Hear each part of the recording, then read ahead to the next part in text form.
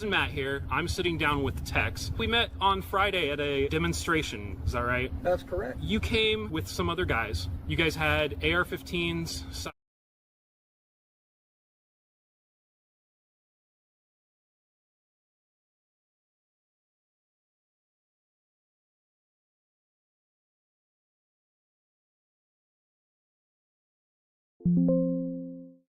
Matt here. I'm sitting down with Tex. We met on Friday at a demonstration. Is that right? That's correct. You came with some other guys. You guys had AR-15s, sidearms. You came locked and loaded. I guess my first question is, why did you see the need to come to that protest with guns? The primary reason we came with rifles and full kit and everything is, well, one, because both sides carry firearms.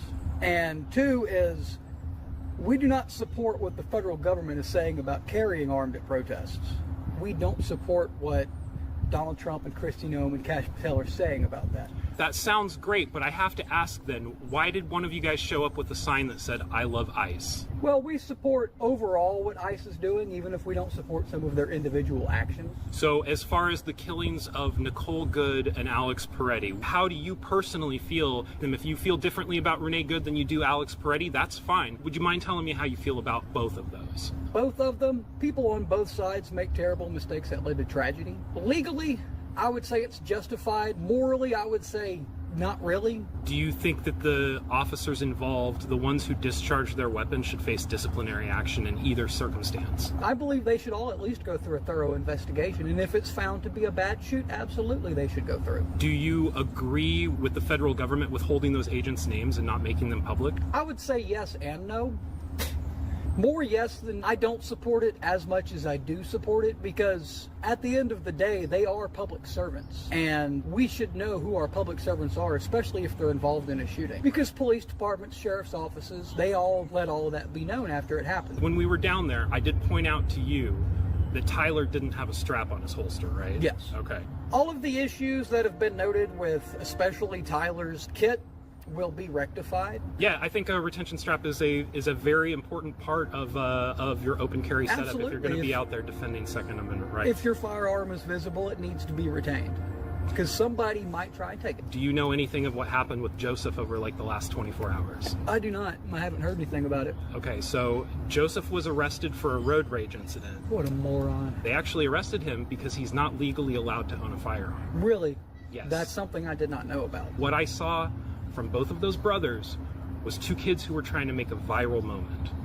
Is that fair to say? I would say after the fact, having seen everything, I do believe so. Because I think you and I both know that the Second Amendment crowd, as soon as they found out that Joseph wasn't legally allowed to carry, would completely disavow him and everything that happened on Friday. Yeah, absolutely, absolutely. I do wonder what the thought process behind with what you guys say that you were trying to accomplish, how does that get accomplished by what happened on Friday? I don't think it does. Cousin Matt here. I'm sitting down with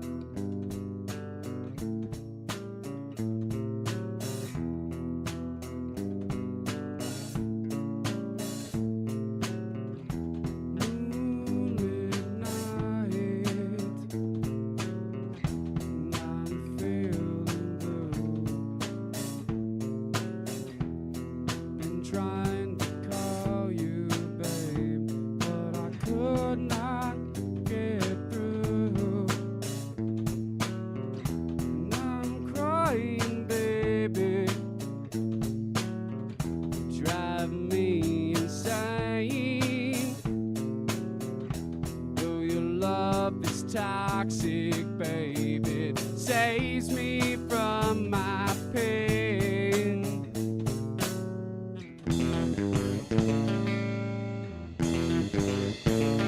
'Cause my brain's on fire. Oh, and I can't sleep.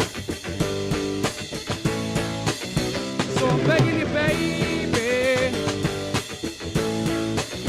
to stay with me.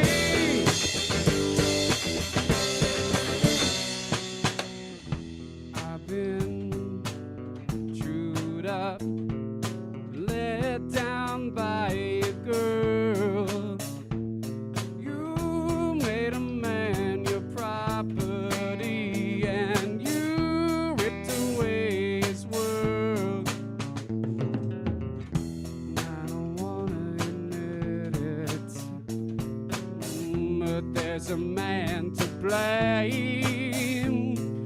I can only hate myself for feeling all this pain.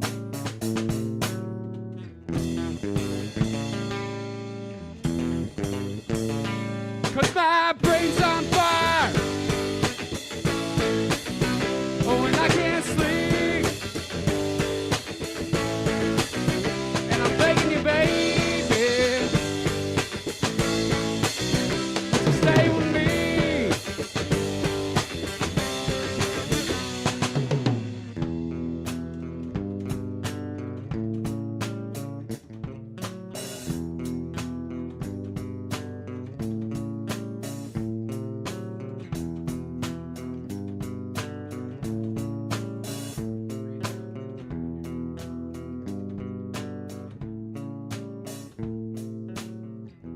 Your mouth's a razor, cuts me to my soul. Though your love feels tender, doll, your heart is black as coal. And I'm so sick and tired of all your little games, but I still need you, babe, to save me from my aches.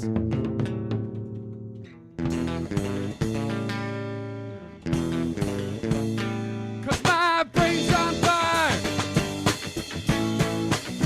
Oh, and I can't sleep. So I'm begging you, baby, would you stay with me?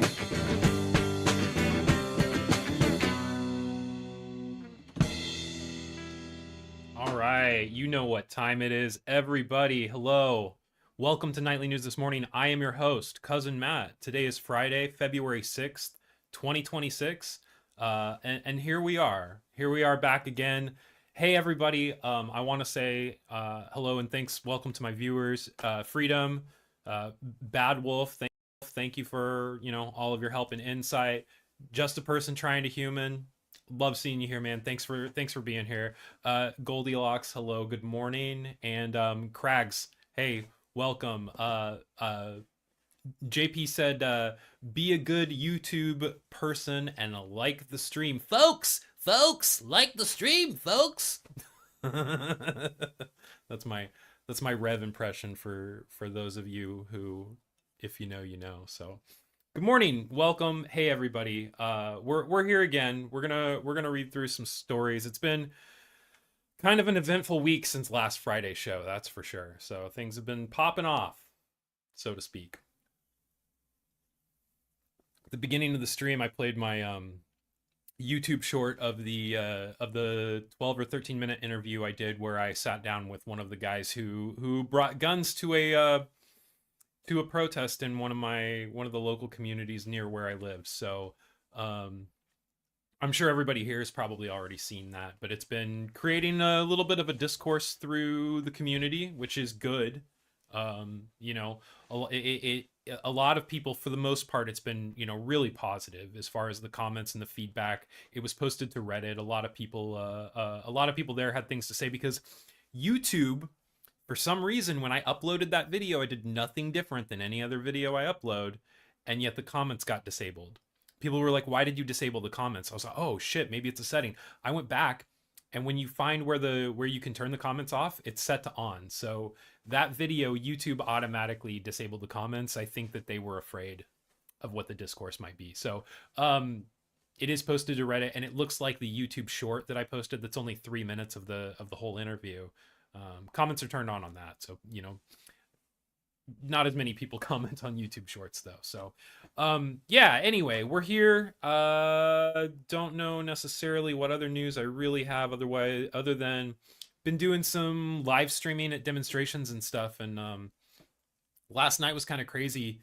I had they had DHS had at least 2 or 3 different drones in the air, like following people back to their cars and stuff. And had some family down there with me that luckily my get up, everybody's like, you're real sus, man. You're real sus. And luckily last night when I went down there, the people who know me and know what I'm doing, they're like, no, that guy's breaking stories and doing great. That was the other thing too, is that I was the first person in town to break the story that the guy who got pulled over for road rage and not legally allowed to carry a gun was the same guy that was carrying a gun at a protest last week. So that was kind of cool, you know. And we'll see if anything comes of that, but that was actually part of what I was trying to use the interview for, was to get confirmation from somebody firsthand that was who he was and everything like that. So yeah, I hope everything is well. Everything's great. Thank you guys. Like, everything is going really, you know, it's going good right now. So we just hope that continues, right? So we do have 4 stories picked out today, 4 topics. I have the topics put in the title, but before we do that, we're going to start with our This Day in Science calendar. So This Day in Science, February 6th, 2020. Geneticists discover aging switch. Okay. Geneticists from the University of California, Berkeley announced their discovery of the genetic switch responsible for aging and chronic inflammation. The team said the collection of proteins called NLRP3 inflammasome causes the inflammatory response that accompanies aging, and that future work could improve manipulating the switch to alleviate those symptoms. Wow. 2020, so 6 years ago, man. Like, you know, how many more generations until, like, you've got people who are in their 60s looking like they're in their 20s, you know what I'm saying? So God, I just hope we don't have an altered carbon situation where it's the richest, worst people in the entire world that are able to live the longest. Like Larry Ellison. Anybody ever see pictures of Larry Ellison? Dude looks like he's maybe 60, like late 50s, early 60s, right? When you see a picture of him, you're like, oh, okay, he's not that old. Dude is like 81 years old. It's kind of fucking creepy, but science is a lie from the devil. Yeah, the demons.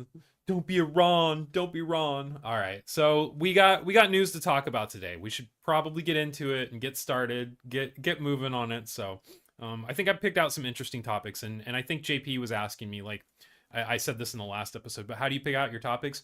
Well, right now I just kind of go through and, like, randomly grab what appeals to me. But if you, dear viewer, watching this later or watching it live, most of my live viewers, like, I don't, you know, but anybody that wants to support the show, you can go to patreon.com/nightly news this morning and become a member for as little as, I don't know, I think $2 a month. It's pretty cheap, $1.99.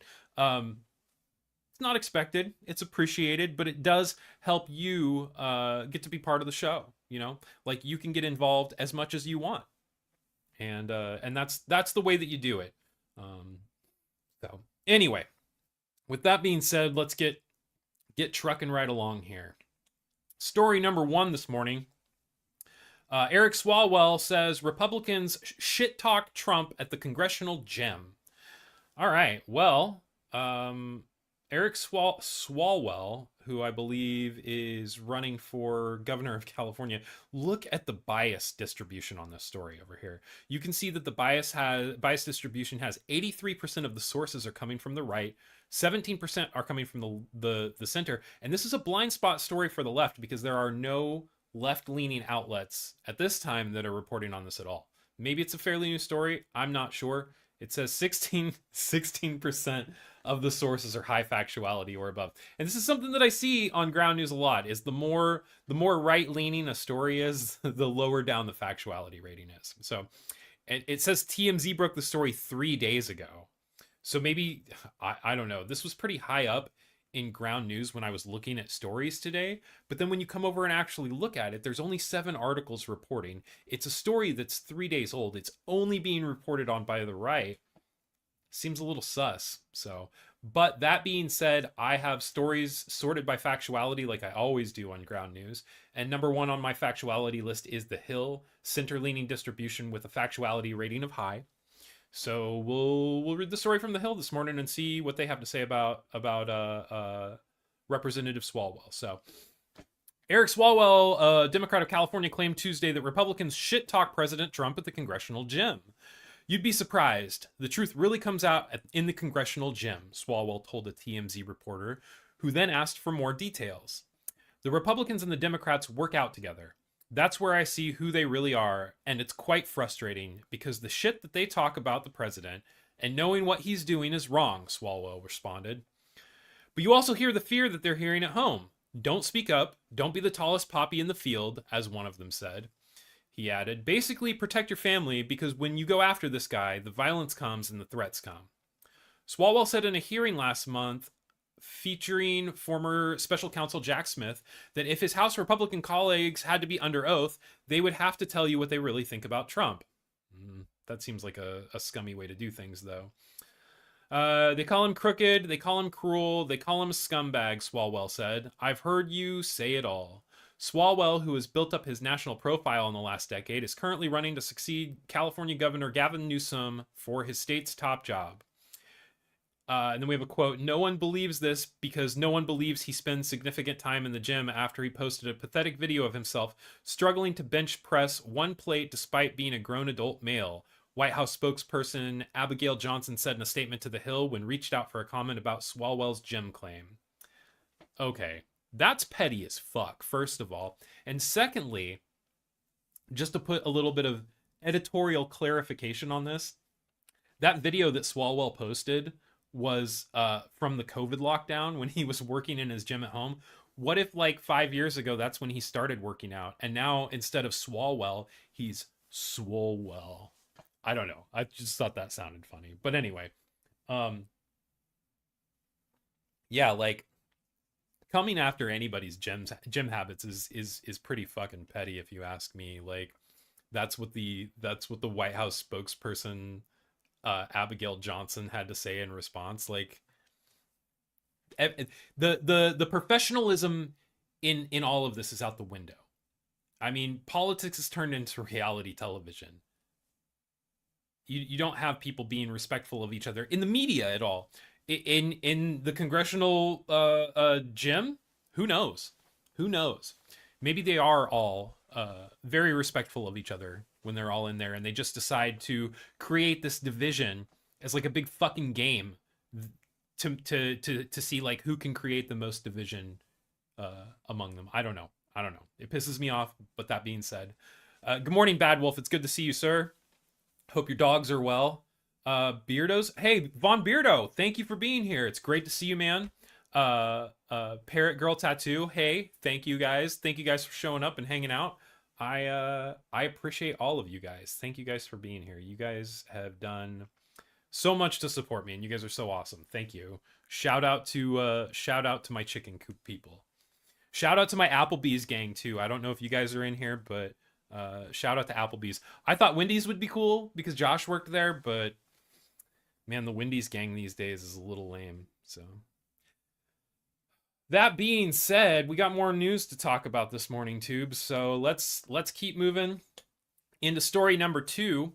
China unveils compact microwave weapon that could disrupt Starlink. So let's get into this topic here. My bias distribution on this has it as being mostly left-leaning reporting, with 43% coming from the left, 28% from the right, and 29% from the center. So you've got mostly from the left and then split pretty evenly between the center and the right on the rest of it. 62% of the sources are high factuality or above. South China Morning Post broke the story a day ago, and I had to go, let me see, my story is pulled here from Interesting Engineering. I think I had to go, oh no, it's second down on my factuality list. So stories always sorted by factuality, 22 articles reporting. Interesting Engineering was second down, very high factuality with a center-leaning distribution. Let's see what's going on with these Chinese microwave weapons, huh? A team of researchers in China has developed a key component for compact microwave beam-firing weapons that could take out satellites down from the ground. The team from the Northwest Institute of I'm going to start this over, okay? I'm going to take another sip of my Juneberry Red Bull, and we'll do a take 2. Sorry. All right. Once again, just for the article, though. A team of researchers in China has developed a key component for a compact microwave beam firing weapon that could take satellites down from the ground. The team from the Northwest Institute of Nuclear Technology in Jian, Shanxi province, developed a system capable of delivering a remarkable 20 gigawatts of power for a whole minute. Until now, similar systems were only capable of firing continuously for no longer than 3 seconds. Designated TGP-1000CS, it's the world's first compact driver for a high-powered microwave weapon. The TGP-1000CS is only 4 meters long and weighs only 5 tons. Only 5 tons. Thanks to a structure made with aluminum. This makes it small and compact enough to be mounted on trucks, aircrafts, and even satellites. By mounting it on satellites, operators could easily tackle satellites marked as a threat. The team behind the TPG-1000CS from the Key Laboratory on Science and Technology on High-Powered Microwaves at NINT published their findings in a paper in the Journal of High Power Laser and Particle Beams. In their paper, they explained that the system can deliver up to 3,000 high-energy pulses in a single session. This far exceeds other similar devices. The system has already accumulated more than 200,000 operational pulses, demonstrating stable and reliable... Gosh, I can't talk this morning. Demonstrating stable and reliable performance and opening the way for multi-platform deployment on high-powered systems, the scientists wrote in their paper. According to the South China Morning Post report, with a power output of even 1 gigawatt, a ground-based microwave weapon could disrupt a Starlink satellite communications or even damage the satellites themselves. Russia's Sinus 7 driver, for example, could run for approximately a second, delivering roughly 100 pulses per burst. Despite these comparatively limited capabilities, the system weighs roughly 10 tons, which is twice as much. Okay. So it definitely is an upgrade then. For their systems, the NINT scientists explained that they replaced traditional straight tube designs with a compact dual U-shaped structure, allowing energy to bounce back and forth efficiently. This reportedly achieves equivalent performance in roughly half the space. Additionally, the simple material upgrades, like switching to a better insulating oil, enabled significantly higher energy storage capacity. These combined advances offered more compact, powerful, and reliable energy storage solutions.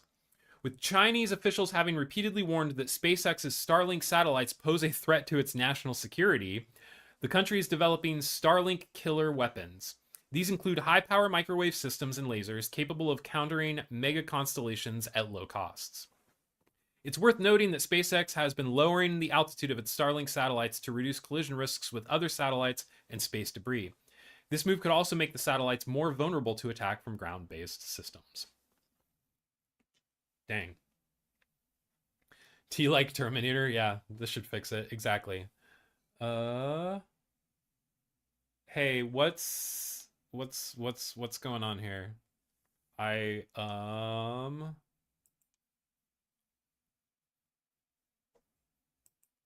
Why are we blocking people, guys? Don't do that. Like I specifically said not to do that during the news show. Yeah, and especially not JP Bad Wolf. Don't. Give me just a second here.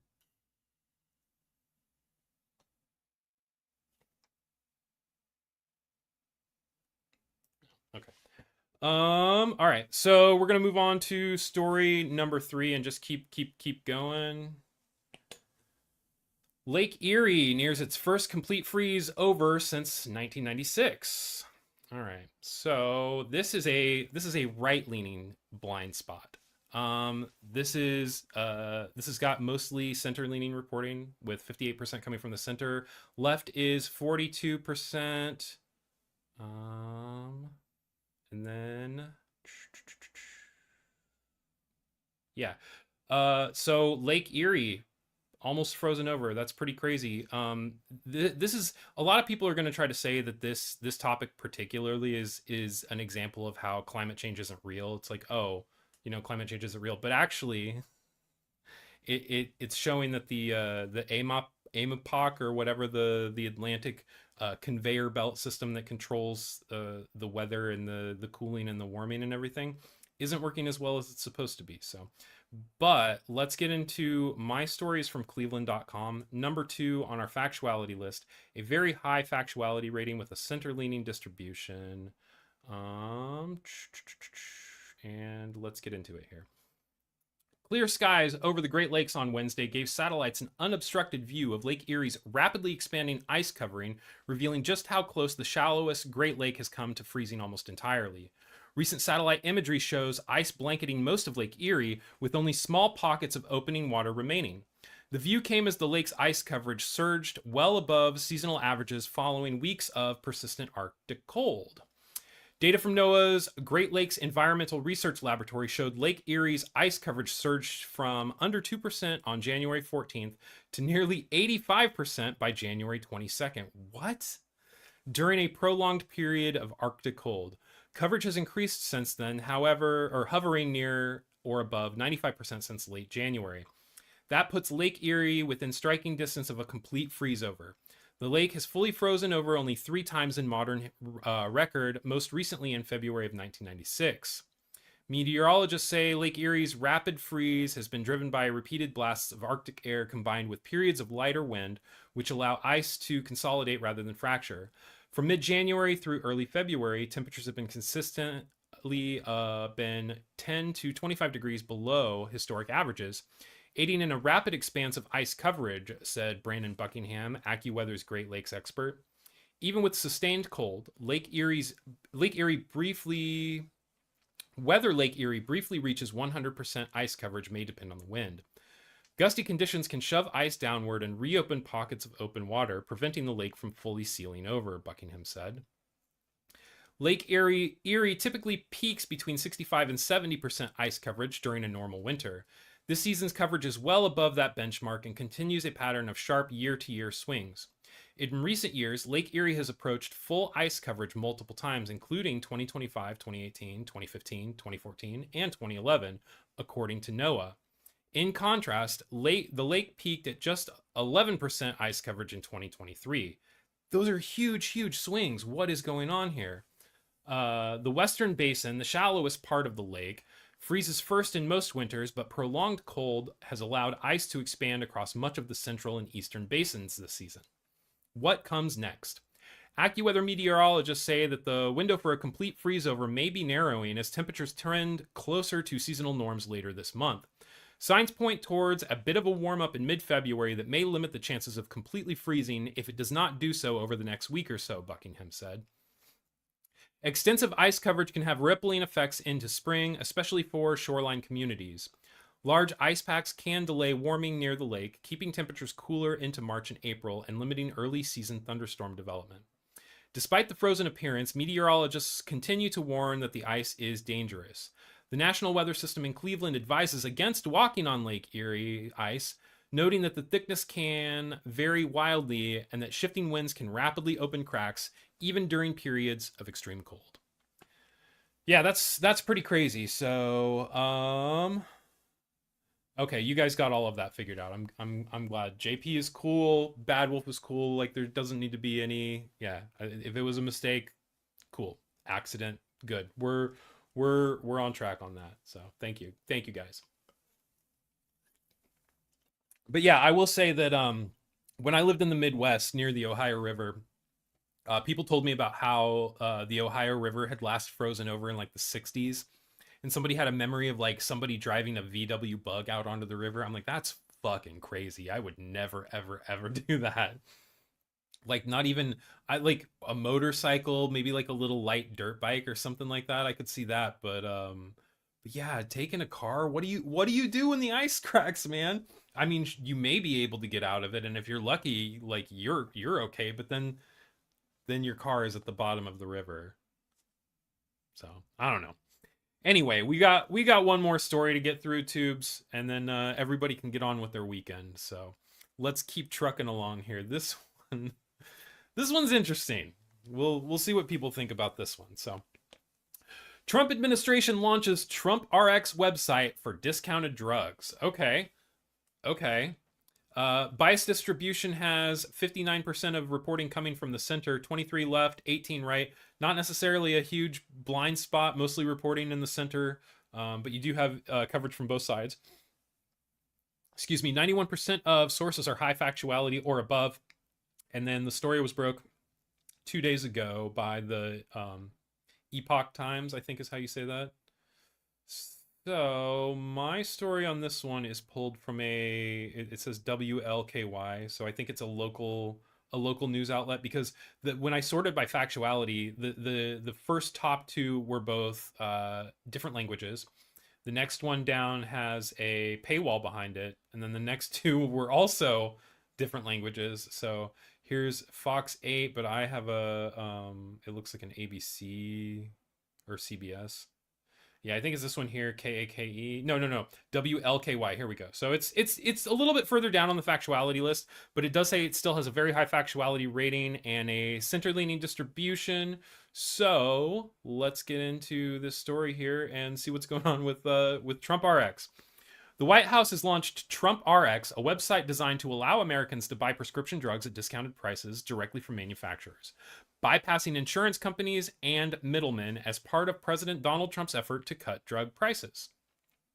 White House Press Secretary Caroline Leavitt said, "This is a state-of-the-art website for American consumers to purchase low-cost prescription drugs.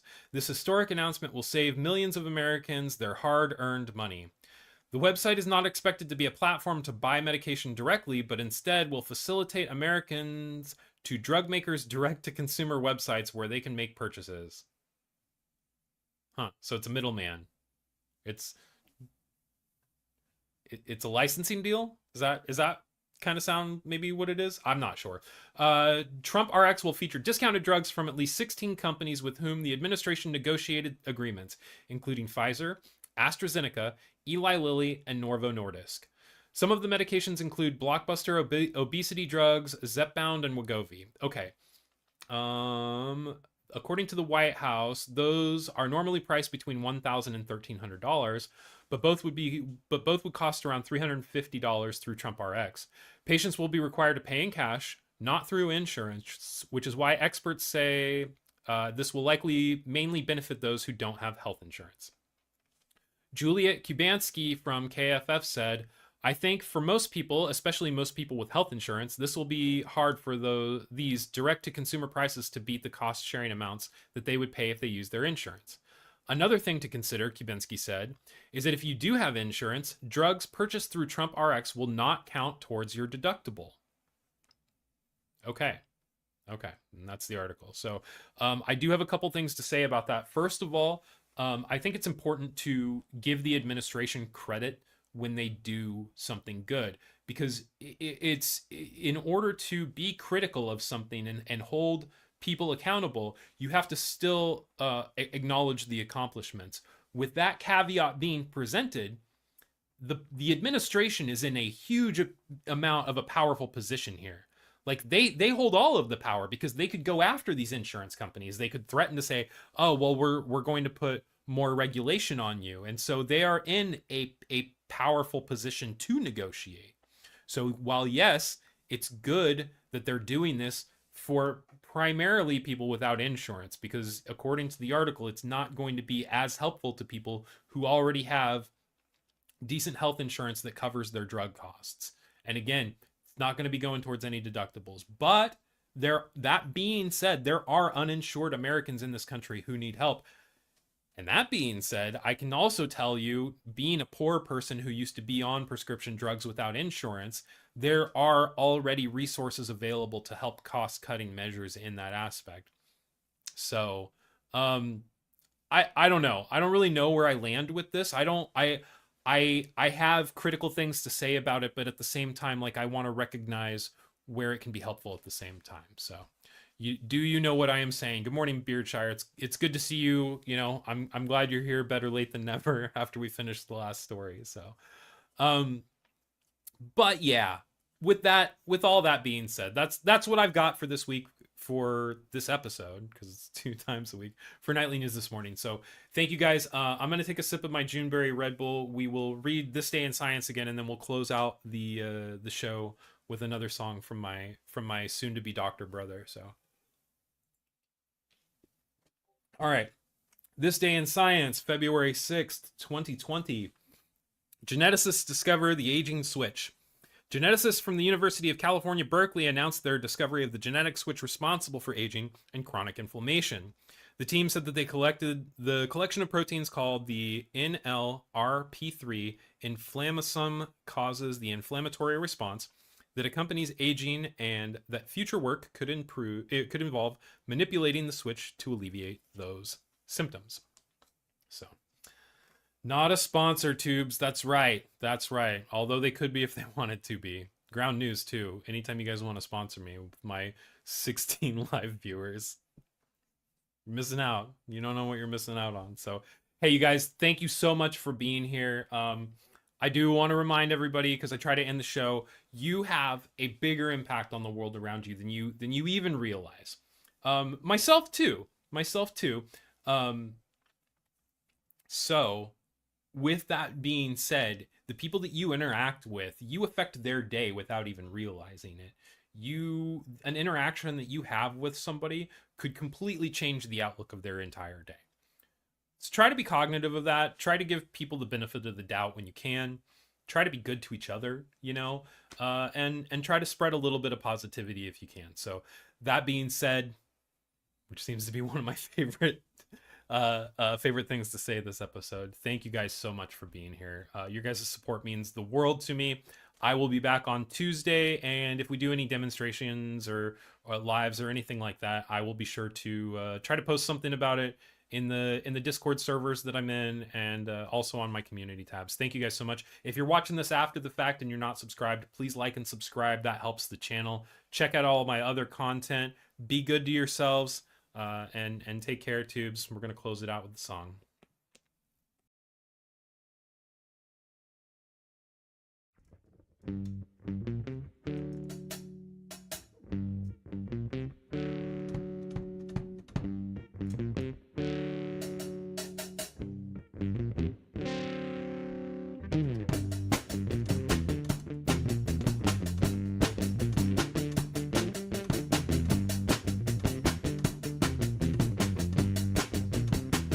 Oh, well, I've seen her break a man.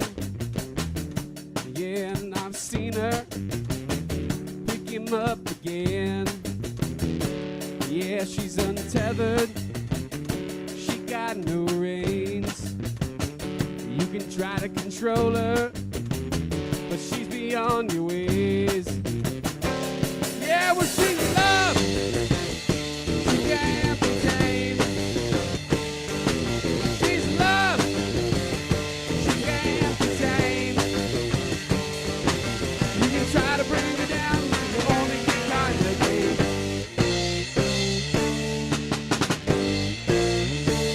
You can try to control her, but it's futile to try. She'll set your soul on fire and make you wanna die. Yeah, well, she'll hold you and then she'll use you. Yeah, she'll consume you and abuse you. Yeah, well, she's love. She can't be tamed. She's love. She can't be tamed. You can try to bring her down, you only get caught again.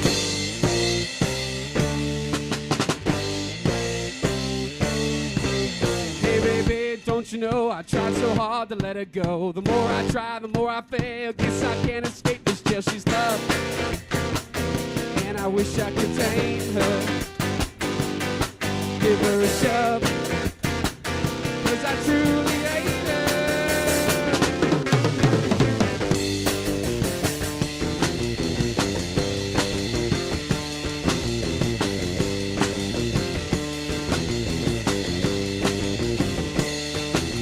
You can try to bring me down, you only get kind of game.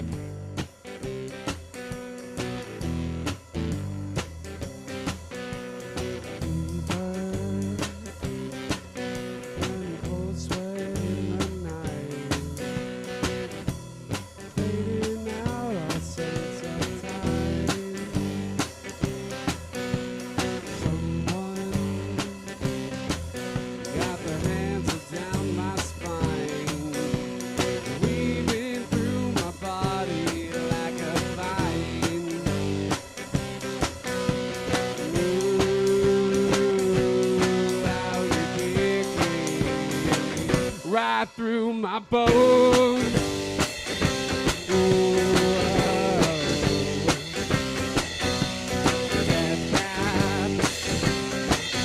How could I be fooled by you? Beaming, breathing like the moon. Thailand, with that pen I'm sorting your mind. 'Cause I don't really know and I don't really care, and I know that you know that this is always just a lie. Ooh, how you kick me right through my bones.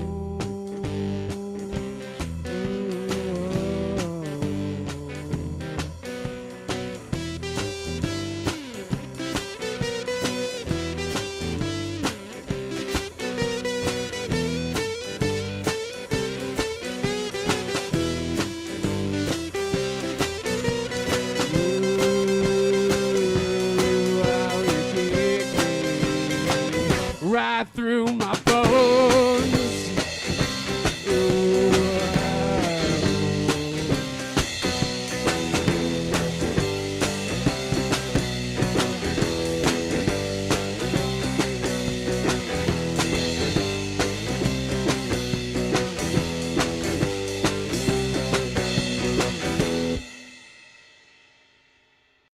Okay. Good morning. Hello. Welcome to Nightly News this morning. I am your host, Cousin Matt. This is the show that we do twice a week where we take a look at some ground news, see what's going on in the world, and just try to look at who's reporting on it from what side, root out a little bit of media bias if we can. It's really hard to take, your own personal bias out of things, especially when I'm only one person and I do this whole show by myself. So gotta keep that in mind that we're all people with our own inherent biases, and sometimes it's a little bit hard to put those to the side, but I try to be cognizant of that, and I try to just present things as fairly as I can. So anyway, I hope everybody's doing great. I hope you had a great weekend.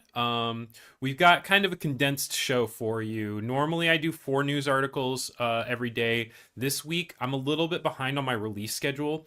The daily videos that I release every morning at 6:15 right now are still from the show before the last show. Typically I'd like to be releasing, episodes from, or snippets from the last show, but right now we're 2 shows behind. So I'm going to slow things down a little bit. I'm only going to do 3 articles on this show, 3 articles on the next. Hopefully that'll help me catch up a little bit, get a little bit closer to current day events when my videos release.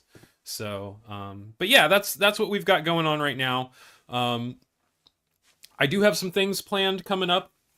I'm hoping to go up to Seattle to do a special interest video similar to the hidden town in southern Utah video that I did, if you've seen that.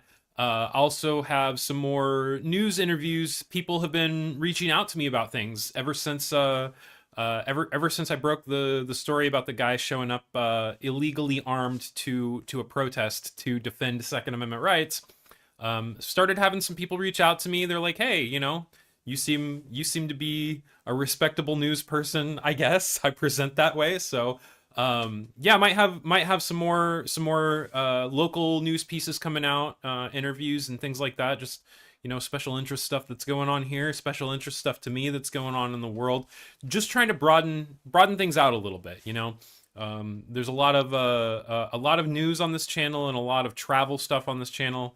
I don't really, there's no real actual set programming. It's just like, if I think it's cool or if I think it's important, I go out and do it. So that's kind of what's up with me right now. But anyway, that being said, good morning. Hello. How are you? Let's get our programming going the way that we normally do. We're going to start today with our This Day in Science. We'll also end with This Day in Science as well.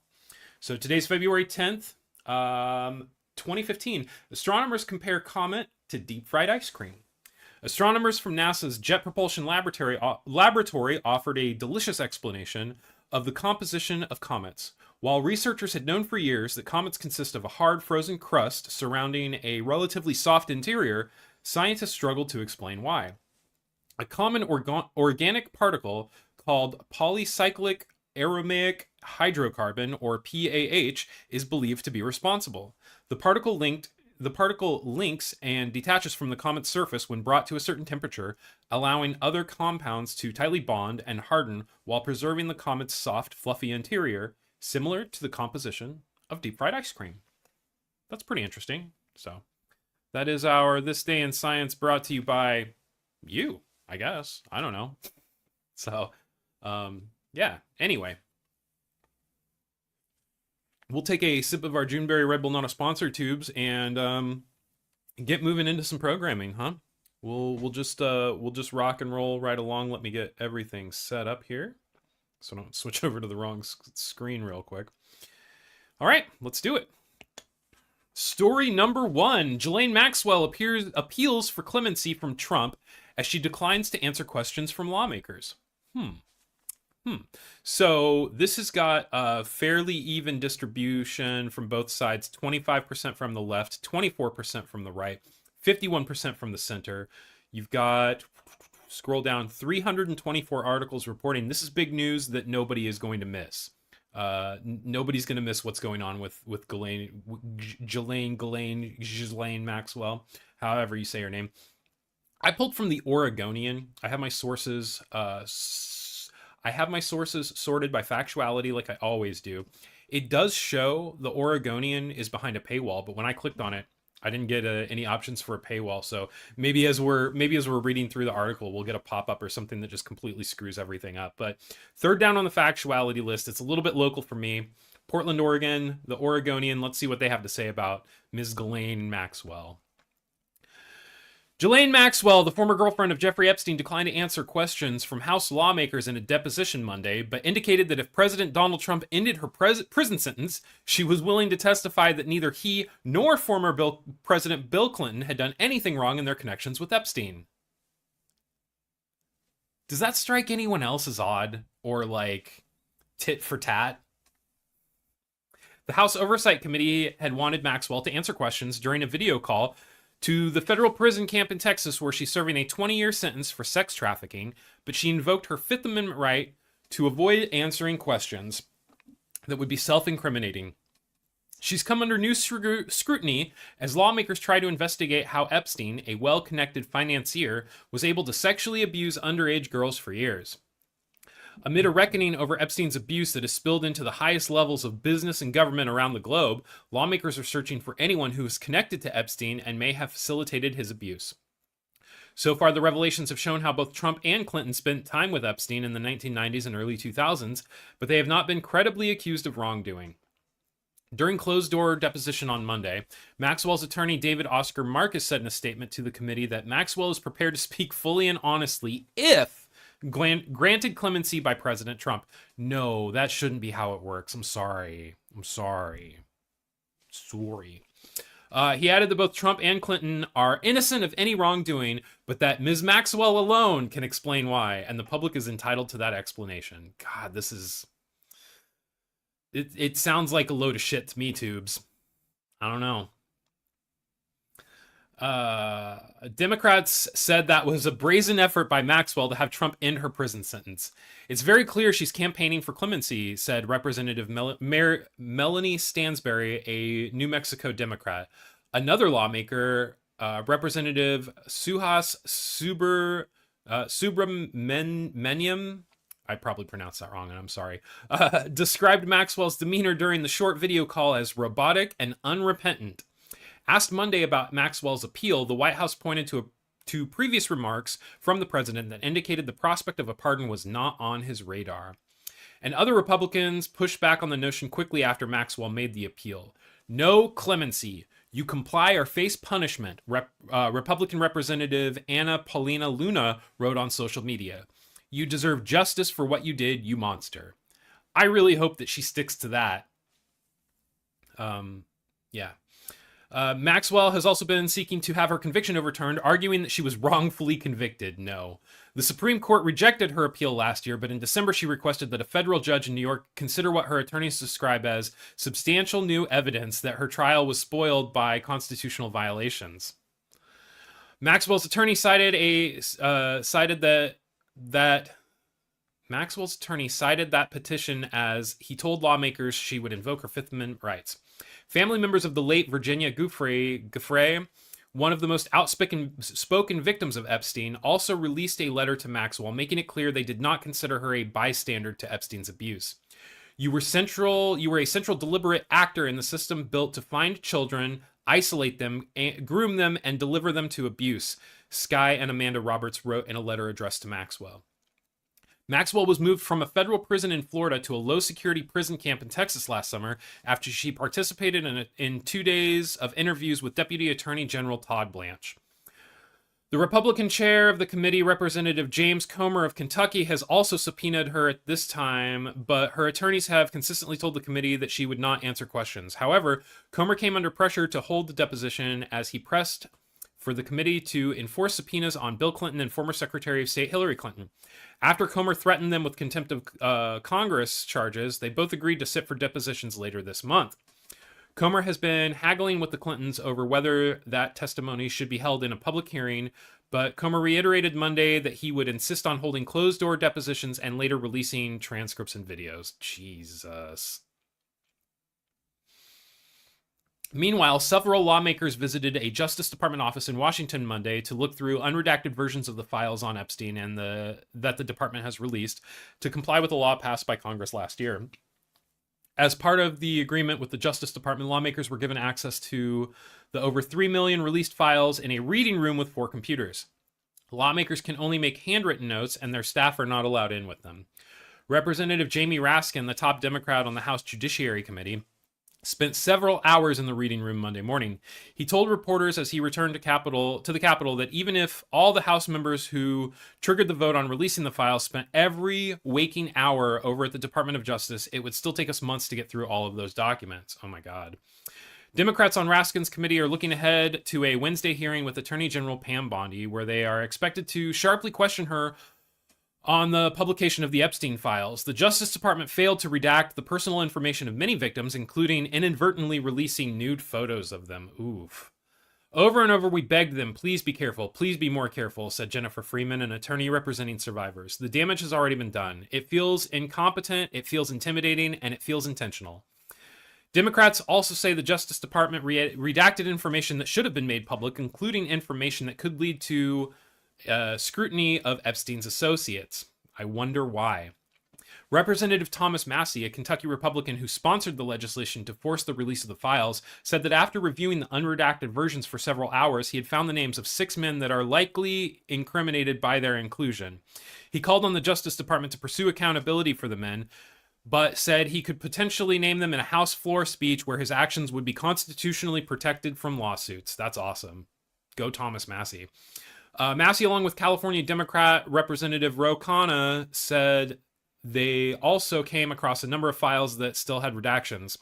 They said that was likely because the FBI had turned over redacted versions of the files to the Justice Department. Khanna said it wasn't just Epstein and Maxwell who were involved in sexually abusing underage girls.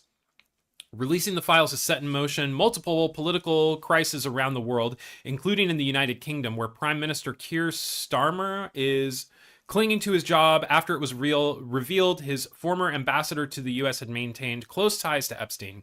But Democratic lawmakers bemoaned that so far U.S. political figures seem to be escaping unscathed. I'm just afraid that the general worsening and degradation of American life has somehow conditioned people not to take this as seriously as we should be taking it, Raskin said. That's a very good point. Anyway, I have one quick housekeeping thing to do. Good morning.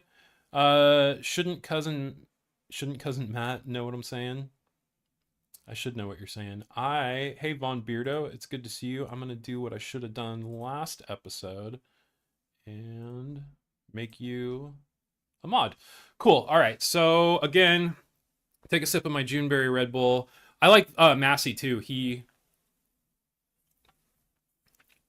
I'm not sure if he got elected before or after I left Kentucky, but there are some good people in Kentucky. I like Rand Paul too, even the little bit of controversy that he may have around him. I still think that he's a responsible politician when most aren't.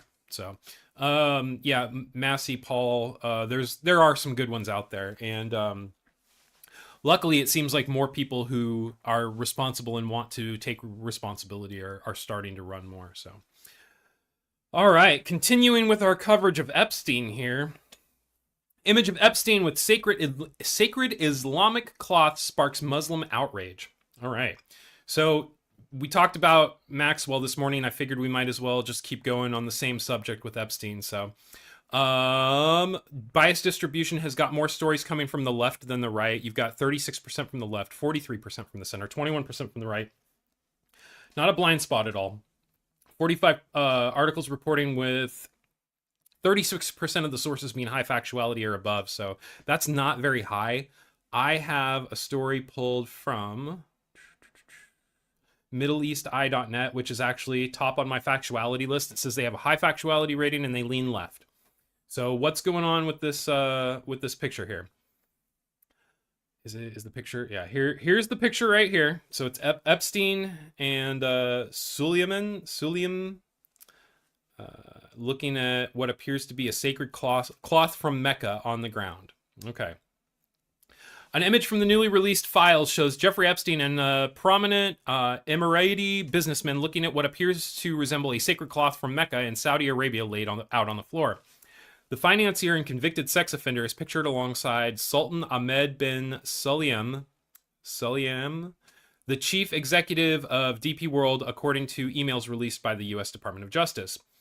Both men have their hands in their pockets and at the bottom of a staircase and are looking down at an object which appears to be very similar to the kiswa, a black and gold embroidered cloth that covers the Kaaba at the center of Islam's holiest site in Saudi Arabia.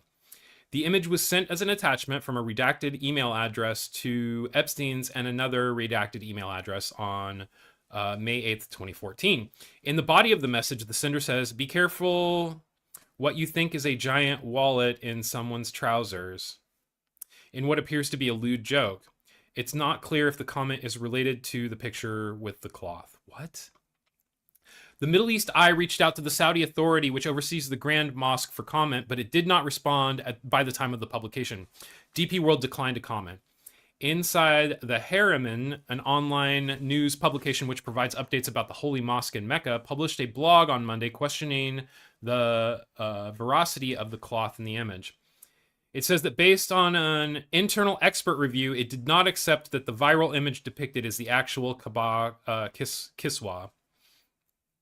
It cited discrepancies around the size of the cloth, the material, the borders and edges, as well as the patterns and motifs. The news site is a private entity and not affiliated with the Holy Mosque or the Saudi government. Last week, it was revealed from emails in the Epstein files that pieces of the sacred cloth were delivered to the sex offender through a number of intermediaries. Correspondence dated February and March 2017 show UAE-based businesswoman Alzia Al-Amadi working with a man named Abdullah Al-Mari to organize the shipment of 3 pieces connected to the kiswa. Emails in the Epstein files show that items shipped by air freight from Saudi Arabia to Florida via British Airways with coordination spanning invoices, customs arrangements, and delivery inside the United States. The shipment arrived at Epstein's home in March of 2017, long after he had served jail time and was a registered sex offender. Ahmadi, who is reportedly a Saudi Arabian, explained the significance of the cloth to Epstein in one email. The black piece was touched by a minimum 10 million Muslims of different denominations, Sunni, Shia, and others, she said. They walk around the Kaaba 7 rounds, then everyone tries as much as they can to touch it, and they keep their prayers, wishes, tears, hopes on this piece, hoping after that all their prayers to be accepted. The cloth is removed from the Kaaba and re-draped each year on the 9th day of the Islamic month of Hijjah during the annual Hajj pilgrimage. The old kiswa is then cut into small pieces and treated as a valuable artifact. Parts of it has been displayed in museums around the world and gifted to individuals by institutions by the Saudi government. It is not clear where the image of Epstein with Ahmed bin Sulayem in 2014 was taken. Given the deep religious significance, it would not be deemed respectful for the kiswa to be placed on the floor. Ahmed Ben Salim has a long-standing relationship with Epstein years after his 2008 conviction for soliciting prostitution with a minor. Several emails between the two discuss sexual experiences and talk about women using degrading language. In one email after discussing religion, Salim tells Epstein, I am of the sample, a fresh... No, I am off the sample of a fresh 100% female Russian at my yacht. Ugh. In another email, Salim says to Epstein, by the way, the Ukrainian and the Moldovan arrived. Big disappointment. The Moldovan is not as attractive as the picture, while the Ukrainian is very beautiful.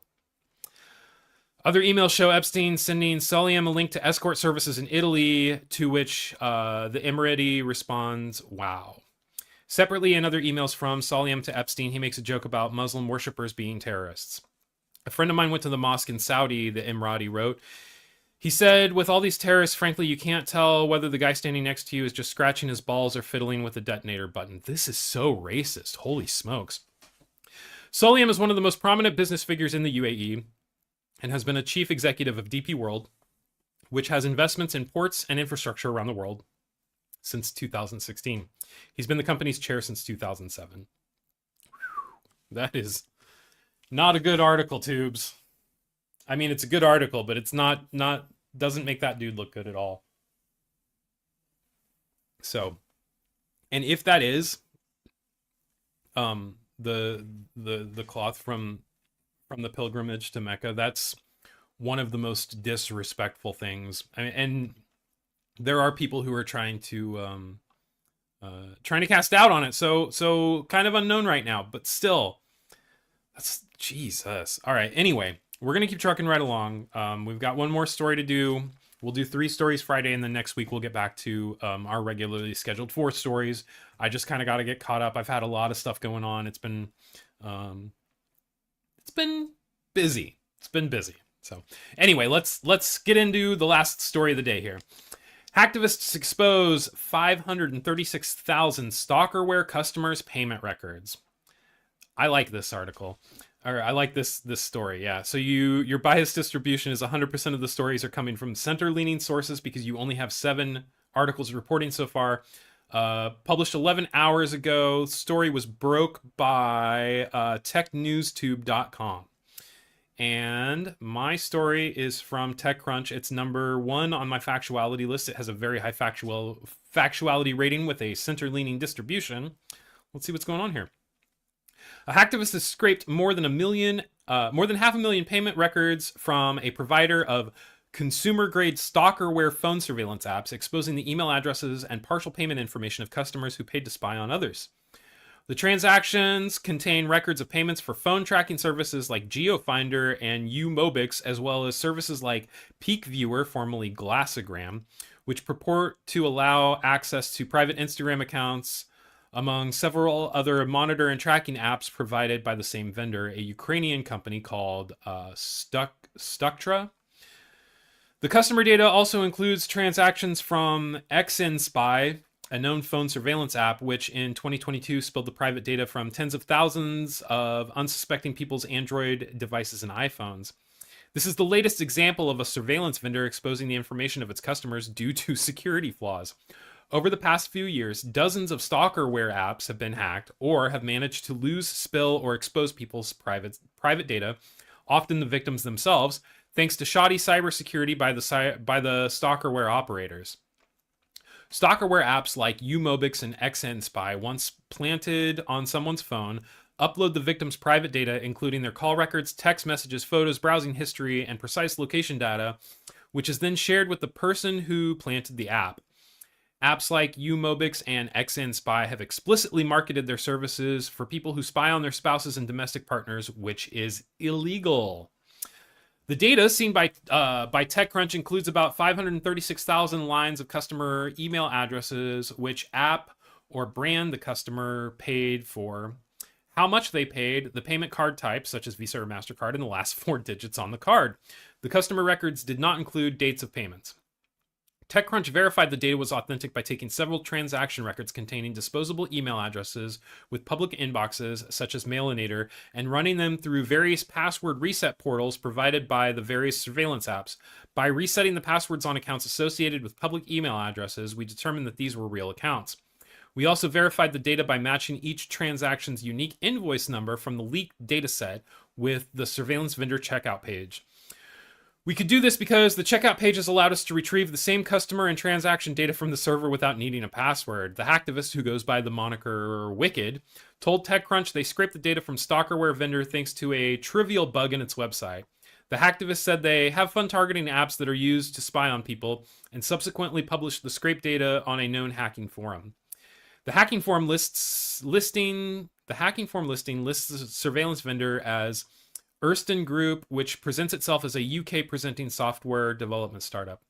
TechCrunch found several email addresses in the data set used for testing and customer support instead reference Struktura, a Ukrainian company that has an identical website to Erston Group. The earliest record in the dataset contained the email address for Structura's chief executive, Victoria Zolsum, for a transaction of $1. Representatives for Erston Group did not respond to our request for comment. Structura's Zosium did not return a request for comment. So, wow. That's kind of cool. I think that people should be sticking it to those shitty-ass companies that are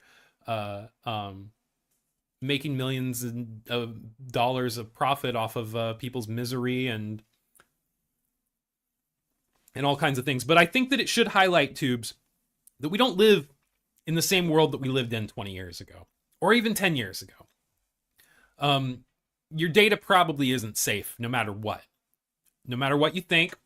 So always keep that in mind, I guess. I don't really know, man. It just highlights that the world just keeps getting smaller and smaller, and the internet just seems to be more and more controlled. I don't know.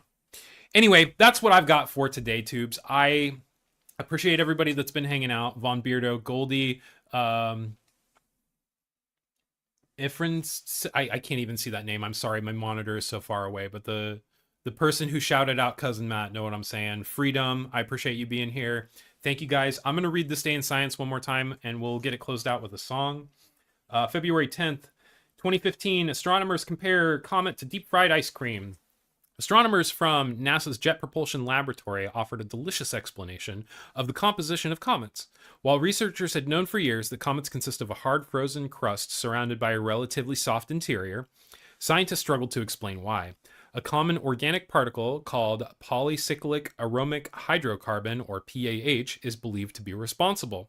The particle links and detaches from the comet's surface when brought to a certain temperature, allowing other compounds to tightly bond and harden while preserving the comet's soft, fluffy interior, similar to the composition of deep-fried ice cream. So that's what I've got for today, Tubes. I thank everybody who has been here, hanging out, watching Nightly News this morning. It's just a dinky little news show that I started, I don't know, like a year and a half ago. Try to make myself feel better about what was going on in the world, and try to point out things from either side. So it's blown up. I mean, it hasn't blown up, but it's gotten a lot bigger than I ever thought that it would. So I thank everybody who has been here and has been supportive of me, who has encouraged me to keep going, who has brought me stories, said, hey, this is something you might want to report on. You guys are all great, and like the sense of community is just it's blown me away. So thank you guys so much. Like I say every episode, you have a bigger impact on the world around you. You don't even know how you affect the people that you interact with on a daily basis. So just try to give everybody that you interact with the benefit of the doubt. Give them a little bit of room to be human. Just be good to each other. Try to spread some positivity in the world. That's all that we can do. So Evan PDX, it's great to see you, man. Big supporter of the show. Everybody, Evan is a great guy. He's a big friend of the show. So thank you guys, everybody, for being here. We're gonna close it out with the song like we've been doing, and we will be back on Friday. Thanks, guys. We'll see you Friday. Take care.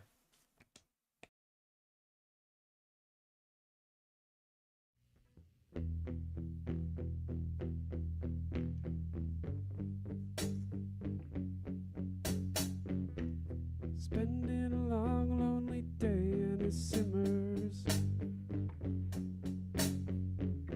Content with my love and sun rays and it simmers. Yeah. Needlessly knowing that darkness is slowly and surely flowing into my head. Deep down it simmers. I know that someday too soon the top will blow off. And I'll be left freaking and screaming with all of these thoughts. And everyone and every little thing you could possibly know will someday turn to dust and ruin just as my own.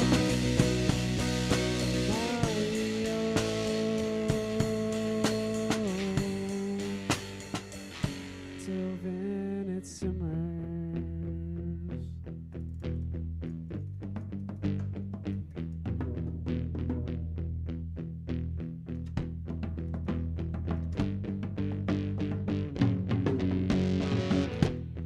Going along with the trees and it simmers. Struck by a cool ocean breeze and I shiver. Yeah. From the cold so bold, its tiny little tips of this weakness that timidly take hold, makes me shiver. Yeah, rising someday too soon, the top will blow off. And I'll be left breaking and screaming with all of these thoughts.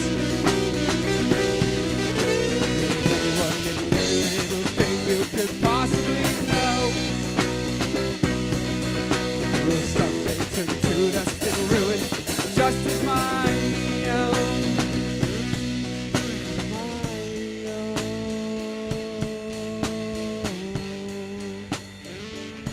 Till then it simmers.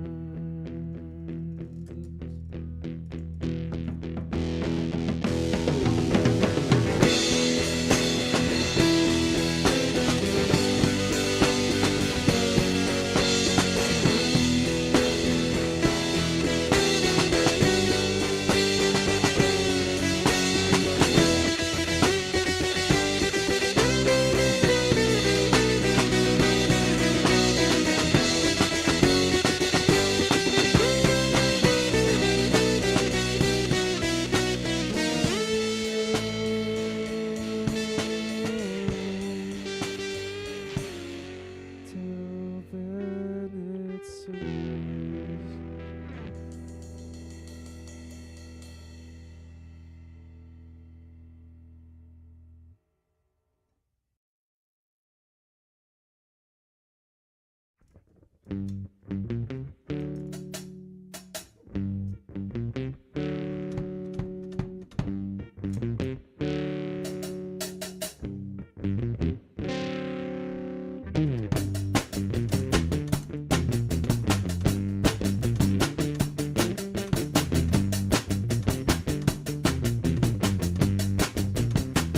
Oh well, I've seen her break a man.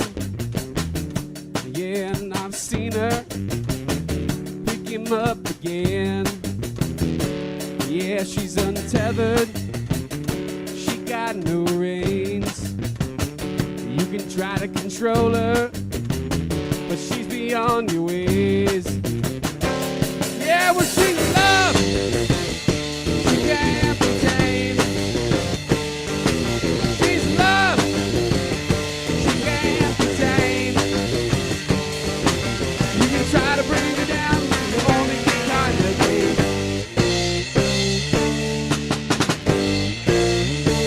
You can try to control her, but it's futile to try. She'll set your soul on fire and make you wanna die. Yeah, well, she'll hold you and then she'll use you yeah, she'll consume you and abuse you.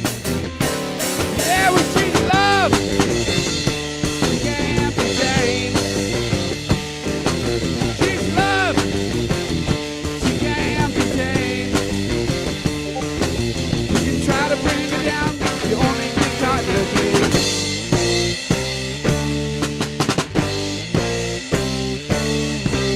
Hey baby, don't you know I tried so hard to let her go. The more I try, the more I fail. Guess I can't escape this jail. She's love, and I wish I could tame her. Give her a shove, 'cause I truly hate her.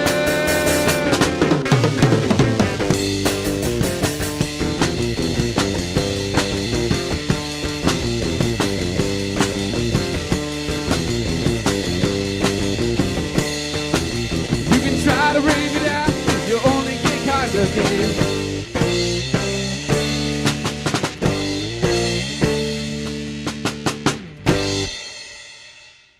Okay, all right. Good morning and welcome to Nightly News This Morning. I am your host, Cousin Matt. This is the YouTube live show where we go through some ground news and try to see what side of the aisle our reporting is coming from, so that maybe we can try to cut through some of the reporting bias on it. So, welcome, hello everyone. Welcome if you're here live. Thank you for watching live. If you're watching later today, thank you. Please make sure you hit that like and subscribe button, smash and do all that YouTube stuff. It definitely helps. The channel, since the last episode, has hit a milestone. We are at over 500 subscribers now, which is really exciting. It's something that I honestly never expected to happen. And so I want to thank every single one of my viewers, everybody that has been super supportive and, you know, left nice comments or, you know, had something nice to say in the chat. And, you know, if you have things that are not so nice to say, that's okay too. Like, you have an opinion to express, you're allowed to express that opinion. If it's a shitbag opinion, I'm probably going to delete the comment. But, yeah, with that being said, hello, welcome. We've made it through another week. Tomorrow is Valentine's Day. I hope that I hope that you're doing something special with someone you care about. It doesn't have to be necessarily a romantic person, but just spend the day with somebody you care about, you know, or call somebody you care about. How about that? So, anyway, we've got some stories to get through. I said I was going to do 3 today to get caught up. I picked 4 because I wasn't thinking this morning. I didn't have enough of my Juneberry Red Bull, not a sponsor, tubes yet this morning, so we'll get an extra story that I wasn't planning today. So, but we're gonna start like we have been lately with our This Day in Science calendar. So, February 13th, 2013, biologists discover new Indonesian owl. Biologists from the Swedish Museum of Natural History announced the discovery and classification of a new type of owl found only on a single Indonesian island. Named the Rinjani Scoops owl, the bird was discovered by 2 separate teams only hours apart from one another. An unlikely coincidence. So that's pretty cool. We got things are happening in science every day of the year, so that's something. And I've been thinking about actually making that kind of like a morning short segment, like doing every single This Day in Science. Hey Von Beardo, welcome. Thanks for being here, man. It's good to see you. So, but yeah, I was thinking if I recorded like every This Day in Science for like the whole week, I could make a short out of it every single day and just have it be like 30 to 45 seconds. And if it's under a minute, you're actually allowed to use music. So might be a new segment coming, you know, something a little bit new to add to the channel and kind of make it a little bit more exciting, something to look forward to every day. I know Von Beardo appreciates This Day in Science, so I know a lot of other people do too. Again, like I said, the 500 subscribers, that's really cool. Thank you. If you are somebody that I know or used to know, you know, from childhood past, everything like that, hello. Thank you for being here. I appreciate your support. If you're somebody who has seen me in someone else's chat, or you've seen me on Drunken Peasants, or you know me from the lolcow community, again, thank you for being here. I appreciate it. This is a little bit different than that. Just trying to kind of stay away from that kind of stuff on the show. We want to we want to talk about what's going on in the real world a little bit too. You know, like every one of us has to touch grass a little bit, if you know what I mean. So anyway, that's what I've got to say this morning. Again, I just want to reiterate that I am super thankful for everyone's support. So again, said we were going to do 3 stories. We have 4 picked out. I have 4 picked out. Some that I think are kind of good news a little bit, you know, a little bit better news. We're gonna talk about Epstein a little bit because we do a lot on this show because he's in the news a lot. But first, we're going to start with something that I think is a little bit of good news in science. So let's get moving to story number 1 here. Helium hits 150 million degrees in private fusion first.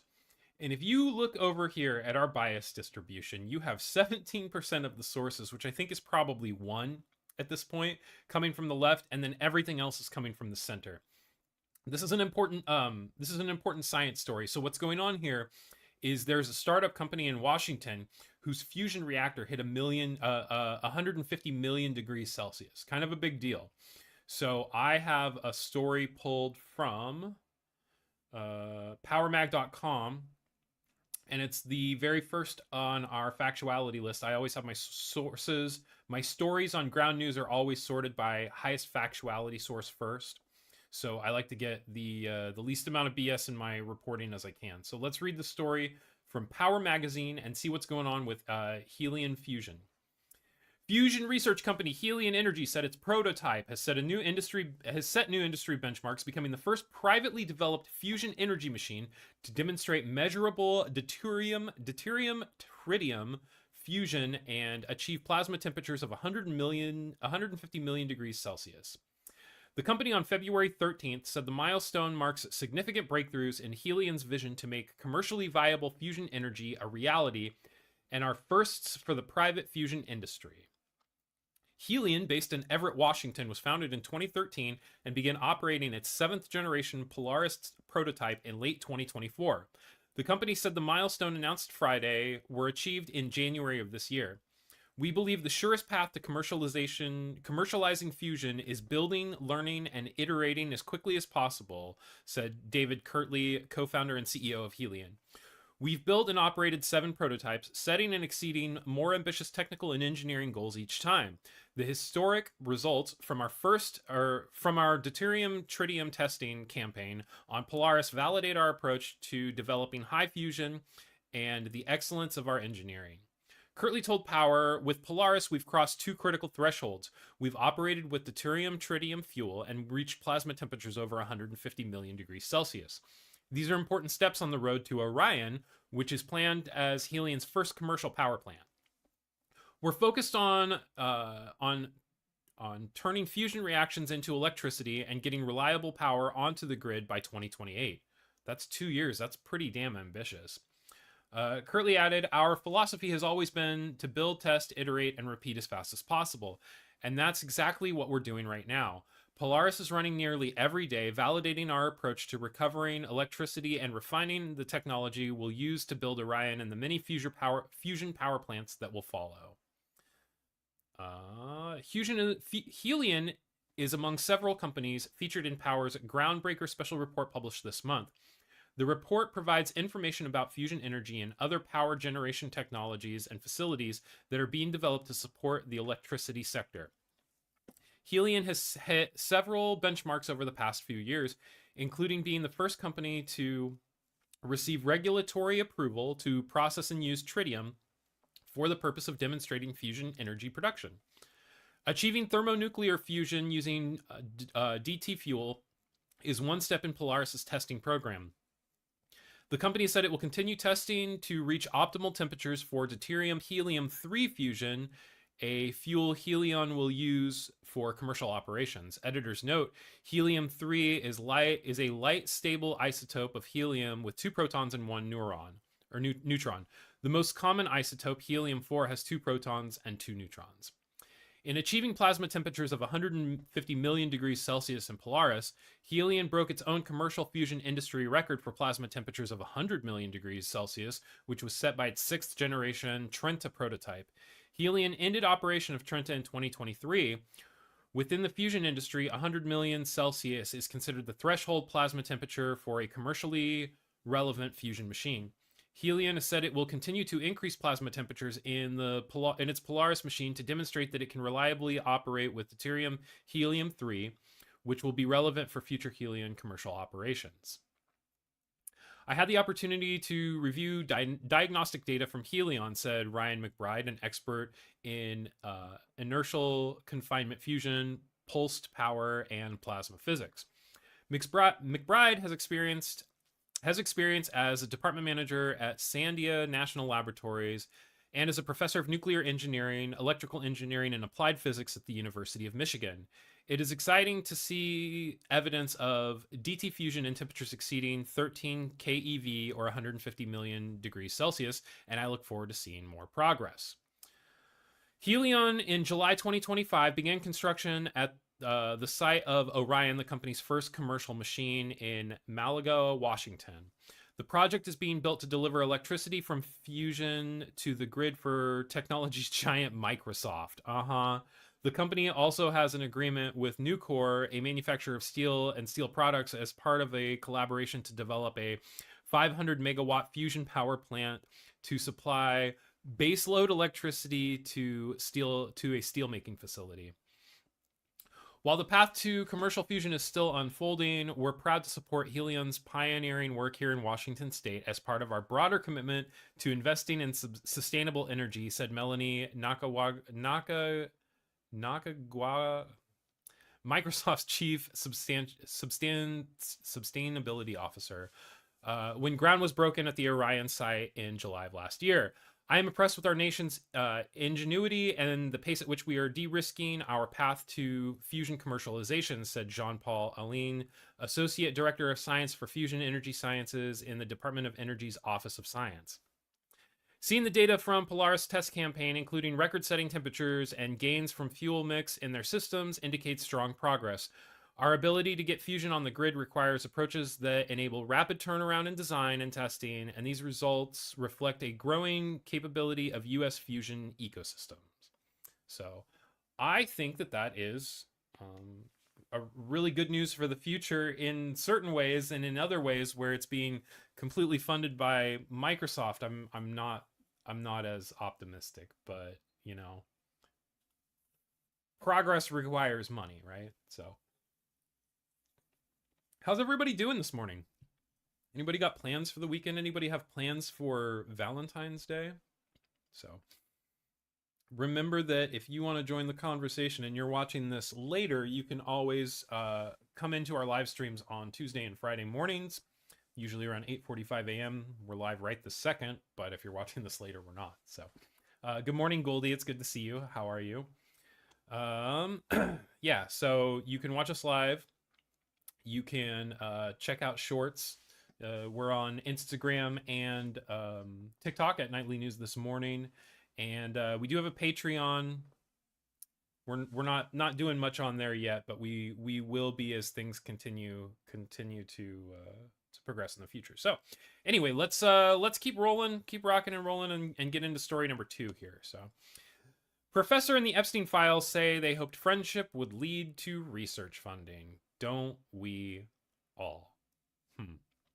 So this is more of a blind spot for the right than anything else. You can see on our bias distribution reporting here on Ground News has 60% of the bias coming from the left, whereas 33% is coming from the center and 7% is coming from the right.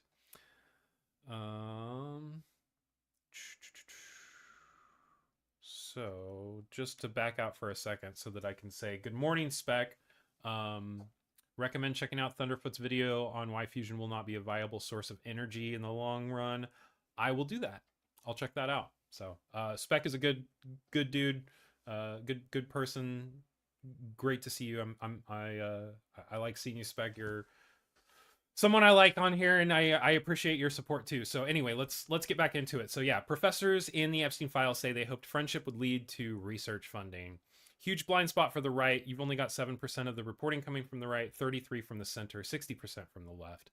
I have the Associated Press pulled up. It's second down on my factuality. It doesn't say it has a left-leaning distribution, but it has a very high factuality rating, 100% of the sources on this story are coming from high factuality sources. So not going to be getting much BS from anywhere on this, but let's get into the Epstein files and why people were sucking up to Jeff Epstein, huh? There was Associated Press. So there were Nobel laureates and acclaimed authors, pioneers of science and medicine. At least one was a college president. High-profile academics spun in Jeffrey Epstein's orbit for years, even after he was convicted of sex crimes. Now facing backlash, many say they were driven by a single factor. Money! Epstein's enormous wealth. A new trove of documents released by the Justice Department reveal Epstein's reach into academia was deeper than previously known. He kept close with dozens of researchers who exchanged chummy emails while leaning on him to fund their projects. Some sent him gifts and visited him in New York and Florida. Several offered sympathy as he faced fallout from his crimes. New scrutiny is landing on numerous academics whose emails surfaced among the files, revealing conversations that cover topics from scientific studies to sex and romance.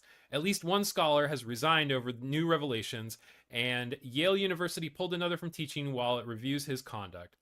Asked about relationships that endured for years, many have offered a similar response. Epstein had money to give, and they needed it. In the ultra-competitive world of research funding, professors rely not only on federal grants, but also on private donations from wealthy benefactors, which they typically must secure themselves.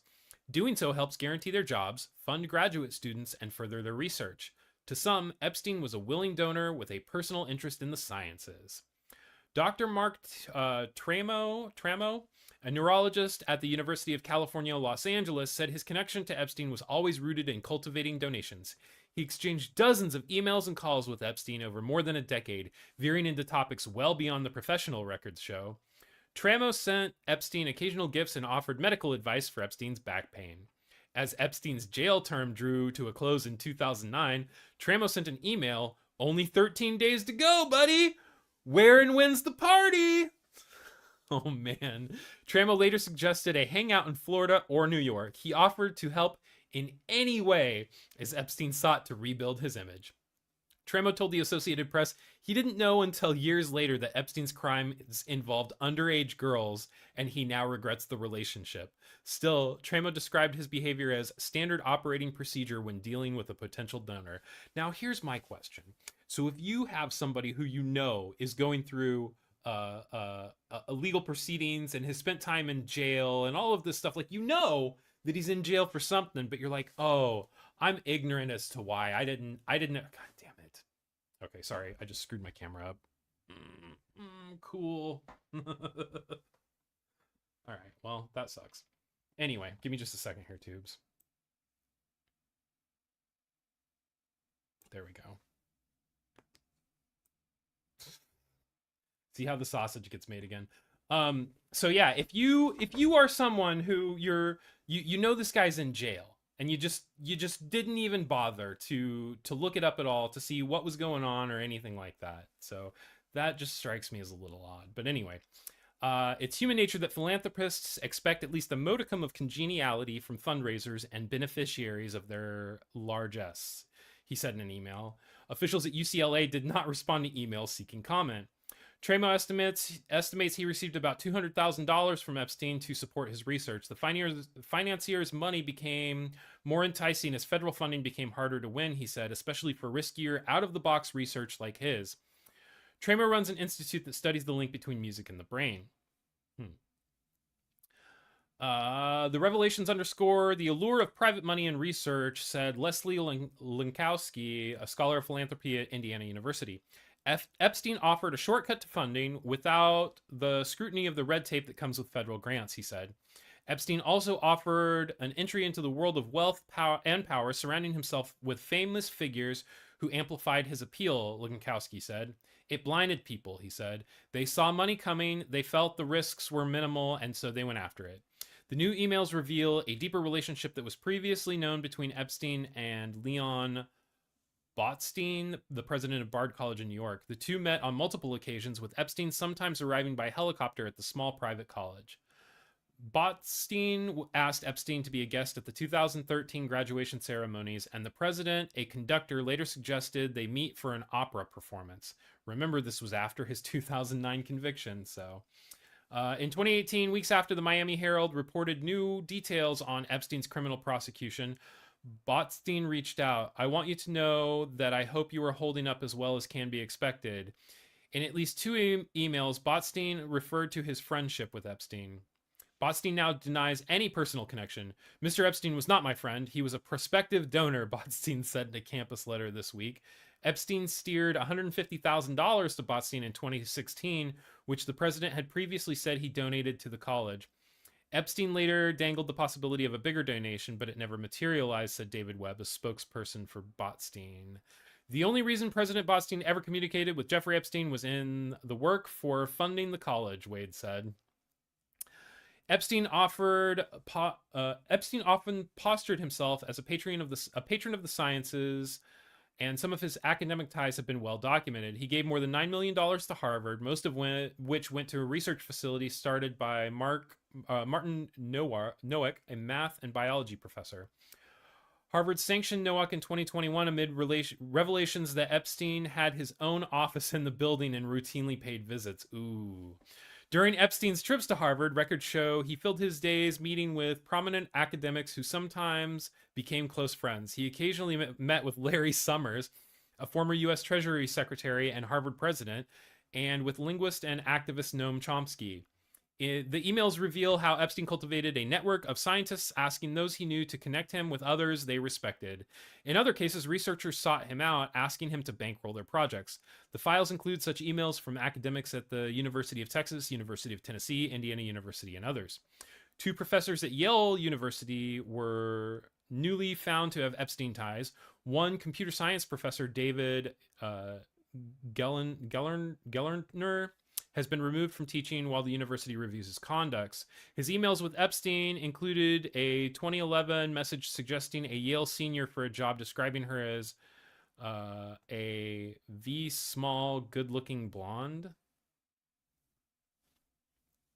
Other files revealed that Dr. Nicholas Christakis, a Yale sociologist and physician, met with Epstein in 2013 and exchanged emails with him. Christakis told the AP he met to raise money for his lab, though Epstein never provided backing. He said he was horrified to learn later of Epstein's crimes. Any funds I raise are administered by Yale University, and Yale Development Office was aware of and supported my meeting with Mr. Epstein, Christakis said in an email. Yale officials declined to comment.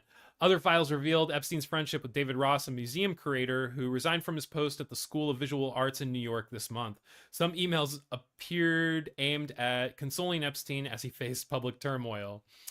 It's depressing to see how you are once again being dragged through the mud, Ross wrote in 2015. I'm still proud to call you friend.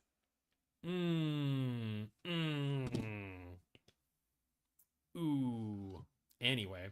Good morning, Tina Tampons. How are you? Thank you for being here. I appreciate seeing you here. Glad to see all my friends this morning as we rock and roll through the news and get into story number 3 here, huh? DHS shutdown imminent after Senate Democrats block Homeland Security bill. So this is not a blind spot by any means, though there is more reporting coming from the left than the right. 34% from the left, 21% from the right, 45% from the center. You've got over 200 articles reporting on this, and I have a story pulled from CNN, just because the formatting of it was hard to get a story that looked good on screen. So it's a left-leaning publication with a very high factuality rating. I'm sure everyone knows who CNN is. So we do read from both sides of the aisle on this show. So let's get into the story from CNN. A bitterly divided Washington is headed for its third government funding lapse of President Donald Trump's second term. This time, a shutdown of the Department of Homeland Security over issues of federal immigration enforcement. With lawmakers leaving town Thursday, funding for the department is set to expire Friday at midnight. Gosh, you hate that. GOP leaders sent their members home after the two parties made no concrete progress towards a deal. The Democrats are demanding must rein in U.S. immigrations and customs enforcement operations after last month's fatal shootings by federal agents of Alex Peretti and Renee Nicole Good in Minnesota. The next steps are uncertain. With talks ongoing between the White House and Democrats, the two chambers aren't scheduled to return to Washington for 11 days, though GOP leaders could still call members back if a deal is reached. Democrats have demanded that the Trump administration ends its roving patrols, require independent oversight of ICE, bar the deportation of U.S. citizens, and forbid ICE agents from wearing masks. Another major sticking point, Democrats want immigration warrants to be signed by a judge, not by an ICE agency official, but Republicans are firmly opposed. Why? I'm pretty sure that that's like one of the amendments. Unlawful search and seizures unless a affidavit signed by a judge. We will find out, I think, very quickly whether or not the Democrats are serious, Senate Majority Leader John Thune told reporters just after the chamber's final vote on Thursday. He said he hoped Democrats would soon show the GOP that they, too, are willing to compromise after the White House's latest proposals, though he declined to say what new policies are being discussed. I think the White House has given more and more ground on some of these key issues. Which ones, John Thune? You care to name some of these? One senior White House official who declined to speak publicly was even more blunt. At this point, it seems clear the Democrats are going to walk away from that bipartisan conversation. They're going to shut the department down. It's not a bipartisan conversation, though, just because you call it a bipartisan conversation. We will not be held hostage on issues the president was elected on, the official said. But top Democrats insist that the White House needs to come closer to the party's demands or risk national backlash. Senator Brian Schatz of Hawaii, a top Senate Democrat, criticized Republicans for not understanding the depth of anger across the country over Trump's aggressive deportation efforts. Maybe this break will allow Republicans to go home and get yelled at, not just by people who are progressive, but everybody who thinks this agency is out of control, Schatz said. It's going to take them maybe another week to figure out how pissed off their own voters are about the idea of a mass police force terrorizing communities. Behind the scenes, top Democrats in the White House have been negotiating, but Democrats have criticized the White House for being unserious in those talks, refusing to yield on the party's biggest demands to overhaul federal immigration enforcement. Republicans, meanwhile, have argued that the White House demonstrated its commitment to the talks by sending a full legislative proposal to the Democrats the night before, as well as announcing a formal end to its ICE operations in Minnesota. Speaker Mike Johnson called the White House proposal and its negotiations for DHS funding eminently reasonable and criticized some Democrats for wanting to impose pain. I saw the last proposal sent over by the White House. It is eminently reasonable, he told CNN, adding, "It seems to me the appearance here is that some Democrats, House and Senate, want a government shutdown.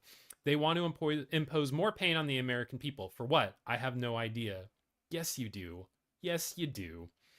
Unlike in last fall's full government shutdown, Democrats have so far offered a clear display of unity against the GOP's latest ICE offer. The party roundly rejected the White House's latest proposal in the ongoing negotiations on how to rein in ICE. Only Pennsylvania Senator John Fetterman, who's repeatedly voted against any shutdown, sided with the Republicans on the Thursday votes. Of course he did. Both parties are refusing to discuss the White House's specific proposal, but it's clear the two sides are far apart. Johnson maintained his hardline stance against requiring judicial warrants, saying it would shut down the deportation of virtually all illegal immigrants. You can't do that. You can't have an immigration and customs enforcement program if you have to get a judicial warrant every time you go to arrest someone. That's not how it works. That's not how it can work. It's not workable, he said. That's exactly how it works. That's literally how the system was designed. Are you... Oh, man.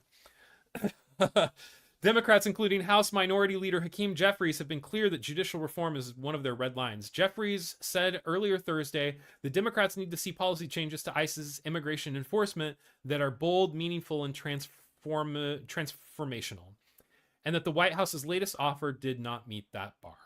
Okay, well, there's a story from CNN Tubes, so. Man, I don't know. I don't know anything. I'm just here to read the news. My last story. Like I said, I was going to do 3, but I saw the title on this one and I just had to know more. I had to know more because the title on Ground News, you're going to love this. Let's just get right into it, huh? Robert F. Kennedy Jr. admits he used to snort cocaine off toilet seats. Make America healthy again. Okay. All right. 56 articles are reporting. 46% of the reporting is coming from the left, 24% is coming from the right, 30% from the center. So you could say that there is definitely more of a left-leaning bias on this. 61% of the sources are high factuality. The story was broke by UDG TV yesterday. So my story is pulled from mlive.com, michiganlive.com. So it's right here. It is fourth down on my factuality list. Fourth down. Yep. Center-leaning distribution with a very high factuality rating. What is going on here? Let's find out. Secretary of Health and Human Services Robert F. Kennedy Jr. made a stunning admission in a podcast appearance Thursday related to his previously acknowledged drug use. During an interview with comedian Theo Von on This Past Weekend with Theo Von podcast, Kennedy kicked off the show by discussing how he met Von. "We've been in recovery together for years," Kennedy said. Von confirmed the duo met at an early morning recovery meeting prior to the COVID-19 pandemic. Kennedy, who had been in recovery for more than 40 years, then began to talk about how he formed a pirate group of people who continued to meet during the pandemic, leading to his admission. "I said when we came in and I said, I don't care what happens. I'm going to a meeting every day," Kennedy said. "I'm not scared of a germ. I used to snort cocaine off toilet seats. I know this disease will kill me. If I don't treat it, which for me means going to meetings every day." Oh no.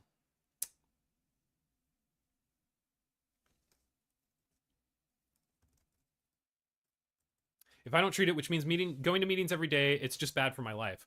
From there, the duo briefly discussed recovery before going on to a range of topics, including Kennedy's working for HHS and his time as a lawyer. Kennedy had previously acknowledged his cocaine use, as he's been public about his struggles with drug use in the past. When he was 16, he was arrested for possession of marijuana. He was arrested in South Dakota in 1983 for possession of heroin.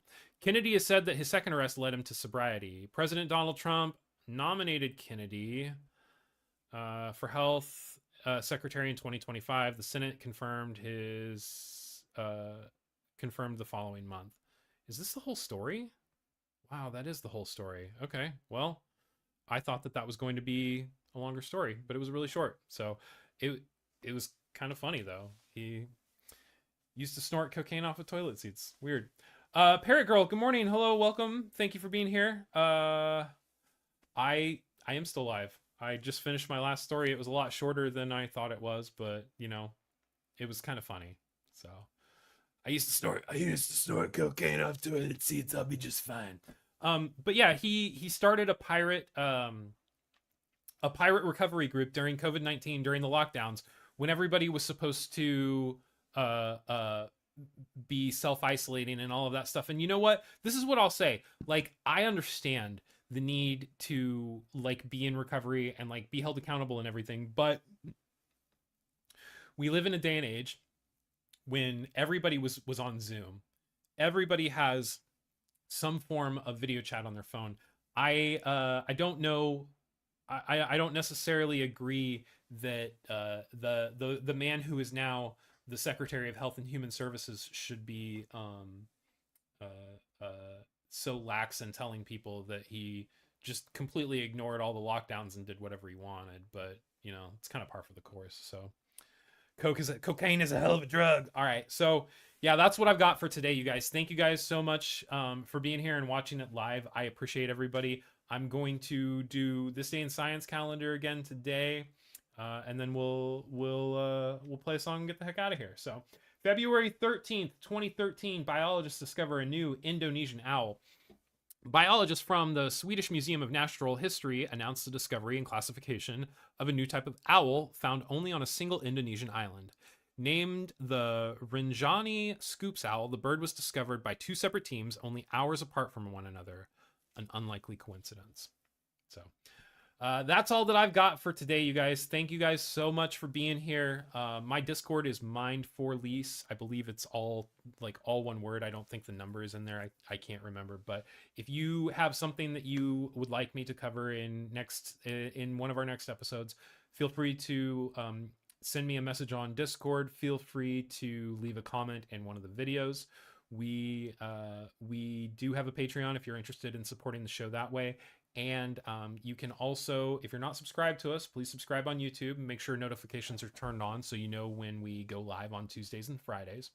And then we also have TikTok and Instagram if you want to follow us there for updates and short versions of the stories that we do live here. So thank you guys, everybody. Thank you so much for being here. Thank you all for your support. I really appreciate it. You guys have made this a lot more fun to do than it used to be. It used to be just me kind of shouting into the void, and now I have some people here, and it's nice. Thank you guys so much. Anyway, take care of yourselves. Have a great weekend. Remember to put some positivity in the world, because you have a bigger impact on the people around you than you even realize, and you have the opportunity to make someone's day every single day. So I hope that you take that opportunity. I hope that you're good to yourselves. I hope that you're good to each other, and I hope to see you guys on Tuesday. Take care. Thank you so much.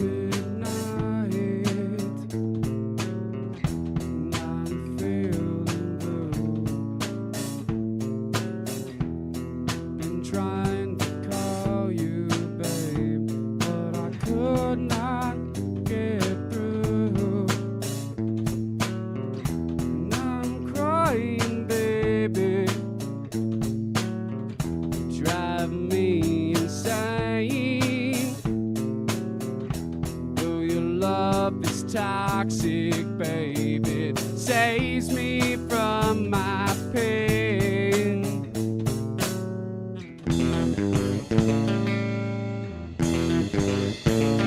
'Cause my brain's on fire. Oh, and I can't sleep.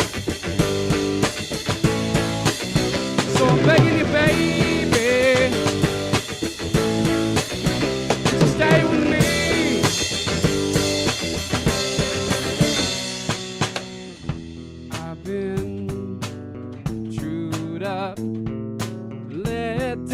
By a girl, you made a man your property, and you ripped away his world. I don't wanna admit it, but there's a man to blame. I can only hate myself for all this pain.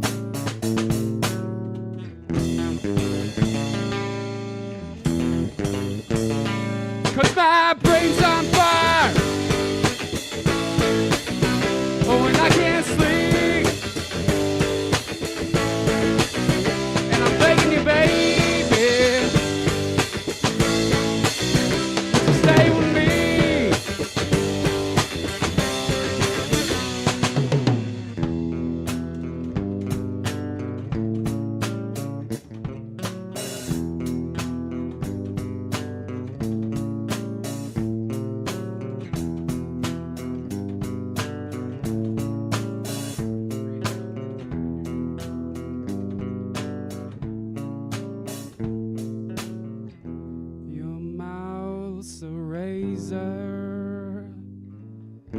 Cuts me to my soul.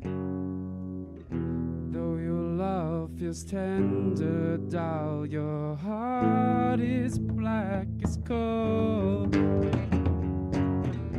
I'm so sick and tired of all your little games, but I still need you, babe, to save me from my ace.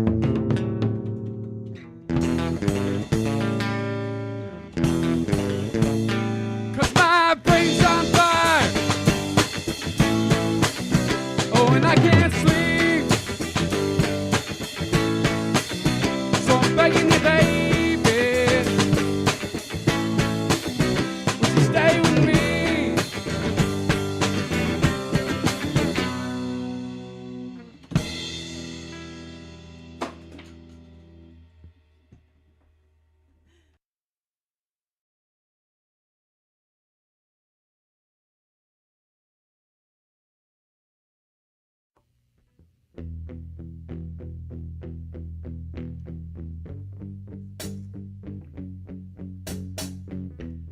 Spending a long, lonely day and it simmers.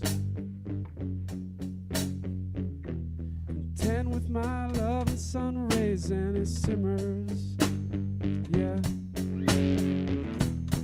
Needlessly knowing that darkness is slowly and surely flowing into my head. Deep down it simmers. I know that someday too soon the top will blow off. And I'll be left drinking and screaming with all of these thoughts. And everyone and every little thing you could possibly then it simmers.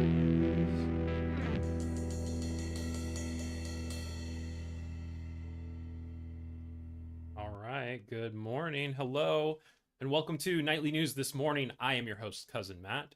Today is Tuesday, February 17th, 2026, and we're here to talk about some news. So I said a couple shows, I said last Tuesday that I was going to do 3 stories for each show that week, and then I did 4 on Friday. So in an effort to let my content kind of catch up, we're going to do 3 stories today. So but we'll be back to do 4 on Friday.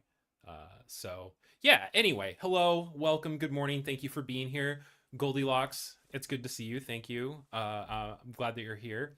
So we will go ahead and start out for anybody who is watching this live or watching this afterwards.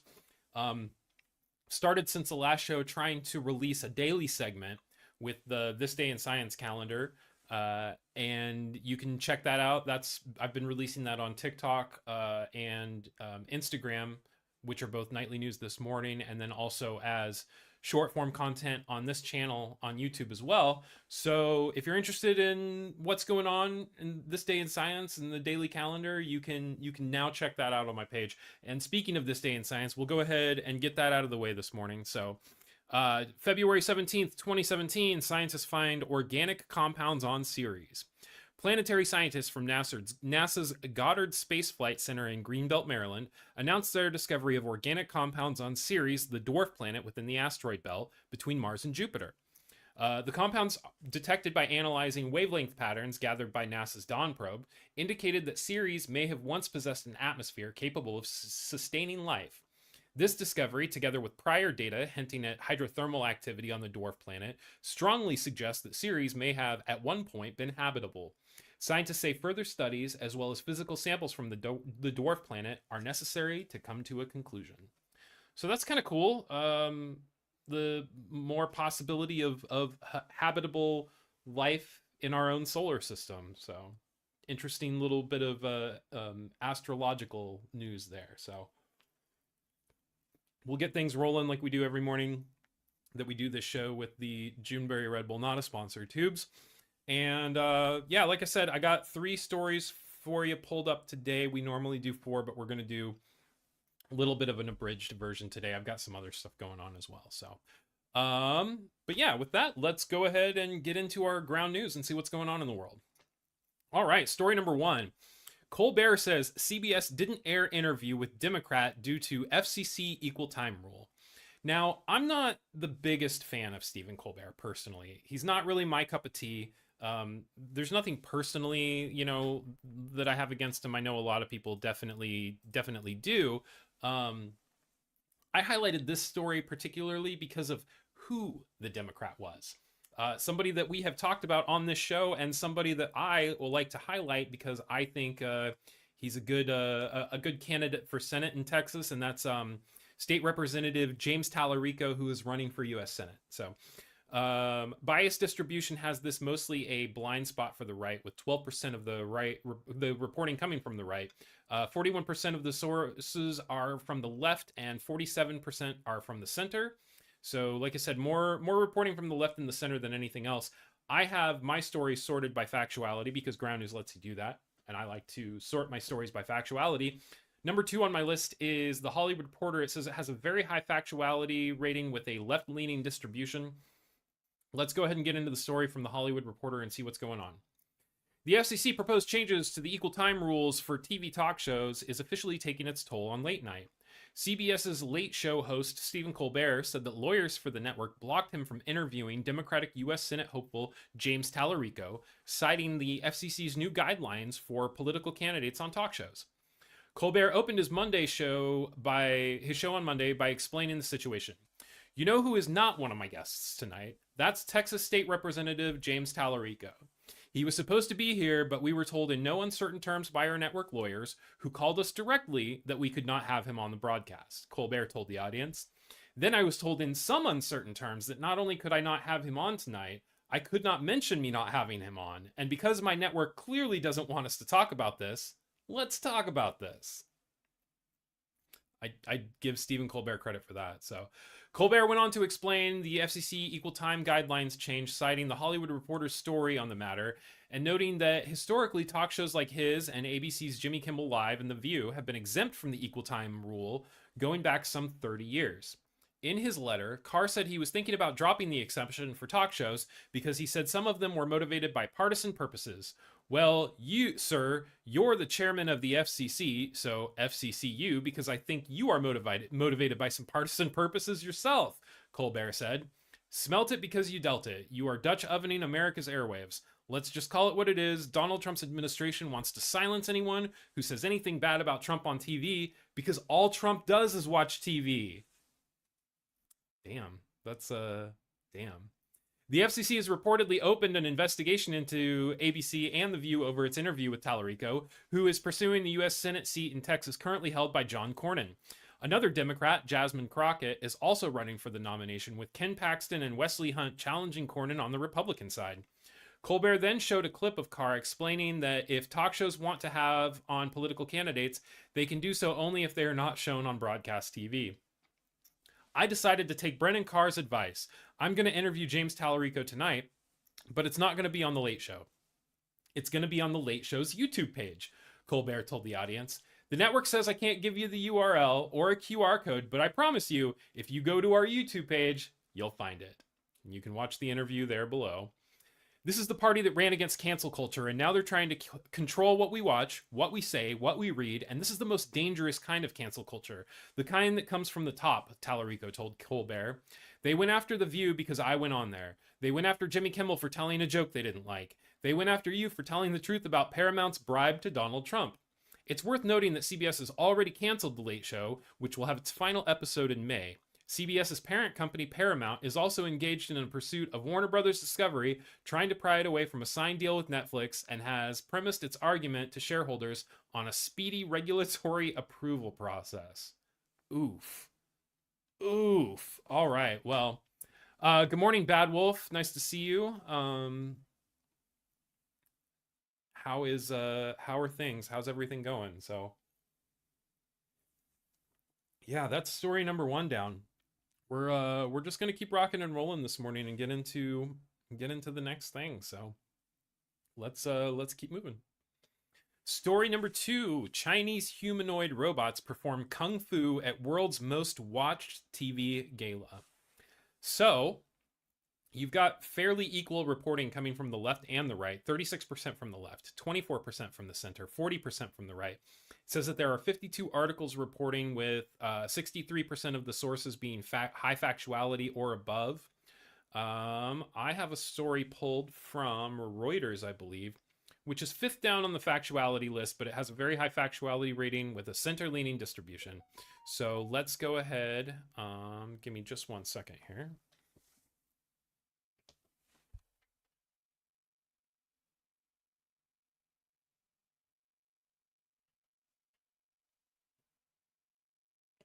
Sorry about that. I had a feeling not muting my phone was going to come back to bite me, but Yeah, so Reuters is fifth down on our factuality list, and center leaning. Let's go ahead and read the story from Reuters about Chinese humanoid robots. China's most watched TV show, the annual CCTV Spring Festival Gala on Monday, showcased the country's cutting edge industrial policy and Beijing's push to dominate humanoid robots in the future of manufacturing. Four rising humanoid robot startups, Unitree Robotics, Galbot, Notex, and Magic Lab, demonstrated their products at the gala, a televised event and touchdown for China comparable to the Super Bowl for the United States. The program's first three sketches prominently featured humanoid robots, including a lengthy martial arts demonstration where over a dozen Unitree humanoids performed sophisticated fight sequences waving swords, poles, and nunchucks in close proximity to human children performers. Okay. The fight sequences included a technically ambitious one that imitated the wobbly moves and backward falls of China's drunken boxing martial arts style, showing innovations in multi-robot coordination and fault recovery where a robot can get up after falling down. The program's opening sketch also prominently featured ByteDance's AI chatbot Duobo, while four Notex humanoid robots appeared alongside human actors in a comedy skit, and Magic Lab robots performed a synchronized dance with human performers during the song We Are Made in China. The hype surrounding China's humanoid robot sector comes as major players including AGI Bot and Unitree prepare for initial public offerings this year, and domestic artificial intelligence startups release a raft of frontier models during the lucrative 9-day Lunar New Year public holiday. Last year's gala stunned viewers with 16 full-size Unitree humanoids twirling handkerchiefs and dancing in unison with human performers. Unitree's founder met with President Xi Jinping weeks later at a high-profile tech symposium, the first of its kind since 2018. Xi has met 5 robotics startups founders in the past year, comparable to the 4 electric vehicle and 4 semiconductor entrepreneurs he met in the same time frame, given the nascent sector's unusual visibility. The CCTV show, which drew 79% of live TV viewership in China last year, has for decades been used to highlight Beijing's tech ambitions, including its space program, drones and robotics, said Greg Styler, Asia Managing Director and Head of Robotics and Automation at technology consultant Styler. What distinguishes the gala from comparable events where elsewhere is directness of the pipeline from the industrial policy to the primetime sector, he said. Companies that appeared on the gala stage received tangible rewards in government orders, investors' attention, and market access. It's been just 1 year and the performance jump is striking, he said, adding the robot's impressive motion controlled showed Unitree's focus on developing robot brains, the AI-powered software that enables them to complete fine motor tasks that can be used in real-world factory settings. Behind the spectacle of robots running marathons and executing kung fu kicks and backflips, China has positioned robotics and AI at the heart of its next generation AI plus manufacturing strategy, betting that productivity gains from automation will offset pressures from its aging workforce. Humanoids bundle a lot of China's strengths into one narrative: AI capabilities, hardware supply chain, and manufacturing ambitions. They are also the most legible form factor for the public and officials, said Beijing-based tech analyst Po Zhao. In early market, attention becomes a resource. China accounted for 90% of the roughly 13,000 humanoid robots shipped globally last year, far ahead of the US rivals, including Tesla's Optimus, according to research firm Omdia. Morgan Stanley projects that China's humanoid sales will more than double to 28,000 units this year. Elon Musk has said that he expects his biggest competitor to be Chinese companies as he pivots Tesla towards a focus on embodied AI and its flagship humanoid Optimus. People outside China underestimate China, but China is an ass kicker next level, Musk said last month. Well, life is good, Matt. Hope you're well. The robots. Haven't we learned from the Terminator or Doctor Who? Actually, what worries me is people controlling them to do bad things. Imagine a few robot dogs could lock down a neighborhood. Yeah, 100%. So there's a video on YouTube that I really like. It's called like How to Escape from a Robot Dog, and it's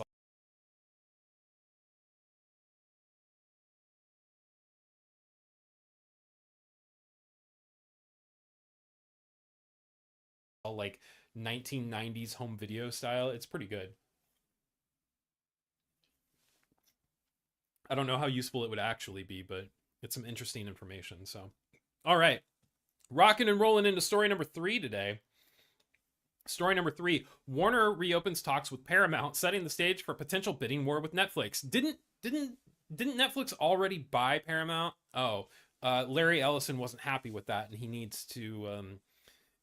needs to change how things go. So, I think for whatever reason, like Netflix and Warner Brothers,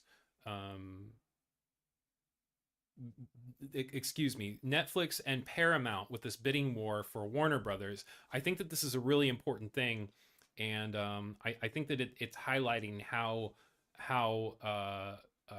government influence can definitely get you around regulation. So that's why I highlighted it. It also has a little bit to do with what we were talking about for our story number 1. So bias distribution has got most of the reporting coming from the center on this at 66%. You have 27% of the reporting is coming from the left and 7% is coming from the right. So you could call this a blind spot for the right by all means. My story's pulled from the Associated Press, which does lean left. If we scroll down, it is 4th down on our factuality list, but it does have a very high factuality rating. So I like to pull from them because, you know, it's the Associated Press, man. All right. Warner Brothers Discovery is briefly reopening takeover talks with Skydance-owned Paramount to hear the company's best and final offer, while the Hollywood giant continues to back the studio and streaming deal it struck with Netflix. In Tuesday's regulatory filing, Warner said it had received a waiver from Netflix to reopen talks with Paramount for the next 7 days, or until Monday. Warner said this will allow companies to discuss unresolved deficiencies and clarify certain terms of Paramount's latest bid. But in the meantime, Warner's board is still recommending shareholders support its proposed merger with Netflix. A special meeting is now scheduled for Friday, March 20th to hold a vote on that deal. In a statement, Netflix said that it was confident its proposed transaction provides a superior value and certainty, but recognized the ongoing distraction for WBD stockholders and the broader entertainment industry caused by Paramount Skydance's antics. The streaming giant noted it had granted Warner a 7-day waiver to finally resolve this matter. Warner's leadership similarly reiterated its support for the Netflix deal. Paramount did not immediately respond to the Associated Press request for comment Tuesday. In December, Netflix agreed to buy Warner Studio and streaming business for $72 billion now in an all-cash transaction that would cover its legacy TV and movie productions arms as well as HBO Max. Including debt, the enterprise value of the deal is about $83 billion or $27.75 per share and would be finalized after Warner completes a previously announced separation of its cable operations. Meanwhile, unlike Netflix, Paramount wants to acquire Warner's entire company, including networks like CNN and Discovery, and went straight to shareholders with an all-cash $77.9 billion hostile offer just days after the Netflix deal was announced in December. The enterprise value of Paramount's bid currently stands at $108 billion, including debt, or $30 per share. But Warner disclosed Tuesday that a Paramount representative separately informed the company it would bring its offer up to $31 per share pending engagement. Paramount has made more attempts to sweeten its bid recently. Last week, the company said it would pay Warner shareholders an added ticketing fee if its deal doesn't go through by the end of the year, amounting to 25 cents per share, or a total of $650 million for every quarter after December 31st. Paramount also pledged to fund Warner's proposed $2.8 billion breakup payout to Netflix under its merger agreement. The company has been scrambling to gain more shareholder support. Paramount previously extended the deadline for tender offer 3 times. And according to the company's disclosures, more than 42.3 million Warner shares have been validly tendered and not withdrawn from its hostile bid as of the start of last week, down from over 168.5 million Warner shares January 21st. Still a small fraction of Warner's 2.48 billion shares outstanding in Series A common stock. Say that 10 times fast. But also last week, one activist investor in Cora Holdings publicly expressed opposition to Warner's proposed merger with Netflix, urging the board to consider Paramount's latest offer. And what, if anything, changes after the next 7 days has yet to be seen. Paramount, Warner, and Netflix have spent the last couple of months in a heated back and forth over who has a stronger deal on the table. Paramount has argued that its offer is superior, notably taking issue with the sliding scale payout of Netflix's transaction that could range from $21.23 per share to $27.75 per share, depending on the debt spanning from Warner's network spinoff. It's also claimed Warner's board has been uncooperative. Meanwhile, Netflix and Warner have maintained that they've struck the better deal, which they say will boost growth across the industry. And Netflix on Tuesday accused Paramount of misleading shareholders about regulatory changes. The prospect of a Warner sale to either company has raised tremendous antitrust concerns from lawmakers worldwide who are calling on regulators to carefully scrutinize a merger of this size. The U.S. Department of Justice has already initiated its reviews, and other countries may also scrutinize either deal. Both Paramount and Netflix have said they received security clearances from German authorities last month.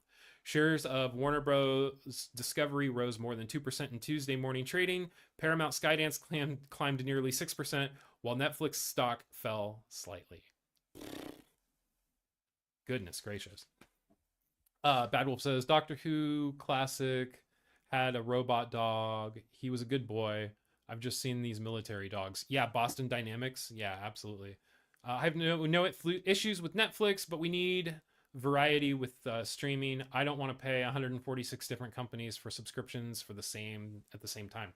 Yeah, that's definitely part of the problem. There's a lot of problems with this, but I'm just pointing it out so that everybody can draw their own conclusions or whatever. Anyway, so one more time for this day in science calendar. February 17th, 2017, scientists find organic compounds on Ceres. Planetary scientists from NASA's Goddard Space Flight Center in Greenbelt, Maryland, announced their discovery of organic compounds on Ceres, the dwarf planet within the asteroid belt between Mars and Jupiter. The compounds, detected by analyzing wavelength patterns gathered by NASA's Dawn probe, indicated that Ceres may have once possessed an atmosphere capable of sustaining life. This discovery, together with prior data hinting at hydrothermal activity on the dwarf planet, strongly suggests that Ceres may have at one point been habitable. Scientists say further studies, as well as physical samples from the dwarf planet, are necessary to come to a conclusion. All right, tubes, that's all that I've got for today's episode of Nightly News this morning. I do appreciate everybody that's been watching us live, everybody that's checking this out later. Thank you so much for being here. I want you guys to have a great week. Take care of yourselves. We'll be back Friday, and like I try to say at the end of every episode, you have a bigger impact on the world around you. You interact with more people than you think about. Somebody that picks up the phone when you're just calling somewhere to ask a question. When you go stand in line at the grocery store, the person in line behind you, the person in line in front of you. If you have a positive attitude and you put that out there, you could make somebody's day without even knowing it. So thank you guys so much. We will be back on Friday. Take care of yourselves, and we'll see you next time. Thanks.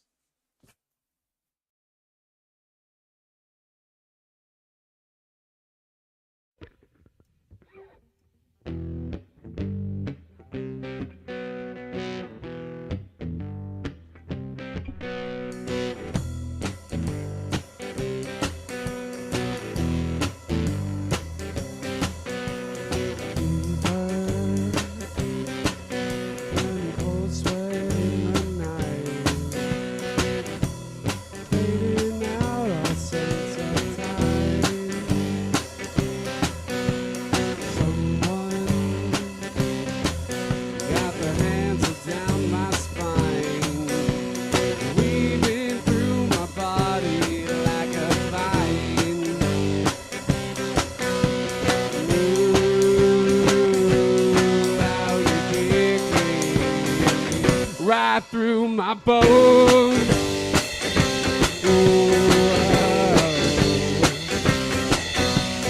That's bad. How could I be fooled by you? Leaving, breathing like you. Top man, with that pen, I'm sorting your mind. 'Cause I don't really know and I don't really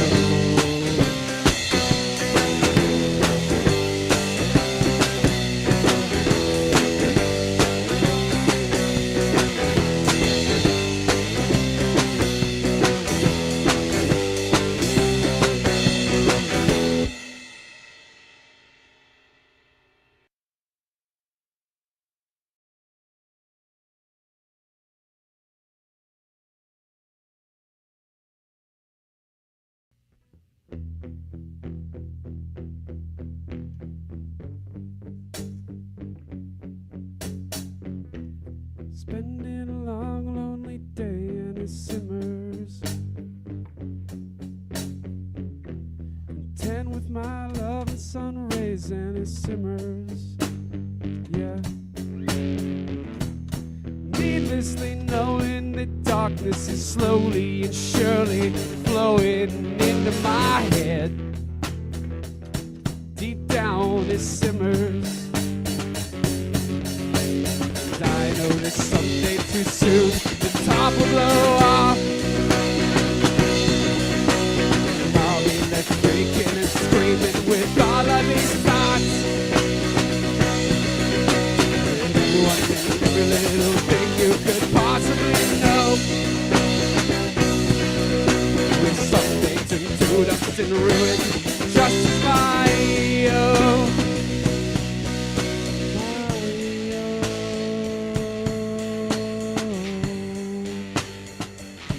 Till then it simmers.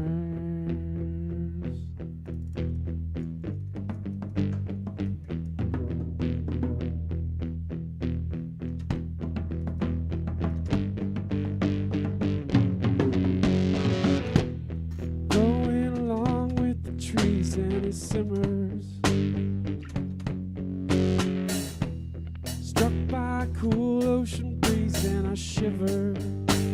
Yeah. Though not from the cold so bold, it's tiny little tips of this weakness that timidly take hold. Makes me shiver. Yeah, rising someday too soon, the top will blow off. And I'll be left breaking and screaming with all of these thoughts.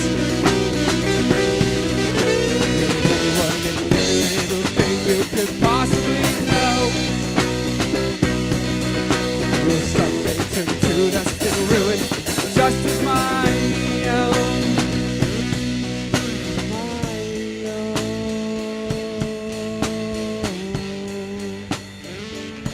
Till then it simmers.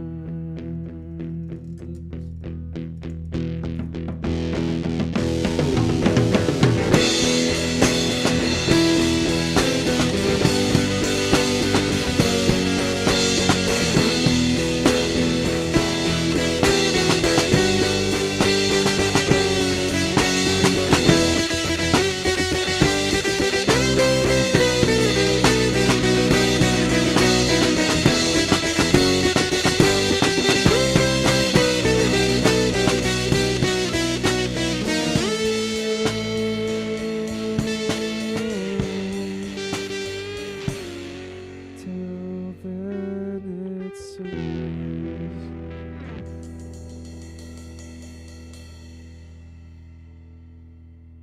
All right, good morning. Hello, hi. Welcome to Nightly News this morning. I am your host, Cousin Matt.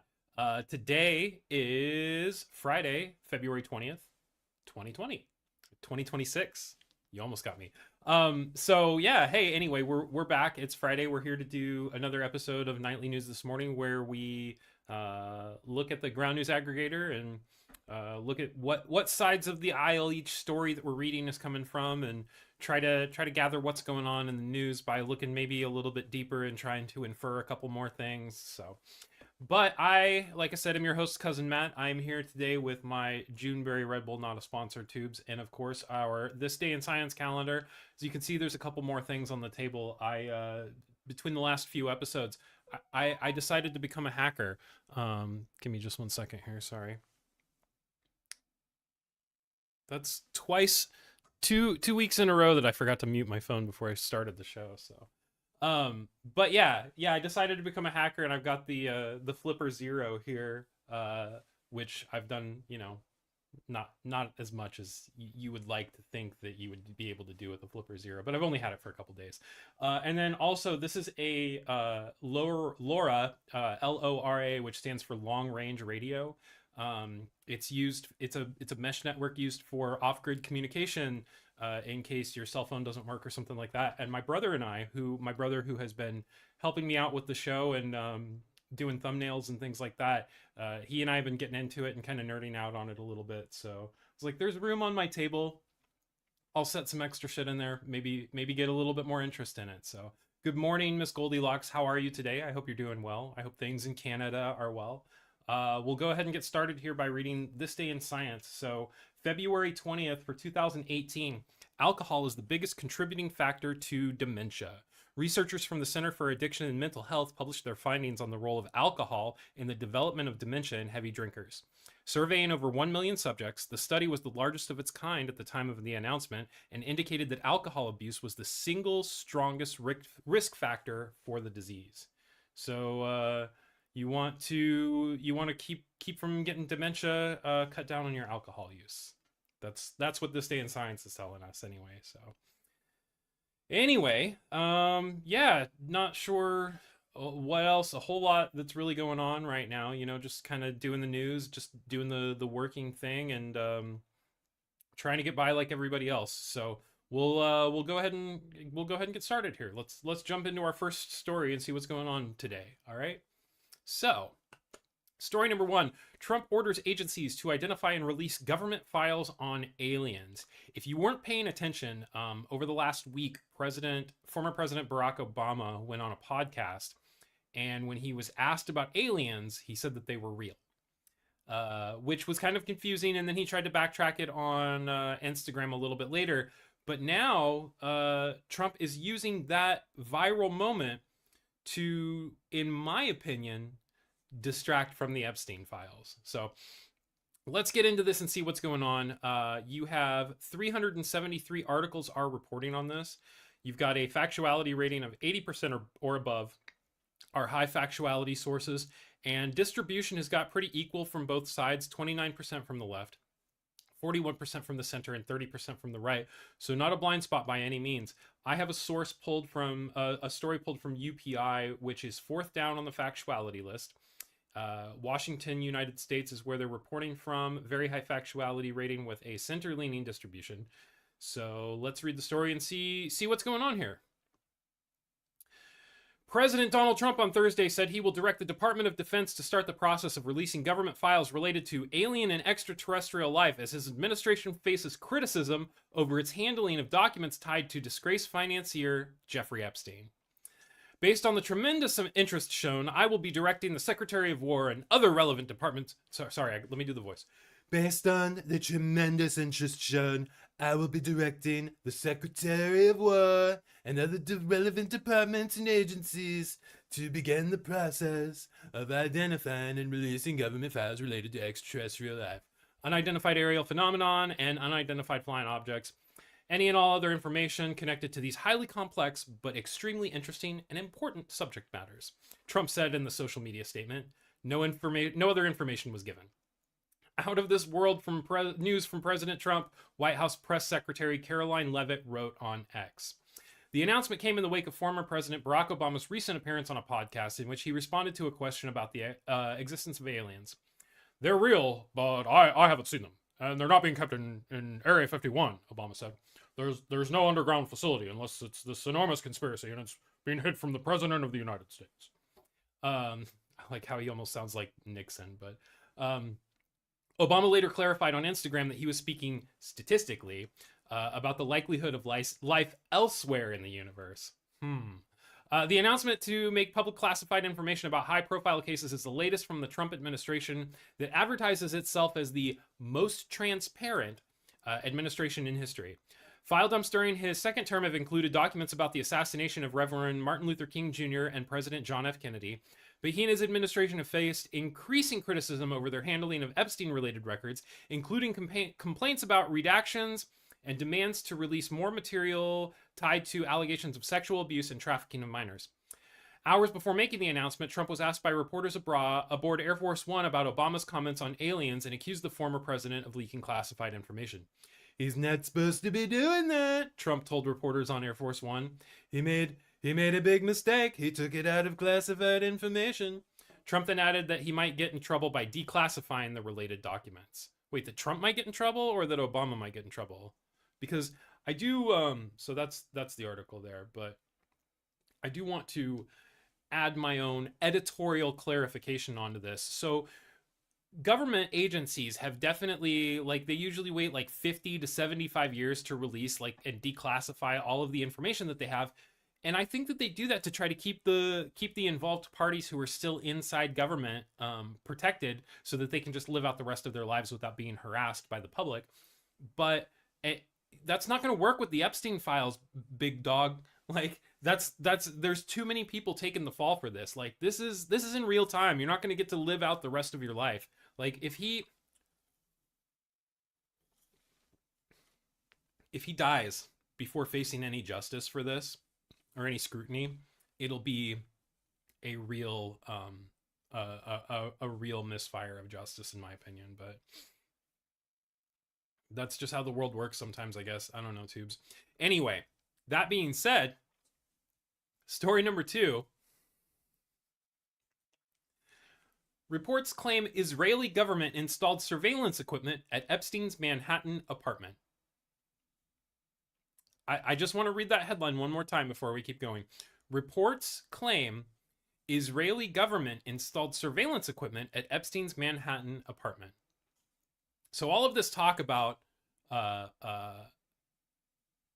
Epstein being a Russian asset, really interesting to me, with no evidence and everybody ignoring the evidence that does exist. So let's look at our bias distribution. There are only 30 articles reporting on this. It's not a very huge story yet. I hope that more outlets pick it up and more people talk about this. But you have a bias distribution of the left at 46%, 27 from the center, and 27 for the right. So definitely more reporting coming from the left than anywhere else. Only 33% of the sources are high factuality or above. So is this what some people want to call a conspiracy theory story here? I'm sure that some people, including the Israeli government, definitely want to call it that. But with that being said, I have my source pulled from the highest factual rating source on here. It says it leans left with a high factuality rating. It's the IB Times UK. And we are going to get into this report here. The fresh batch of newly released emails by the U.S. Department of Justice show that the Israeli government installed and managed security systems at convicted sex offender Jeffrey Epstein's apartment. In this case, a previous prime minister may be to blame. According to the Epstein files, Epstein's Manhattan apartment was frequently used by former Israeli Prime Minister Ehud Barak. There are email exchanges between Israeli officials and Epstein's staff to prove the link. The discussion focused mostly on alarms, surveillance equipment, guest access, and other security matters at the property at 301 East 66th Street in New York. The documents cover a period starting in early 2016 and continuing for at least 2 years. They provide new details about how security arrangements were coordinated at the residence tied to Barak. At the same time, it raises questions about how foreign government personnel interacted with Epstein's circle over time. The Department of Justice emails show officials from Israel's permanent mission to the United Nations in New York communicating regularly with the staff at Epstein's residence about security systems and access. In January 2016, Dropsite News reported that there was correspondence between Neely Purell, Barak's wife, and an Epstein aide. The pair discussed installing alarm systems and window sensors at the apartment. The plan included the ability to remotely control entry to the residence, according to emails. Priel wrote that Rafi Shlomo, then director of protective services at the Israeli UN mission and head of Barak's security team, could neutralize the system from afar. This would allow authorized visitors into the apartment safely. An Epstein aide replied that Jeffrey says he does not mind holes in the walls and is all just fine, a statement indicating Epstein's consent for installations. Subsequent emails from early 2017 show further exchanges regarding lists of Epstein staff who required access to the apartment. There were also meetings between Shlomo and Epstein personnel about security procedures and guest movements. The emails suggest that background checks on cleaners and employees entering the apartment were discussed. They also show that official coordination continued through 2016 and late 2017. Former Prime Minister Ehud Barak reportedly stayed at the Manhattan apartment on multiple occasions. Correspondence repeatedly refers to the property as Ehud's apartment. Internal communications about repairs, staff access, and supplies reflect preparations tied to his visits. Barak led Israel from 1999 to 2001 and maintained a long-standing relationship with Epstein. Records reviewed by news outlets and public databases show that Barack visited Epstein's residence in New York many times between 2013 and 2017. The pair reportedly kept in regular contact long after Epstein's first conviction in 2008. Barack has since expressed regret for his association with Epstein, but has denied any personal wrongdoing. Under Israeli practice, former prime ministers and other senior officials often receive continued security support after leaving office. The emails indicate that Israeli personnel coordinated with Epstein's staff to manage that security support for Barack. Prime Minister Benjamin Netanyahu's office has said previously that Barack and Epstein's relationship does not imply that Epstein acted on behalf of the Israeli government. Sure it doesn't. He's definitely not denying that he did, though. The Manhattan apartment at 301 East 66th Street has appeared in other parts of the Epstein files disclosure. Files from civil suits and testimony allege that units in the building were used by Epstein's network, including for housing visitors connected to his social circle.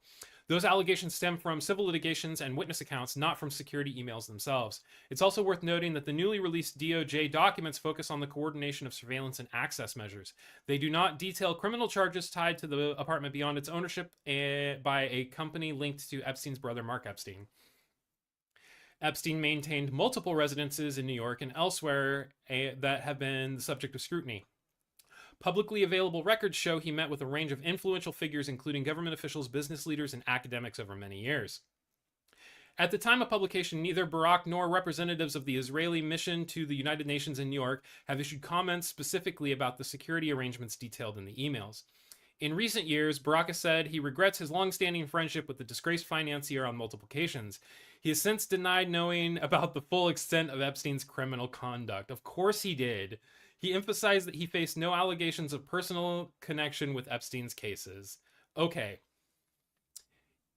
You are the former prime minister of Israel, right? One of the countries that has like the best known intelligence gathering apparatuses in the entire world.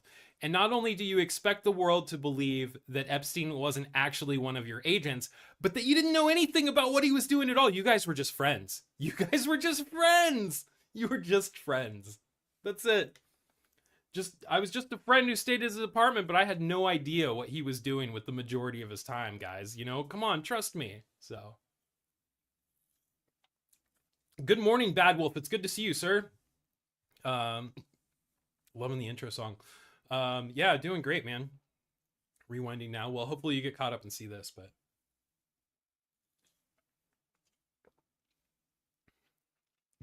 I was just friends with him just because I have access to a information network apparatus doesn't mean that I would use it to check on my friend who probably wasn't doing shady things. You know, don't worry about it, you guys. Gosh, they take the public for idiots. Okay?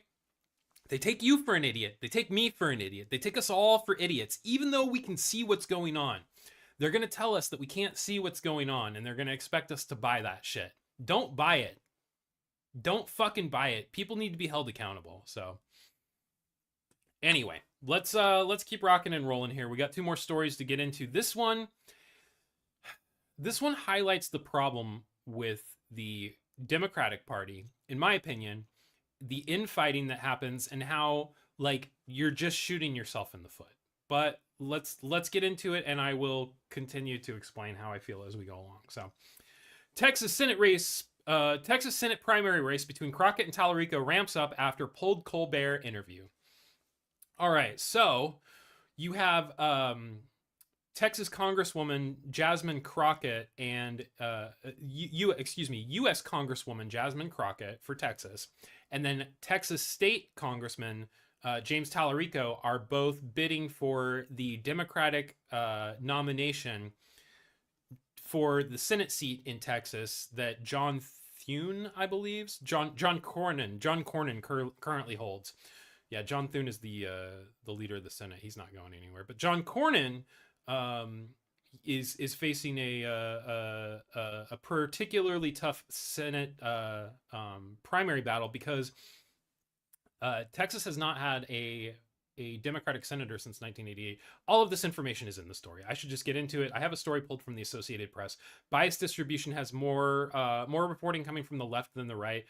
45% from the center, 35% from the left, 20% from the right. 100% of the sources are high factuality or above. I pulled from the Associated Press, which is third down, left-leaning, high factuality rating. We're just going to get into it here, see what's going on. Fort Worth, Texas.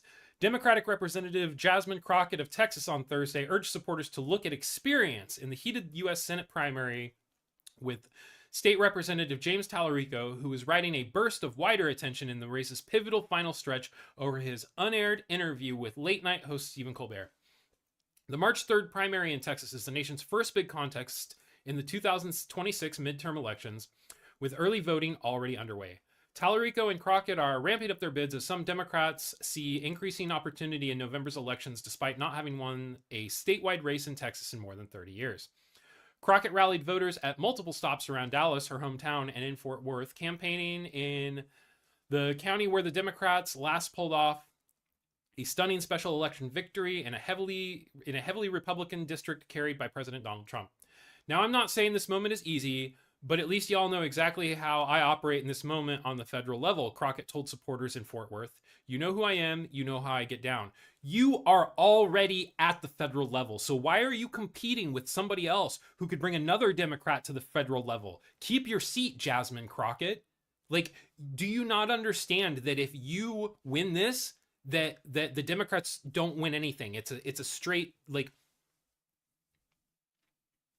you could keep your seat. James Tallarico, who is more popular than you and more progressive than you and a lot less established Democrat than you, could get into power, and then we would have another Democrat. But this is an example of how the Democrats shoot themselves in the foot. Like, you have a Democrat who is already on the federal stage, but she doesn't like having to be reelected every 2 years. She wants to be elected every 6 years, so she doesn't have to worry about it. No, like, just stay where you're at. Anyway, Tallarico began his own statewide tour this week and has sat down for an interview on Colbert's show. But on Monday night, Colbert announced that on the air that the CBS lawyers had told him the show couldn't broadcast the interview over fears of running afoul by the Trump administration regulators. Tallarico's campaign said it raised $2.5 million in the 24 hours after the interview was pulled. Crockett said in an interview now on MS Now this week that it probably gave her opponent the boost he was looking for. In Houston, Harris County Democratic Chair Mike Doyle said the bump for Tallarico's campaign in the wake of the pulled interview was undeniable. Whether or not it pans out long term, who knows, Doyle said. And that's James Tallarico, somebody that we have talked about multiple times in this show. Yeah. Texas's two hot Senate primaries. Both Crockett and Tallarico built national profiles through viral social media clips before entering the Senate race last year. Tallarico is known best for tying his position to his Christian faith and often quotes Jesus, while Crockett's best-known clips feature her publicly castigating Republicans. Let's talk about that for a second.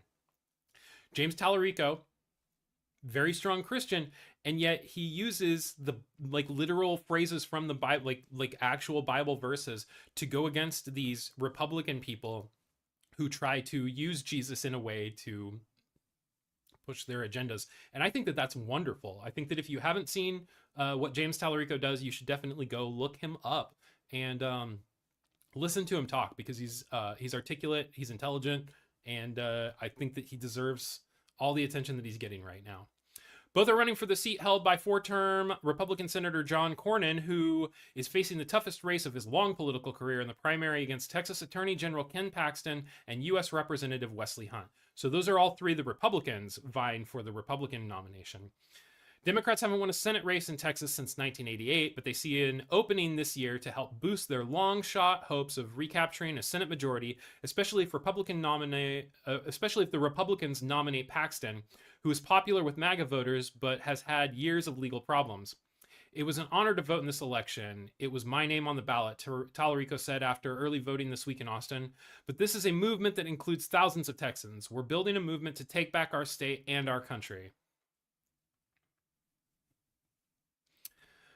Colbert said Monday night that the CBS lawyers had advised him not to broadcast the interview with Tallarico, citing concerns that it would violate regulatory guidance from the Trump administration. Talk shows have been exempt from the requirement to give candidates in the race equal time. Still, Federal Communications Commission Chair Brendan Carr, a Trump appointee, has questioned whether the exemption should continue. Online material is not subject to the rule, and Colbert's show posted the interview online, where, as of Thursday, it racked up nearly 8 million views on YouTube. Colbert and Tallarico have portrayed CBS as bowing to pressure from the Trump administration, while CBS has said its lawyers merely gave legal guidance to Colbert's show. Crockett has been on Colbert's show previously and said posting the Tallarico interview to YouTube was a good strategy for getting attention. In Fort Worth on Thursday, Crockett told supporters, "You cannot let up off the gas because democracy is under Trump is hanging on by a thread. People want to know that it's not business as usual and that you're going to go up to the mat because it matters," Crockett said. "People are mad." Ivan Gonzalez, a 41-year-old registered nurse from Fort Worth who came to the event after voting early for Crockett, said she heard what happened with Tallarico and the Colbert show, but hasn't watched the interview. "I do think he has a big following and he seemed like a good guy overall," she said. "I just want somebody with more grit, with more just fearlessness." So you haven't watched the interview, you haven't talked to him, you don't know anything about him, but you think that Jasmine Crockett has more grit than James Tallarico. Okay. And that's why this country's great. People are allowed to vote for whoever they want, however they feel. But like I said, I would recommend listening to him. I would recommend listening to both of them. I would recommend looking up who donates to Jasmine Crockett. I would recommend looking up Jasmine Crockett's voting record. If you live in Texas, and if this is something that you haven't voted on yet, because, yeah.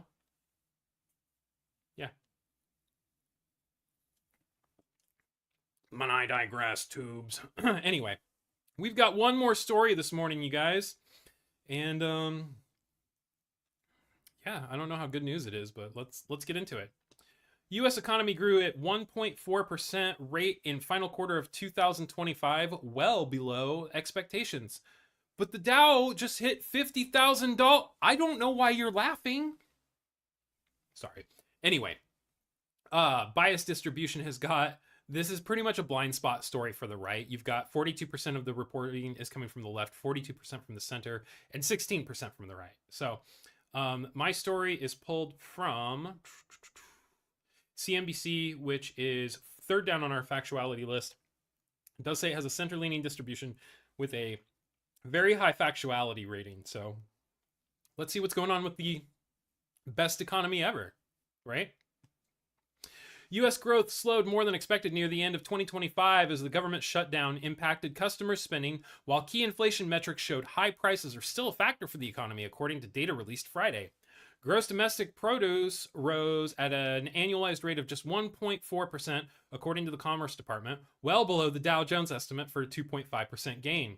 For the full year in 2025, the U.S. economy grew at a 2.2% pace, down from the 2.8% increase in 2024.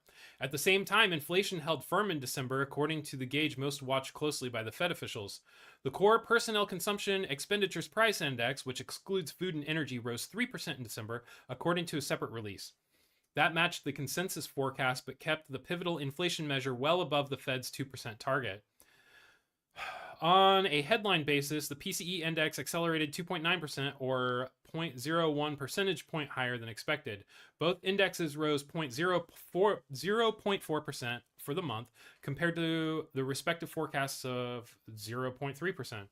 Just prior to the data release, President Donald Trump warned that the GDP number would be soft, blaming it on the government shutdown that ended in November. The Democrat shutdown caused USA at least 2 points in GDP. You know what? It was the Republican shutdown. The Republicans were the ones in charge, man. I'm sorry. That's why they're doing it. It's mini forum. Again, no shutdowns. Trump said in the Truth Social post, also lower interest rates. Too late, Powell is the worst. Okay. The later part of the post was a reference to Fed Chair Jerome Powell, whom Trump has repeatedly criticized for not lowering rates more aggressively. The Fed cut its benchmark rate by 0.75 of a percentage point in late 2025, but has since signaled more cautious approach as officials assess progress on inflation alongside risks to the labor market. While Trump blamed the shutdown, the Commerce Department said the deceleration in GDP, which grew at a 4.4% rate in the third quarter, was the result of pullback in consumer spending and exports. The government shutdown hurt growth at the end of 2025. The economy will likely bounce back in early 2026, but it isn't harmless to do prolonged shutdowns, said Heather Long, chief economist at the Navy Federal Credit Union. Overall, the U.S. economy was resilient in 2025 despite many headwinds. Solid consumption and the AI boom kept the economy growing. Ooh, that's not dystopian. Personal consumption expenditures, a proxy for consumer outlays, rose 2.4% in the quarter, down from the 3.5% gain in the prior period. Exports fell 0.9% after surging 9.6% in quarter three. Though the headline GDP numbers look weak, underlying signs of demand were strong. Another key Fed metric, also called the final sales to pivot domestic purchasers, posted a 2.4% increase in the quarter, half a percentage point lower than the prior quarter, but still indicative of solid underlying demands in the $31.5 trillion U.S. economy. Also, gross private domestic investment rose 3.8% after being flat in quarter three.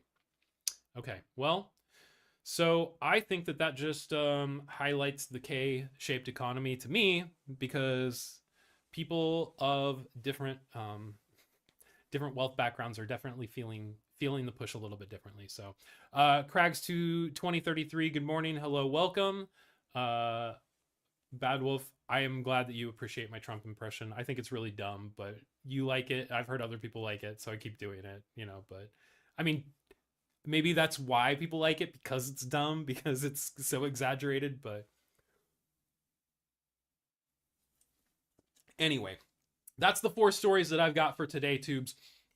I hope that you guys have a great weekend planned, or just happen to have a great weekend if you don't have anything planned. Some things going on, not exactly sure exactly what I'm doing yet, but I'm sure that I'll be doing something. So we'll go ahead and read the This Day in Science one more time for anybody that missed it. February 20th, 2018, alcohol is the biggest contributing factor to dementia. Researchers from the Center for Addiction and Mental Health published their findings on the role of alcohol in the development of dementia in heavy drinkers. Surveying over 1 million subjects, the study was the largest of its kind at the time of announcement and indicated that alcohol abuse was the single strongest risk factor for the disease.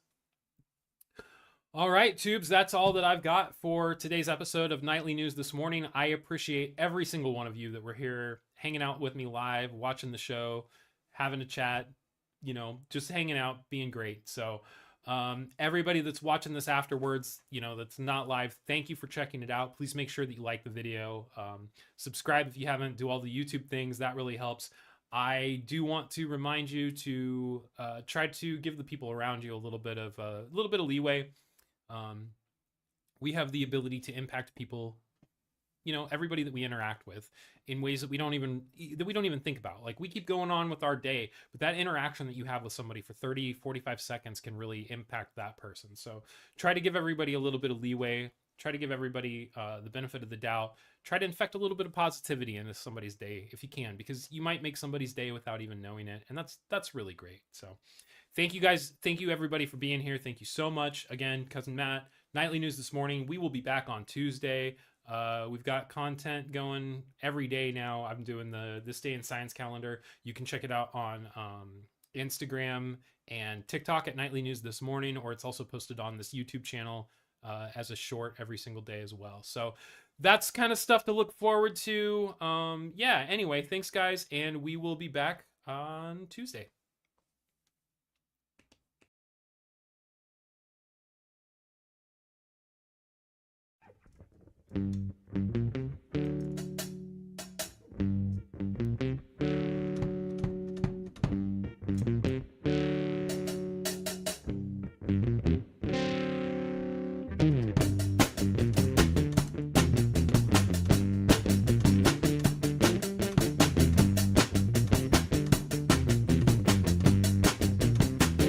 Oh, well, I've seen her break a man. Yeah, and I've seen her pick him up again. Yeah, she's untethered. She got no reins. You can try to control her, but she's beyond your ways. Yeah, well, she's love, she can't be tamed. She's love, she can't be tamed. You can try to bring her down, you only get kind of game.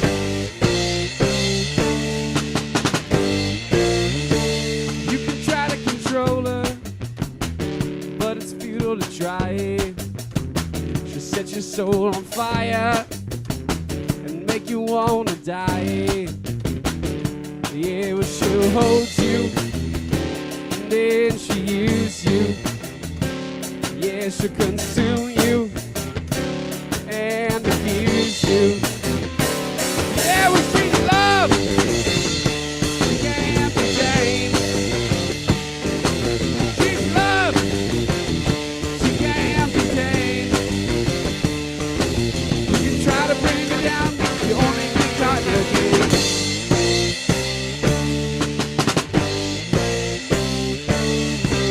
Hey baby, don't you know I tried so hard to let her go. The more I try, the more I fail. Guess I can't escape this jail. She's love, and I wish I could tame her. Give her a shove, 'cause I truly hate her.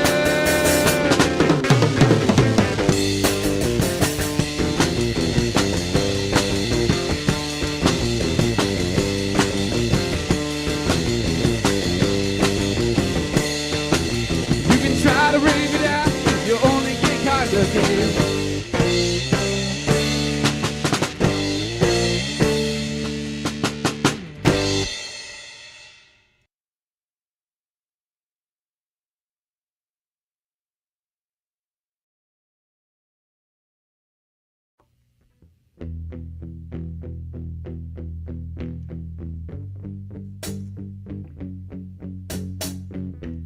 Spending a long, lonely day and it simmers.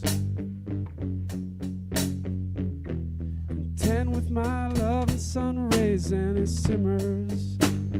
Yeah. Needlessly knowing that darkness is slowly and surely flowing into my head. Deep down it simmers. I know that someday too soon the top will blow off. I'll be left freaking and screaming with all of these thoughts. And every little thing you could possibly know will someday turn to dust and ruin, just as my own.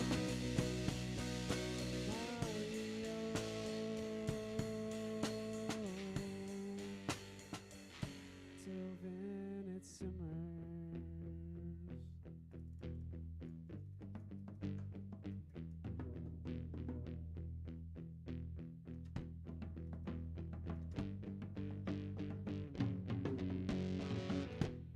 Going along with the trees and it simmers. Struck by a cool ocean breeze and I shiver. Yeah.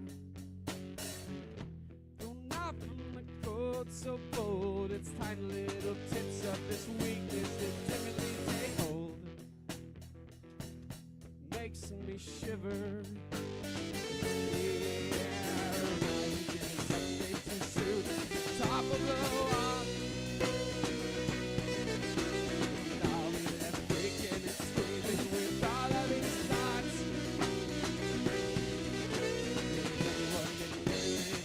You could possibly know will someday turn to dust and ruin, just as my own.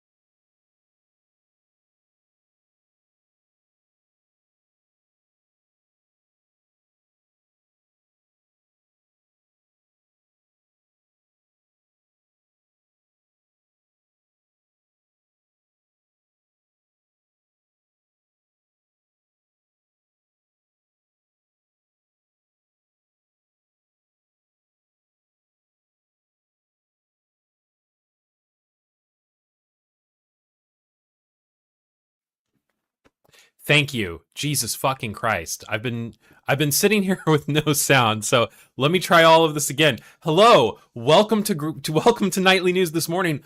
I'm your host, Cousin Matt. This is the show where we try to root out some media bias from reporting and kind of see what's going on, do the damn thing, so to speak. So yeah, we've been gone for a little bit of time. I needed a little bit of a break. You know, the news can get depressing from time to time, so I took a little bit of a break, but we're back. We're here to do the thing. We're going to look at some ground news. We're going to change the format up a little bit today. We're going to look at the ground news browser here, and we're going to try to as a group kind of figure out what we do together. I'll put it back over here for just a second since Hodofor pointed out that I screwed up and didn't unmute my mic. Clearly, I've been gone for too long. I don't even know what I'm doing anymore. So, but yeah, we're gonna do things a little bit differently. We're gonna look through, and if anybody sees a story that they're interested in that they want to see, yeah, just let me know and we'll get into it. So, the first thing that I saw when I pulled up my ground news browser this morning was it says judge in Charlie Kirk murder case finds prosecutor in contempt for public comments, but won't take the death penalty off the table. So I am kind of interested in what this is. Let's go ahead and look at this first. And we'll go ahead and find an article to read. But when you click on a subject from Ground News, it's going to give you their little aggregator page, which is going to show you the bias distribution over here on the right. You see 22% of the stories are coming from the left, 11% of the stories are coming from the right, 67% of the stories are coming from the center, with a factuality rating of 89% or higher. Sources are high factuality or above. And then when you get into the actual news articles, something that Ground News lets you do is sort your stories by factuality, which I always like to do. When we do that, it puts two sources on the left, leaning left at the very top, Associated Press and the Salt Lake Tribune. And then you have two centers a little bit further down, but Associated Press is high up on the factuality list. We'll go ahead and open that article and see what they have to say about this. It says judge holds prosecutors in contempt, or prosecutor in Charlie Kirk murder case in contempt for comments about his guilt.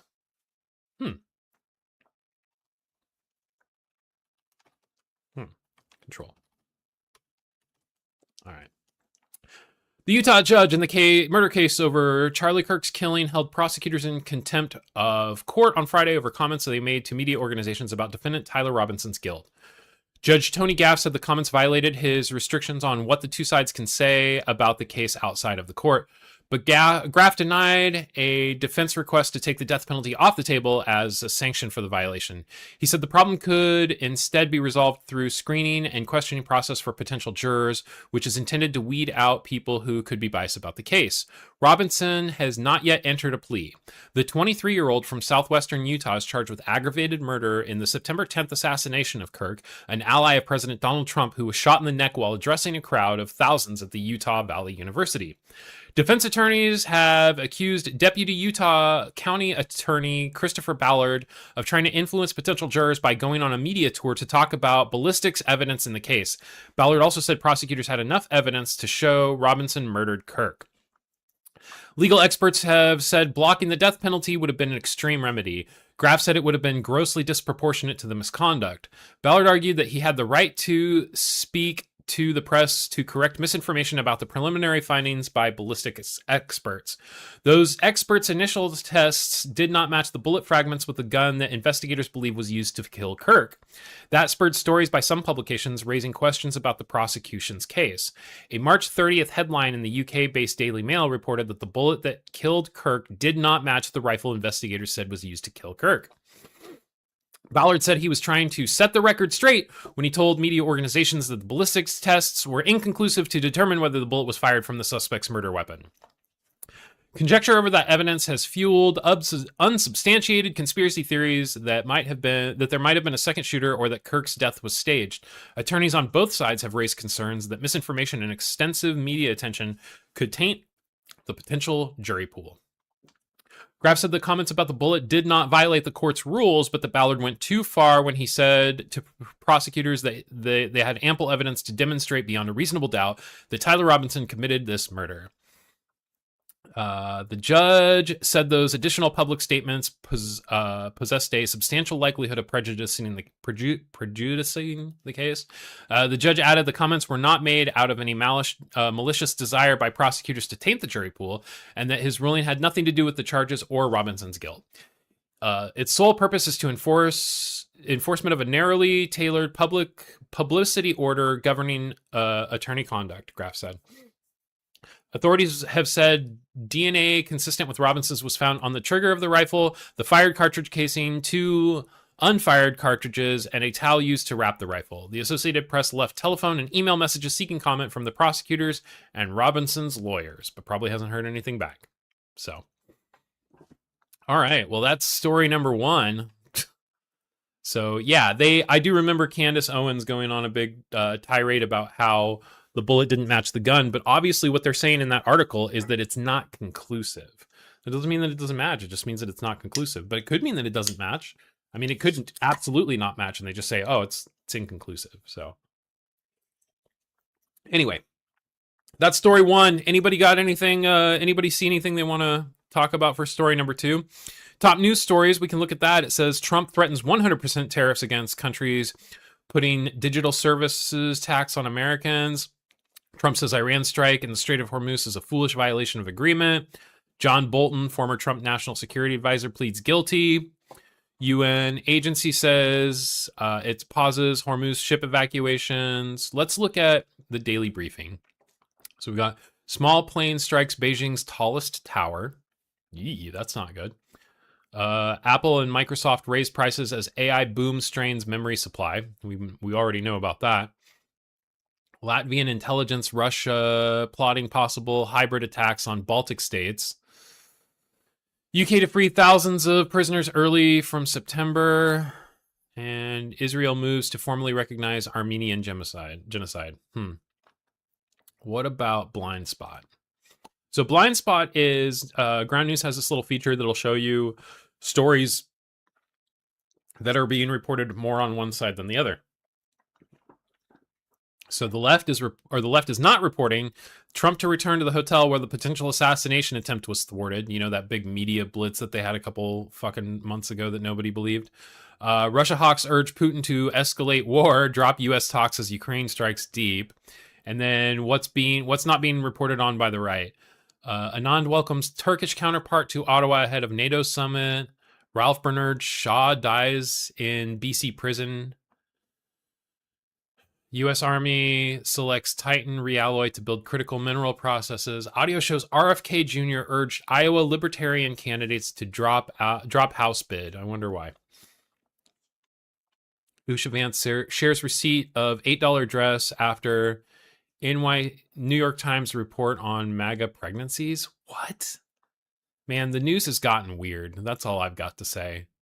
Like, there used to be shit when I was doing this the first time that I actually wanted. Like, now I open Ground News. Every single time that I open Ground News, I don't want to read anything on here. I'm like, this does not look like something that interests me at all. Minneapolis Fed president says he expects a hike rate this year. Rapist who fled Scotland and faked his death to avoid rape charges dies. New York grandmother suspected in deaths of daughter and 4 grandchildren. Oh my gosh. Okay. I have been live for 15 minutes and I'm already like, I don't want to do this anymore. Okay, let's read about the hotel return. Why not?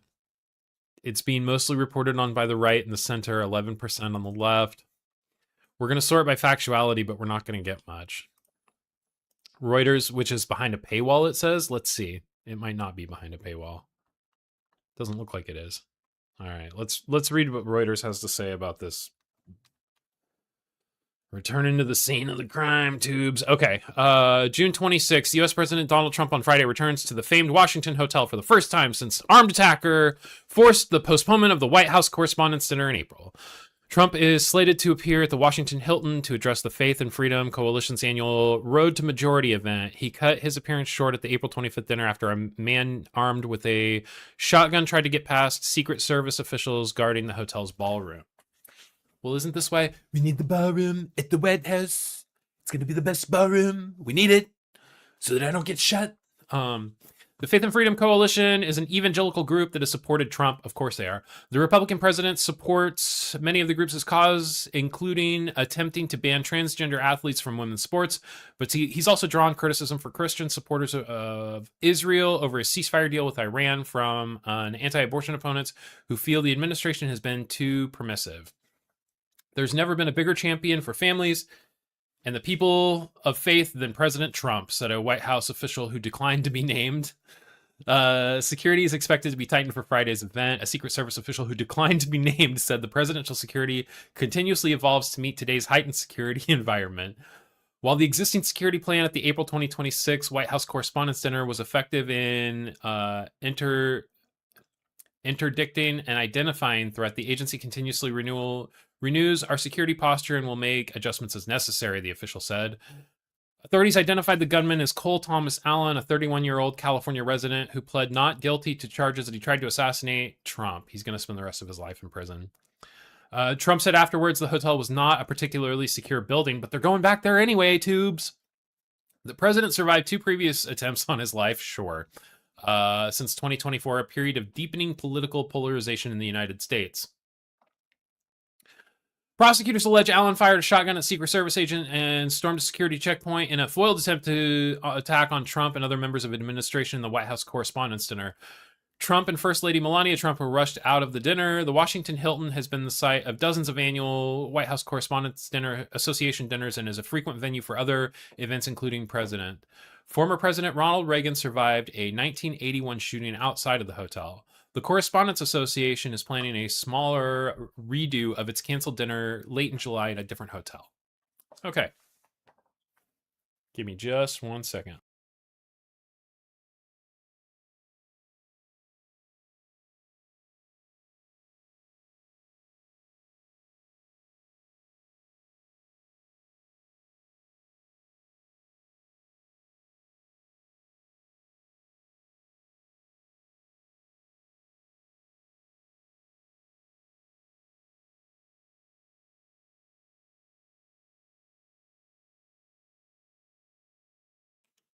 Sorry, I'm back. That's the return to the Hilton. Cool. All right. Anyway, we're gonna find one more story to read.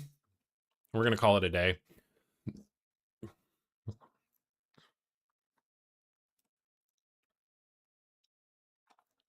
New book traces how Oregon activists tried to save the planet by burning SUVs in buildings. I'm not really worried about reading this article. I just thought it looked funny. Judge declares mistrial. Minneapolis Fed. We looked at all this. There's just, I'm sorry guys, but there is just nothing for news. Yeah, we might be focused more on movie reviews from now on. I don't know. I'm not gonna lie, I'm kind of burnt out on the news. It's why I haven't been doing the show as much lately. But like the movie reviews are going okay. I mean, I'm not getting a ton of views or anything, but it's interesting. It's fun to do. You know, it's changes it up a little bit. So anyway, I'm gonna call it a show for today, you guys. This was just me dipping my toes back into the water, and I will continue to be around more, to do more. We'll try to do the news some more, and then maybe we'll do some other stuff too. So, like I said, we've got more movie reviews coming. You can go to the news sucks. Let's just do Mad Libs. Right, exactly. It does suck. I'm not gonna lie. I started this show because it was something that I was trying to do with my friend when Trump was getting reelected, something that we could do about our anxiety. We know where we're at now, and I'll continue to do this when it's poignant. But movie reviews are going to be once a week. They're going to be usually on Thursdays unless I can see something earlier, and maybe if they get more popular, they'll be more than once a week. So we'll see. Anyway, I really appreciate everybody that's watched the show. I appreciate the audience that I have. I appreciate the people on YouTube that support me. It's been a really fun journey, and I've been having a good time. So I'm gonna start to try to get back into it some more, be around a little bit more, try to bitch a little bit less. So anyway, that's all that I've got for today for Nightly News this morning. I'm gonna kick it out with the outro song and tell you guys, have a great weekend. Be good to each other. Remember, you have a larger impact on the world around you than you know. So if you have the chance to just be good to somebody and spread some positivity just for the sake of doing it, you're only going to help the world out. So anyway, thanks, Tubes. I love you guys. Take care. Have a great weekend. And we'll see you next time, okay? Oh, shit. Okay, we're going to stick around for a second because apparently I closed my browser with the outro song on it like an idiot. So you're going to have to look at my face for just another second here. Sorry.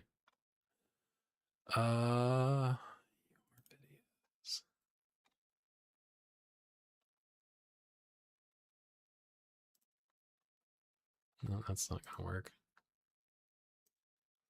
All right, everybody still looking at me? Everybody.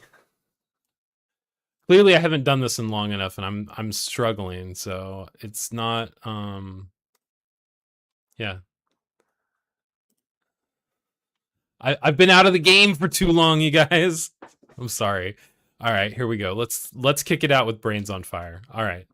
Have a good weekend, you guys.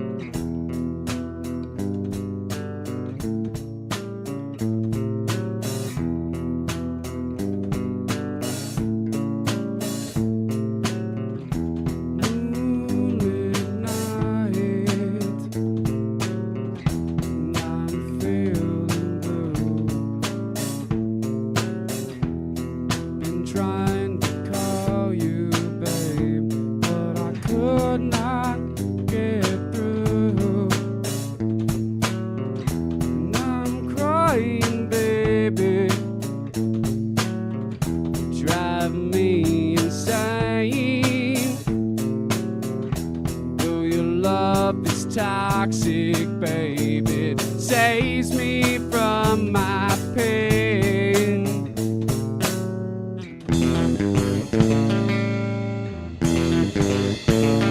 'Cause my brain's on fire. Oh, and I can't sleep. So I'm begging you, baby, to stay with me.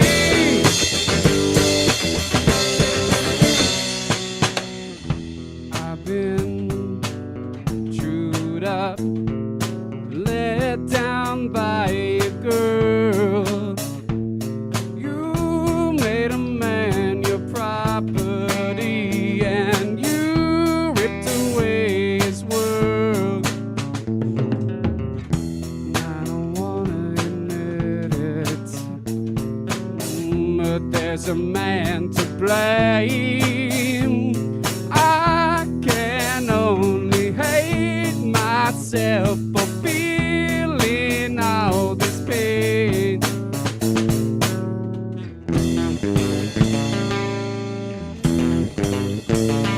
'Cause my brain's on fire. Oh, and I can't sleep. And I'm begging you, baby, to stay with me.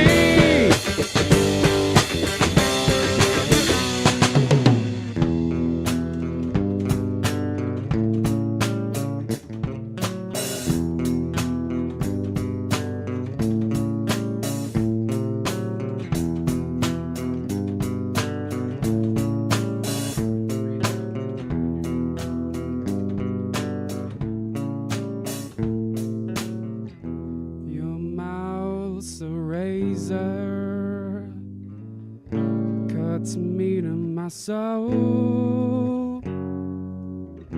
Though your love feels tender, doll, your heart is black as coal.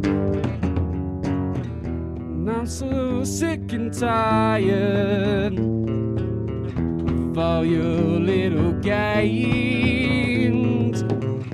but I still need you, babe, to save me from my aches.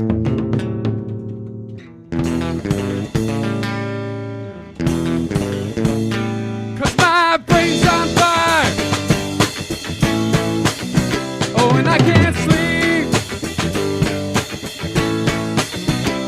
begging you, baby, would you stay with me?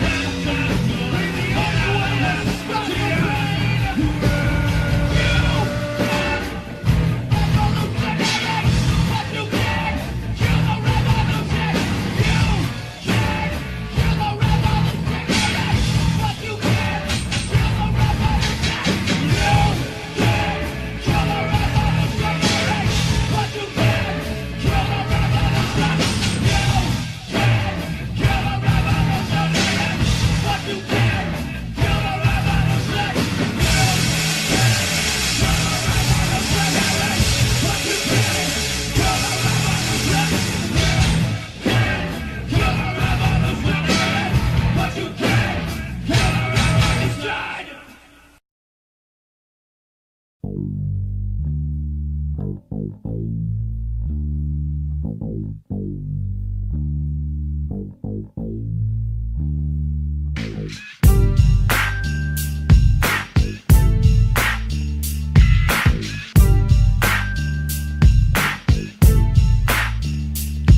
seeing bodies in the alley and blood in the valley. From the shores of Maine all the way to Compton County, I'm calling rally to the homies in the street lot. Take a real close look at what it looked like.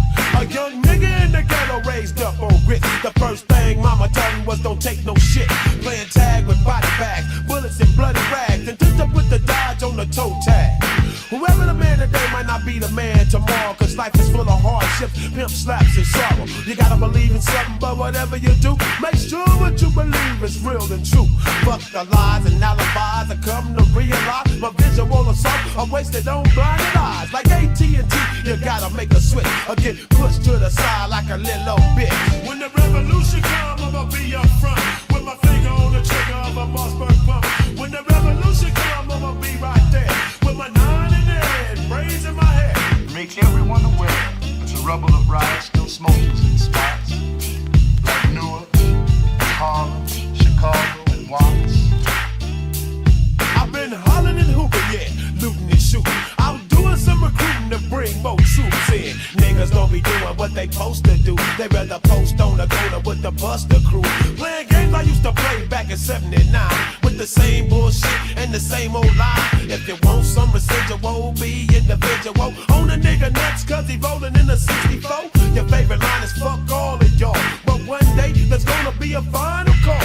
That's why I'm rolling deep in the motherfucking Jeep. Always on the beat, and my crew don't fall asleep. So pull your money out your pocket and put it in the middle. This ain't no roots ass chicken George nigga on the fiddle. Ashes to ashes, dust to dust. In my motherfucking self I trust. When the revolution comes, I'ma be up front with my finger on the trigger of a Mossberg pump. When the revolution comes, I'ma be right there with my 9 in the head, braids in my head. But they don't believe the revolution is coming with years. You better watch out! You better watch out! Watch out! Watch out! Watch out! Watch out, black folks! Way back in the days, we used to slang them in the street. But now when niggas get beat, they wanna go and get their beat. Everybody know that you know how to kill, but tell me, do you know how to let a nigga live? I got a dream that maybe one day niggas can't fight, then walk away. I'm talking fist to cup, put them pistols up and shoot them from the shoulders to show that you can hold your. I sing the song of the plight of the black man in America, in the state of hysteria. No longer will I accept the second rate. I plan to set the record straight before I dissipate. It's the 1-2 combination punch to the throat. There's a hole in your boat, bitch, that's all you wrote. Ashes to ashes, dust to dust.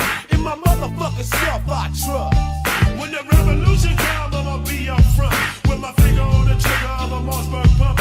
When the revolution comes, I'ma be right there with my 9 in the head, braids in my head. When the revolution comes, I'ma be straight low, going out in the crowd, pistol smoke. The revolution comes. That nigga is ready for trouble. Steady go and get himself killed. Sure will. So will. South Central Los Angeles is a holocaust of flame and smoke as proud black warriors all come forth to reclaim our destiny and restore our hope. To make everyone aware that the rubble of riots still smokers in spots. All right. Hello. Hi. Welcome back to Nightly News This Morning. I am your host, Cousin Matt. Today is Friday, July 3rd, 2026, and tomorrow is the 250th anniversary of the Revolution of Independence for the United States of America. So today is our Happy Birthday America stream, even though it's not really America's birthday. It's the day that we celebrate the Declaration of Independence. So yeah, I'm looking patriotic today. I got my red, white, and blue tie on. I got my patriotic hat on. How are you, tubes? How are you guys doing? Is everybody here in the United States? You got the day off? You got big plans for the weekend? How about in other countries? What do you do to celebrate America Day? Don't you celebrate America Day everywhere? Like, didn't we free everybody? Isn't that? I'm just kidding. I'm just kidding. I'm just playing around.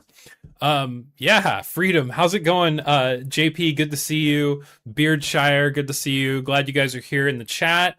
Glad everybody's here hanging out. We're gonna read some news stories today. We're back to our regular scheduled format.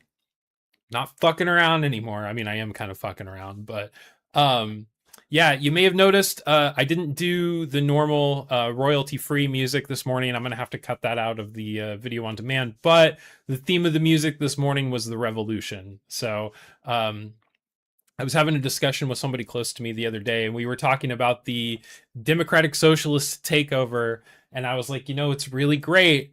I just don't know if it'll take less than another revolution in this country to change things. I hope that it will. But yeah, I'm not going to get too dim and dour into today. It's a holiday weekend. We're here to have a good time. We're here to read some news. Got some stories today.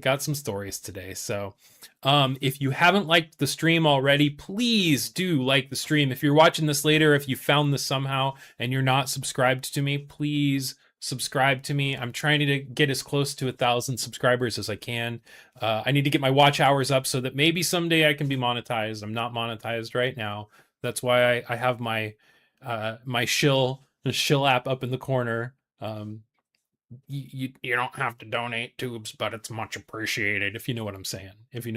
So yeah, this show is not free to produce.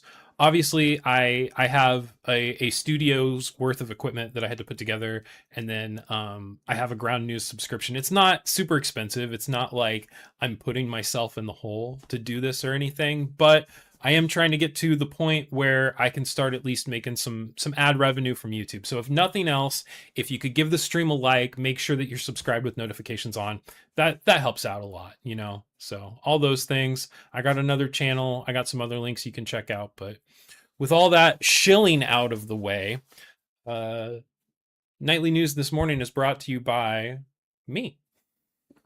Just me. So it's a self-produced show. That's right. So anyway, moving right along. I hope everybody's doing great. We've got 4 stories in ground news that we're going to look at both sides of the issue like we normally do, see who's reporting on one side or the other, kind of pick something that's in the middle, or at least, knowing where our bias is when we read the story. And yeah, and we'll get moving on it. So let's get moving here. We'll get things going with story number 1 today. Story number 1, former Olympian indicted after arrest over alleged reflecting pool vandalism.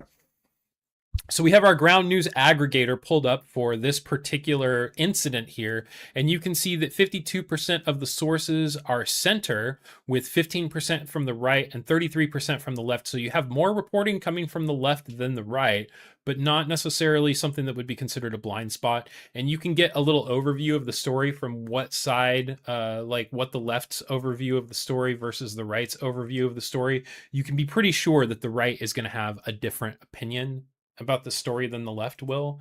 And our story is from what it describes as a center publication. It's K2 News, which is a Portland news outlet. Something a little bit local to me, so that's what I went with. There were a ton of stories reporting on this. You can see 269 articles reporting, and it was hard to find something. The first few stories that are highest factuality, because I always sort my ground news stories by factuality, but the first ones on here were NPR and Cascade PBS, and they were just audio stories. I can't read an audio story. It doesn't work for the format of my show. Then you can see some other ones here had a paywall. So I went down, like I said, to K2 News, which was a little ways down here. I found something that I wanted to read. I'm not sure where exactly it is. Oh, there it is. But it does say it's a media conglomerate with the Sinclair Broadcast Group. Very high factuality with a center-leaning distribution. And I picked it for my own personal bias, which I'm letting you know. I'm from the Pacific Northwest. So I picked for this particular article, an outlet from the Pacific Northwest. So let's get into the story. Former 3-time U.S. Olympian David Hearn has been indicted by a grand jury in D.C. Superior Court in connection to vandalism at the Lincoln Memorial Reflecting Pool, U.S. Attorney Janine Pirro announced Thursday. Hearn was charged with felony destruction of property and faces 10 years in prison if convicted. The indictment comes after a June 19th incident where Hearn allegedly ripped a piece of recently installed sealant off the bottom of the reflecting pool. The evidence shows, and we will prove beyond a reasonable doubt, that Hearn willfully destroyed property at the Lincoln Memorial reflecting pool, Pirro said. Pirro said a National Park Service employee watched Hearn forcefully and violently, quote unquote, rip up about 2 square feet of the bottom liner with both of his bare hands. In addition, Pirro said that when an NPS employee approached Hearn, he shouted in response and said that she cared too much about the reflecting pool, and why did she even care since it wasn't even her pool? Isn't it everyone's pool? Hearn was also described as belligerent and disrespectful to the NPS employees during the confrontation. We will not allow our sacred monuments to be roped off, defaced, or diminished, or in any way impacted by disgruntled individuals who think that they and not the rest of the nation have the right to decide what should happen. These landmarks and monuments belong to all of us, and they should be protected for generations to come, Pirro said on Thursday. 7 News obtained court records of the indictment, which stated David Carter Hearn maliciously did injure, break, and destroy certain property, that is, lining material of the Lincoln Memorial reflecting pool, property of the United States government, causing damage in the amount of $1,000 or more. Hearn was among several people arrested in the vandalism investigation last month. He told ABC News at the time of his arrest that he touched a piece of blue coating that was partially detached from the bottom of the reflecting pool. This is a case with tremendous evidence, Pirro added. When we have witnesses, when we have the defendant on record saying things that are not true, and when we have witnesses who are disinterested, who have no motive to lie, they have no agenda, they are just working there, and they are actually witnessing damage to the national monument.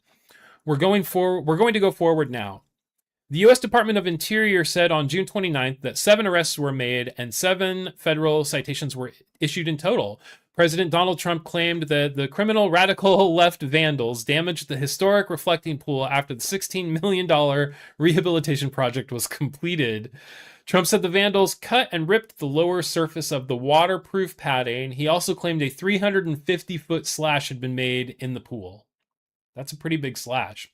Additionally, the president said algae that appeared in the pool just after the crews wrapped up the renovations was criminally made algae. National Park Service Deputy Director of Operations Frank Lands disclosed in court documents that the liner along the bottom of it was cut with a sharp razor or knife. He also said about 70 fence post tops were thrown into the pool. The U.S. Park Police also put out a video on June 24th of another person allegedly connected to the vandalism. The video was taken on June 19th, just after 3:30 p.m., and appears to show a woman kneeling by the pool, reaching her arm into the water and pulling something out. USPP has not said if that person has been identified or arrested. Well, okay. So,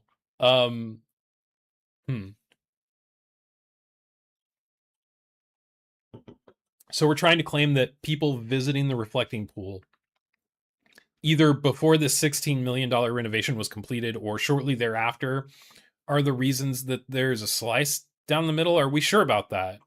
Are we sure? And that the algae was put in there criminally. Are we sure about that too? Because that sounds silly to me. But I'm just a simple guy in a USA cowboy hat. What do I know? You know what I'm saying? So I don't know, man. I don't know. That story's a little out there. Again, maybe it's just me, but this whole reflecting pool nonsense just kind of seems like a distraction from other things that we could be focused on that like actually matter, issues that actually matter. So we're gonna move into something that I think like just a person trying to human says, be a good YouTube person and like the stream, folks. Folks, please like the stream, folks. It really helps us out. It helps me and Shanny get the food we need, because Shanny needs soda.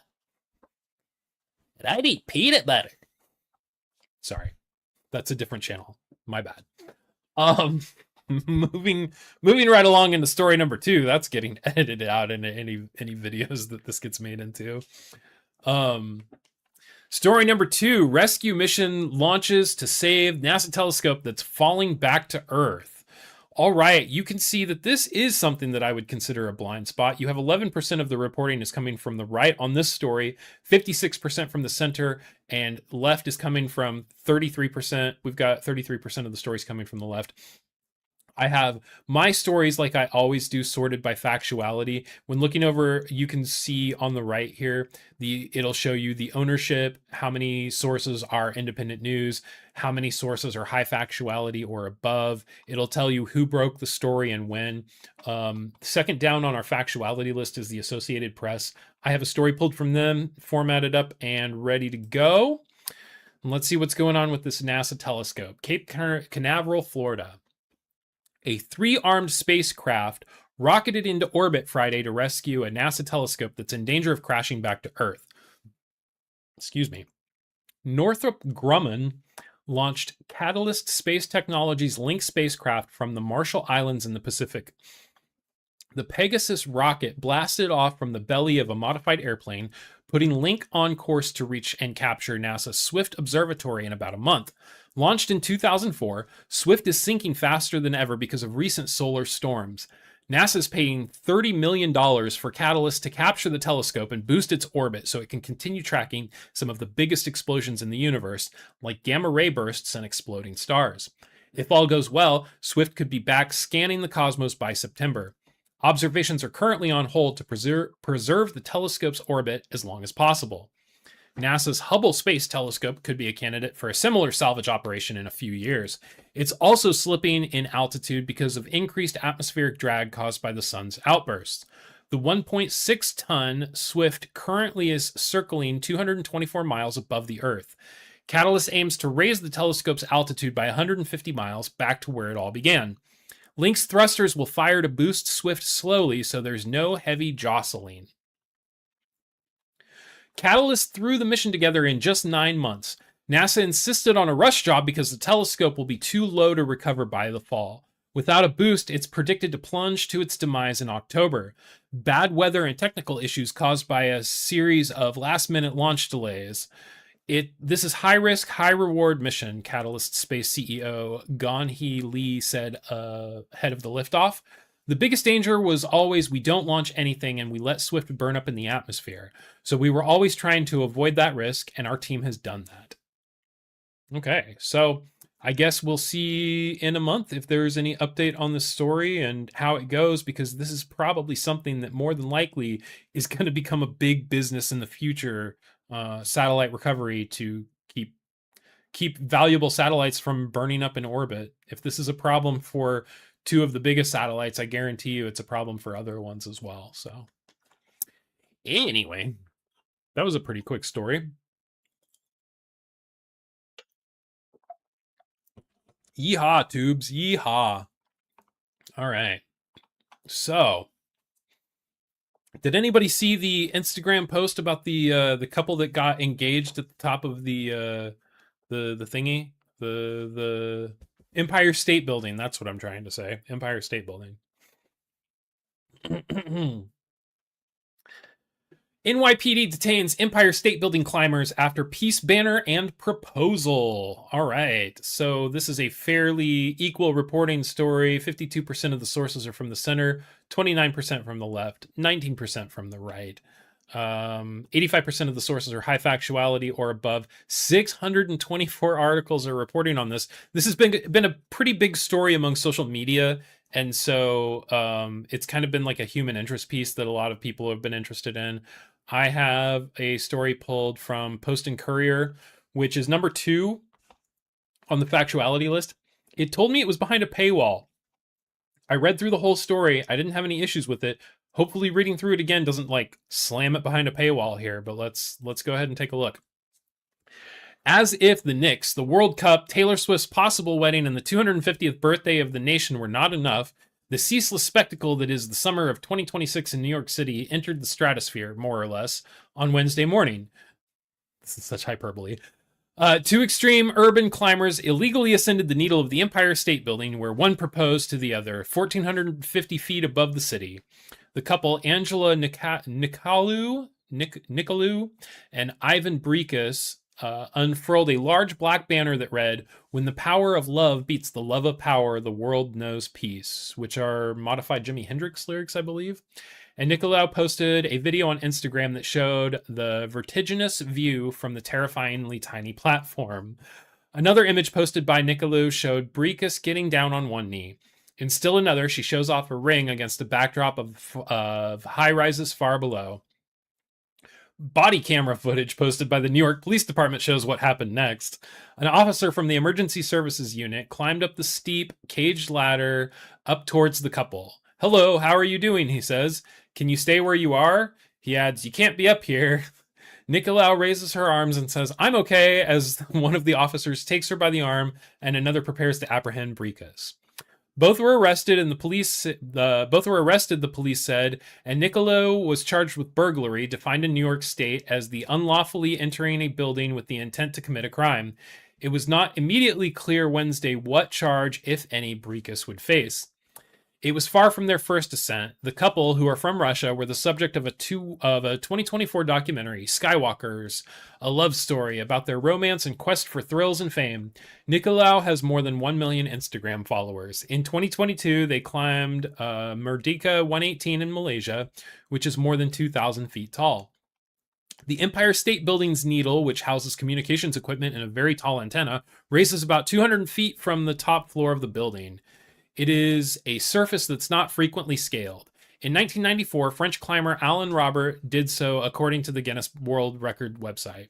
New York City skyscrapers and monuments, however, have long been magnets for climbers.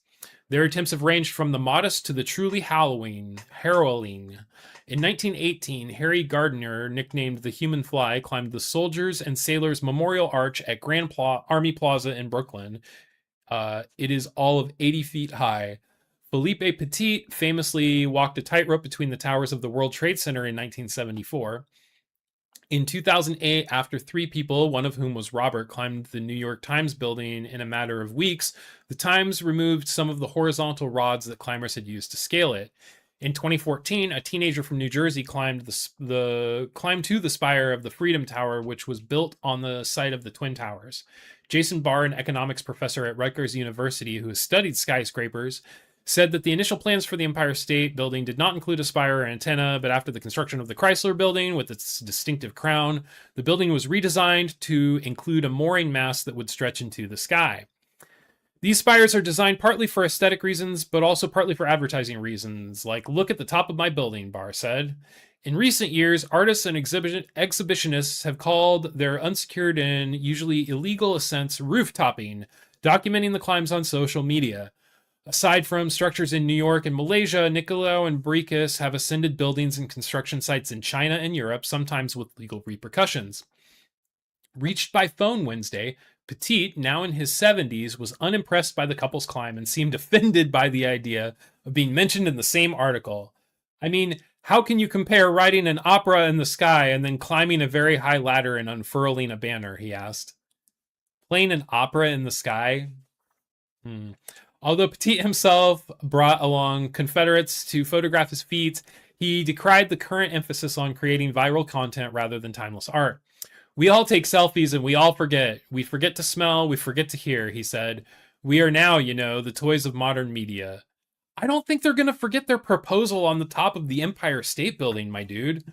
I think that's a little bit of copium personally, but that's just my take, so... I thought you gave up this formal look.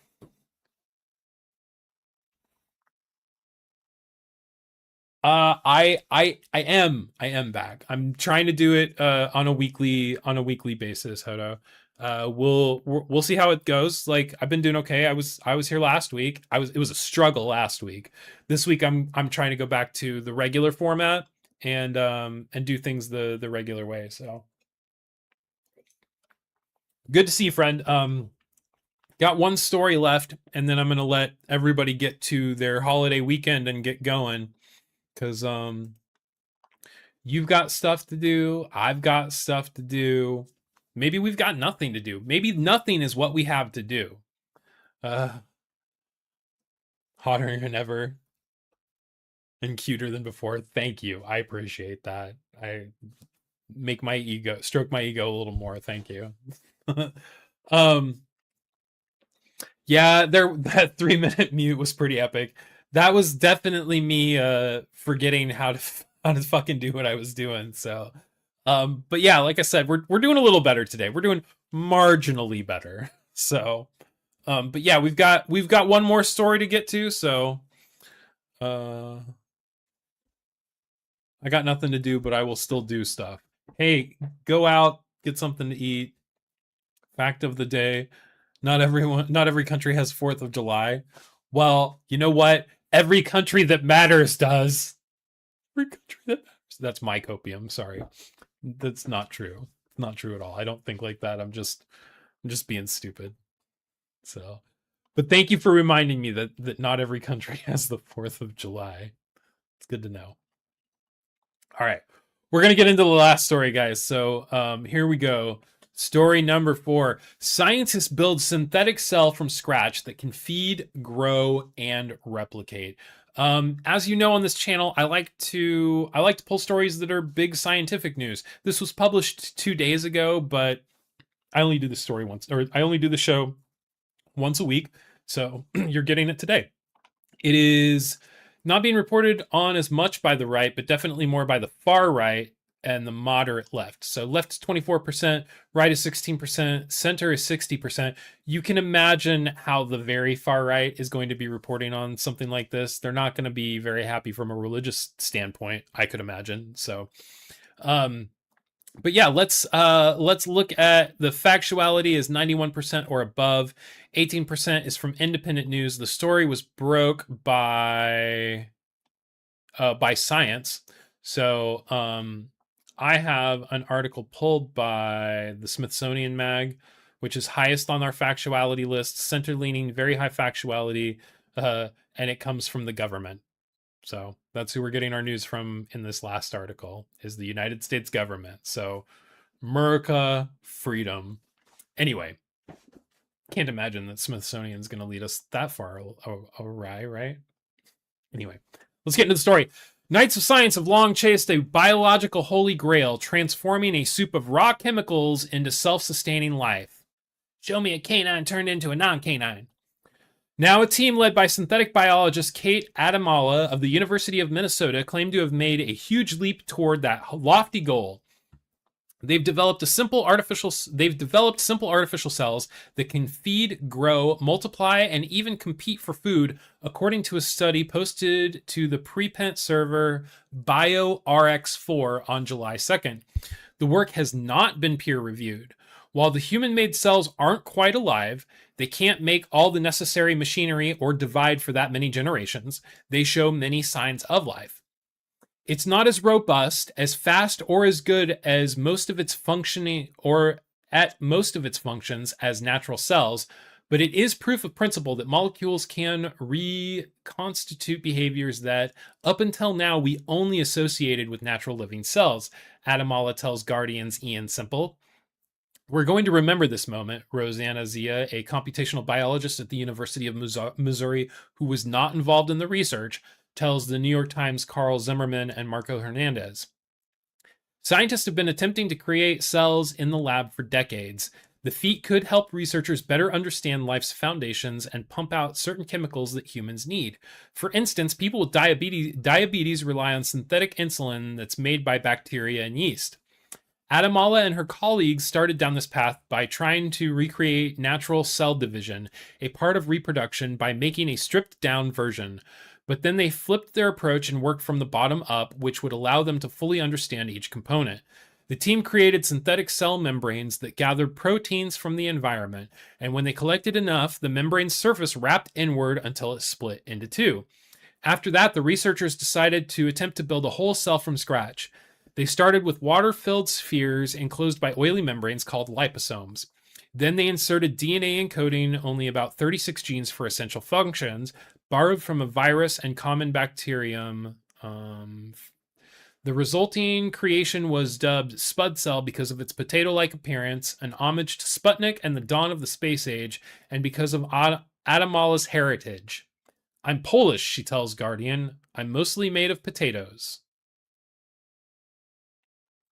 Okay. Once they were floating in laboratory flasks filled with a soup that contained crucial chemicals, the spud cells began behaving like living organisms. They gobbled up provided molecules like ATP, the primary energy currency for all known life. They also fused with feeder liposomes, which contained larger necessities such as enzymes. As the spud cells ate, they expanded. Within hours, they were ready to replicate. The team used the same cell division technique that kick-started the project, adding special proteins to get the membranes to split, which successfully created new cells that grew. The synthetic cells even demonstrated a rudimentary capacity to evolve.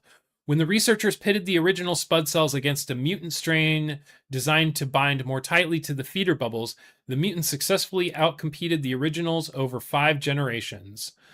It's dazzling that Amidala has put these things all together, John Glass, a synthetic biologist at the J. Craig Venter Institute in La Jolla, California, who was not involved in the study, tells the Times. Despite these extraordinary features, spud cells are far from perfect replicas of natural life. Even though they have the necessary genes, the cells currently lack the ability to make their own ribosomes, the cellular factories that build proteins. The scientists manually supply them with E. coli ribosomes via the feeder liposomes, but even then, the protein-making machine stops working after 5 to 10 generations. Not everyone is upbeat about the development. It's a very cool paper. Safran Wegner, a biochemist at the University of Munster in Germany who is not involved in the work, tells Science. But I don't think it means we're close to creating fully synthetic life. John Dupré, a philosopher of biology at the University of Exeter in England, questions whether these engineered structures will ever outshine modified bacteria when it comes to manufacturing drugs, food, fuel, or other materials. He tells The Guardian that they might not even reveal much about the foundation of life. It will, perhaps, provide a compelling argument against those who think there is some immaterial substance in addition to the chemicals that breathe life into material stuff, Dupré says, but almost no scientist now believes this. Still, Adamala thinks that spud cells could eventually create substances that natural cells can't, like new medicines. She has joined forces with Drew Endy, a synthetic biologist at Stanford University, who was not involved in the study, to found a nonprofit organization called Biotic that aims to build a community that works together on scientific advances, including artificial cells. Endy likens spud cells to the Wright brothers' first controlled flight in 1903. The Wright flyer flying 12 seconds doesn't get you to a 737, he tells the Times. This is just the beginning. Spud cells aren't native to Poland, though. Oh, spuds aren't native to Poland. They sure aren't. That's why I didn't understand that. Like, that didn't make any sense to me, but who knows? So, anyway, as I take a sip of my Juneberry Red Bull, not a sponsored tubes, that is the last article that I have for today. I really appreciate everybody that came in, watched the show. Beardshire, Hodo, Just a Person, always good to see you guys. Everybody that was in the watching the video, that didn't hop in the chat, thank you still for checking it out. Please drop the video a like if you have not already. Make sure that you are subscribed with notifications on.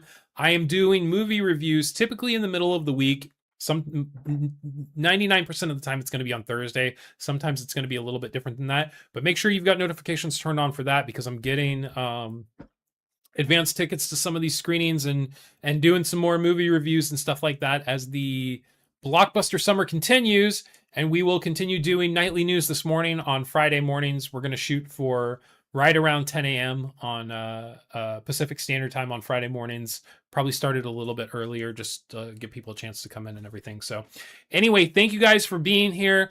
I'm going to get out of here, give everybody a chance to enjoy their holiday weekend. We will be back next Friday with another live stream. Be good to each other. Spread a little bit of positivity if you can. Remember, you have a bigger impact on the world around you than you know. I had to mow before it gets to over 9,000. Yeah, movie reviews for feet fetish people. That's right. So, but thank you guys. You do have a bigger impact on the world around you than you know. So remember that. Remember that somebody that you interact with, if you are nice to them and you're positive to them, that could change their whole day. And we don't need to do it to make ourselves feel better, but just do it to make, make the world a better place. So With that being said, America, happy birthday. Go shoot guns, do fireworks, drink beer, all that good stuff. Drink Coca-Cola, Pepsi. Make sure you be a good American consumer, do all that good stuff. Thank you guys for being here. We'll see you next week. Take care of yourselves. I'm Cousin Matt. This has been Nightly News this morning.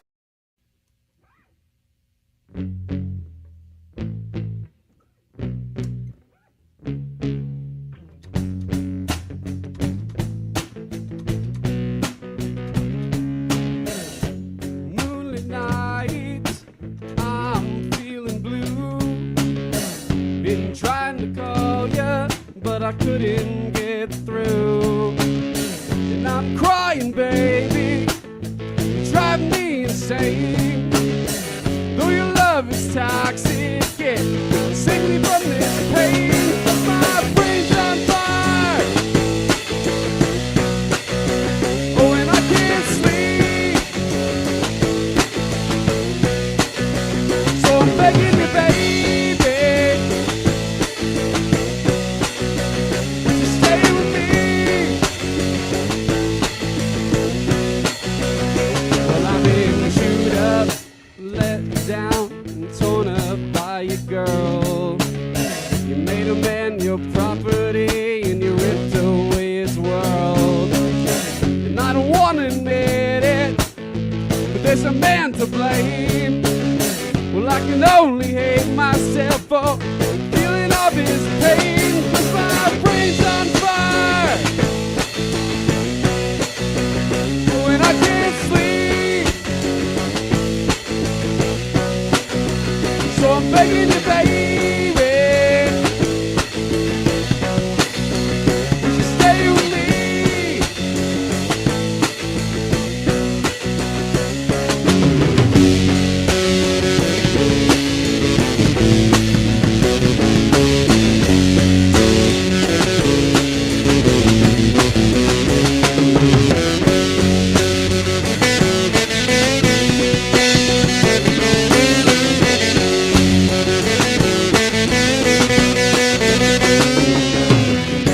Your mouth's a razor, cuts me to my soul.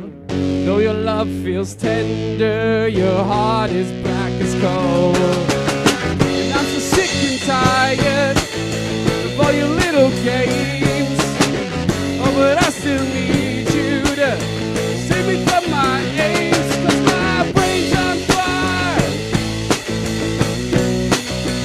Oh, and I can't sleep. So I'm begging you, baby, would you stay with me?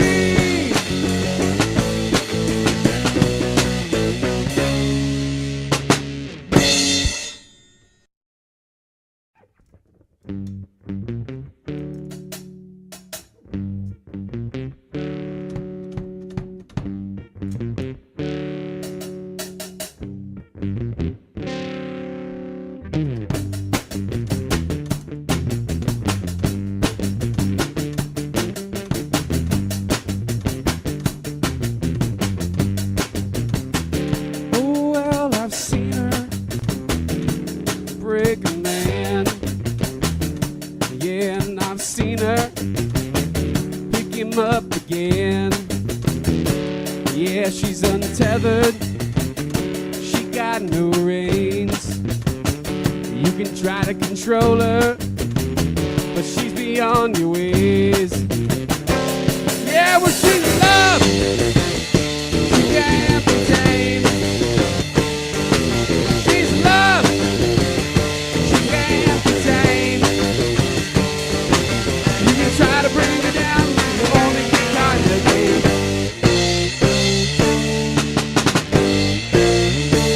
You can try to control her, but it's futile to try. She'll set your soul on fire and make you wanna die. Yeah, well, she'll hold you, and then she'll use you. Yeah, she'll consume you and abuse you. Yeah, well, she's in love, she can't be tamed. She's in love,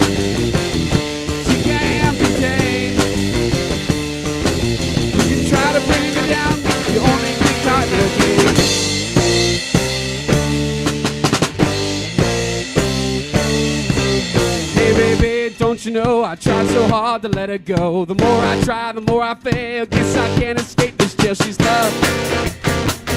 And I wish I could tame her, give her a shove, 'cause I truly hate her.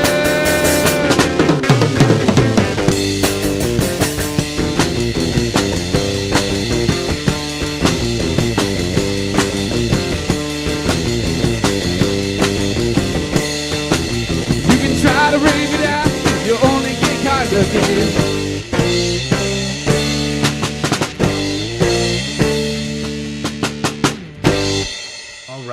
All right. Good morning, everyone. How are you? Hello. Welcome to Nightly News This Morning. I am your host, Cousin Matt, your pantsless Paul Harvey, if you will.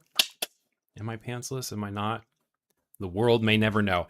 Anyway, my mic is unmuted today, so that's a good thing. We're getting started off on the right note. How is everybody? I want to say hi to the people in the chat. We've got Von Beardo here.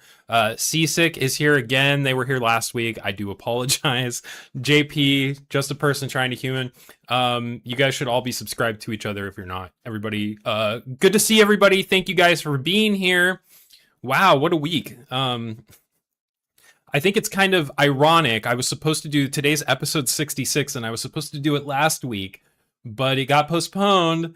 Kinglers, hey, how you doing? It got postponed to this week, which is ironic because it seems like Trump is trying to execute his own Order 66. So I thought that was a little bit interesting. So anyway, yeah, we're here to talk about some news like we do every Friday. Although I'm not doing any movie reviews next Friday, or next week. So I'm going to take next Friday off. So don't expect an episode of Nightly News This Morning next week, but we will be back the following week, right back to our Friday schedule. So yeah, and like JP says, please like the stream. If you haven't, hopefully it'll help get some more people in here, get some more eyes on it. We're going to be reading some stories. Gave you a little bit of a preview in the episode title. But yeah, the main story is going to be the Trump address to the nation last night, and yeah, that was kind of interesting. I was doing some other stuff. I went and saw the Odyssey last night. I was trying to record my my review of it, and like I often do, I did the entire review, recorded it in the first take, got it. I was really happy with it. And then I looked over at my monitor and I saw that my microphone wasn't reacting to the levels at all. And I was like, oh God, please tell me I didn't just record that whole review with my mic muted. But I did. And so I started getting really pissed off when like I kept fucking up the extra takes after that. So I sat down and I watched a little bit of Trump's address to the nation, and I knew that it was going to be something that I would be talking about today. So we'll go ahead and get moving here. We'll get into it on story number 1. Trump alleges Chinese election meddling in primetime address. If you haven't watched Nightly News This Morning before, what we do is we look at the ground news aggregator, and we try to see what the different sides are reporting on it, left versus right versus center, things like that. I try to pull a story that's factual and then let you know what their biased leaning left or right is, so that we kind of have an idea, in the hopes that we're getting the best factuality information that we possibly can. Obviously, this show appears to be a giant advertisement for ground news, but it's not. I actually pay for a membership and I don't get paid anything from ground news. So the best that you can do if you want to support me is just like my content and subscribe. You know, there's a Cash App up there. You can donate if you want. It's much appreciated, but not you're not obliged to or anything like that. So, but let's get going into our first story here. So Trump alleges Chinese election meddling in primetime address. Everybody probably is at least aware if you didn't see it, but Trump addressed the nation last night. He said that China's been meddling in our elections since he was in charge, which is weird. They meddled in the election that he was in charge of, but then the next election when they had Biden, their puppet or whatever, he won the election. So not a whole lot of sense to me there right off the bat, but let's get into this and see what we can kind of see.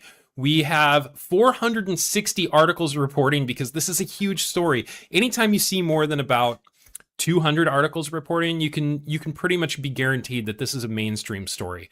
Everybody's reporting on it. 75% of the sources are high factuality or above. It says that over here in the top right for your factuality rating. The ownership shows you how many outlets are independent news, and it says liner.who broke the news 1 day ago. But I mean, the news was just the address. So we're going to scroll down here, and I have my ground news stories sorted by factuality. You can sort them by lots of different ways: suggested, most recent, by bias, location, alphabetically. I sort by factuality, and I scrolled down to, I didn't want to read the UK Times. I wanted to try to find a story repeating from America, or reporting from America. And I found looks like public access from Boston. It's WGBH. It says it's second highest in our factuality rating with a center-leaning distribution, the WGBH Educational Foundation. So, yeah, not much incentive to be unfactual there, disfactual, unfactual, what have you. So yeah, let's get into the story here by WGBH Boston. President Trump, who for years has sowed doubt about the security of American elections, raised claims on Thursday that the country's voting systems are vulnerable to being rigged and stolen, without providing new evidence of a single fraudulent vote cast in any election. In a 25-minute primetime address from the White House's East Room that included many baseless claims, Trump said he was declassifying intelligence documents he said reveal shocking vulnerabilities in our election infrastructure. Those include allegations of Chinese efforts to influence American elections, concerns over voting machine security, and that non-citizens are found on certain states' voter rolls. However, many of the documents the White House posted online during the speech did not appear to fully support the sweeping claims the president made. Trump said during the address his goal was not to weaken the confidence in elections. However, he has long contested that he won the 2020 election, a lie that still comes up often in his speeches and social media posts. Numerous reviews have debunked his claims about that election. Tonight, Americans heard the president once again repeat claims about our elections that have been investigated for years and repeatedly rejected. Senator Mark Warner, Democrat of Virginia, the vice chair of the Senate Intelligence Committee, said in a statement, "The greatest danger to our elections right now is the false narratives seized upon here at home as a pretext to convince Americans their elections cannot be entrusted, or worse, to justify unprecedented federal intervention in elections that the Constitution entrusts to the states, specifically." In his speech, Trump accused China of carrying out the largest compromise of election data in history by acquiring 220 million U.S. voter files, beginning in the run-up to the 2020 election. Many of the supporting documents published by the White House are extensively redacted. Many states make their voter information publicly available, something one of the newly released documents mentions.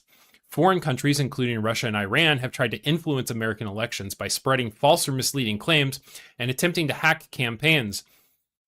But the intelligence community and elections experts draw distinction between those influence activities and interference with election infrastructure, including voting and counting systems.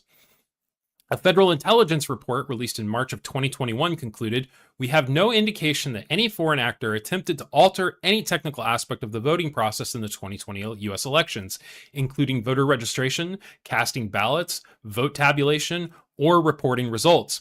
The report was a declassified version of the report that was provided to Trump and other officials on January 7th, 2021. The 2021 report concludes that China probably also continued long-standing efforts to gather information on U.S. voters and public opinion, political parties, candidates and their staffs, and senior government officials. A memo about voter data released in the White House's trove on Thursday does not include any evidence that China used the data to influence voters, or impact the outcome of the election. Another section of the White House's website discusses voting tabulators, saying they are extremely exposed to attack. That is something election security experts concede. Vulnerabilities in the voting system are real and worth fixing, Jeff Hale, a visiting fellow for election security at the Center for Democracy and Technology, wrote in a post on Wednesday. But he added that claiming the vulnerabilities in the voting system exist is different from claiming that vulnerabilities in the voting system have been exploited. And experts point to elections' multiple layers of security, including the fact that there are thousands of individual election jurisdictions across the country with their own voting tabulators, and the vast majority of those jurisdictions use paper ballots that can be audited and recounted. The White House also released a fact sheet claiming that more than 250,000 non-U.S. citizens are illegally registered to vote in 4 states: California, Pennsylvania, New Jersey, and Nevada. But there was no detail on how the White House arrived at that overall figure. The fact sheet references the Department of Homeland Security's SAVE database, which the Trump administration has revamped so that states can more easily check their voter rolls for non-citizens. Past NPR reporting has shown that SAVE has incorrectly flagged U.S. citizens as well. Research and review have found actual voting by non-citizens to be vanishingly rare. The White House also references allegations of voter registration fraud associated with a Democratic-aligned firm in Michigan. State police raided the organization in 2020, the White House says, but added that the Biden Department of Justice slow-walked the investigation for years. Trump used the remarks Thursday to make a new push for the Save America Act, which would, among other things, require Americans to present proof of citizenship when registering to vote and a form of ID when voting. Opponents point to evidence that voter fraud is extremely rare and that some citizens do not readily have access to these documents. Trump has been pushing Congress for months to pass the legislation, which has stalled in the Senate. In a statement after the speech, Republican National Committee Chair Joe Gooders echoed a call to pass the bill. Americans deserve elections we can trust, he said. After the speech ended, election experts began sifting through the documents and the president's claims, with many pointing to the lack of new evidence provided. Tonight, the president offered nothing but cherry-picked grievances from selectively declassified material. Not evidence, not facts, just noise. It's clearer than ever that he doesn't understand how elections in this country work, said Joanna Lidgate, CEO of the States United Democracy Center, a nonpartisan organization that supports state officials in protecting elections. Americans trust the officials who run their elections. They don't want a president trying to insert himself in that process. Adrian Fontes, the Democratic Secretary of State in Arizona, said his staff was still working through all the documents, but at first glance he was mostly struck by how similar the disclosure was to what was already publicly known about the 2020 election and the broader state of election equipment. It was unimpressive. There is nothing new here, Fontes said. I kind of felt a little bit cheated. I was expecting some kind of delicious bombshell that we might be able to investigate, but instead I got a rehash of the same grievances. Yeah, absolutely. So,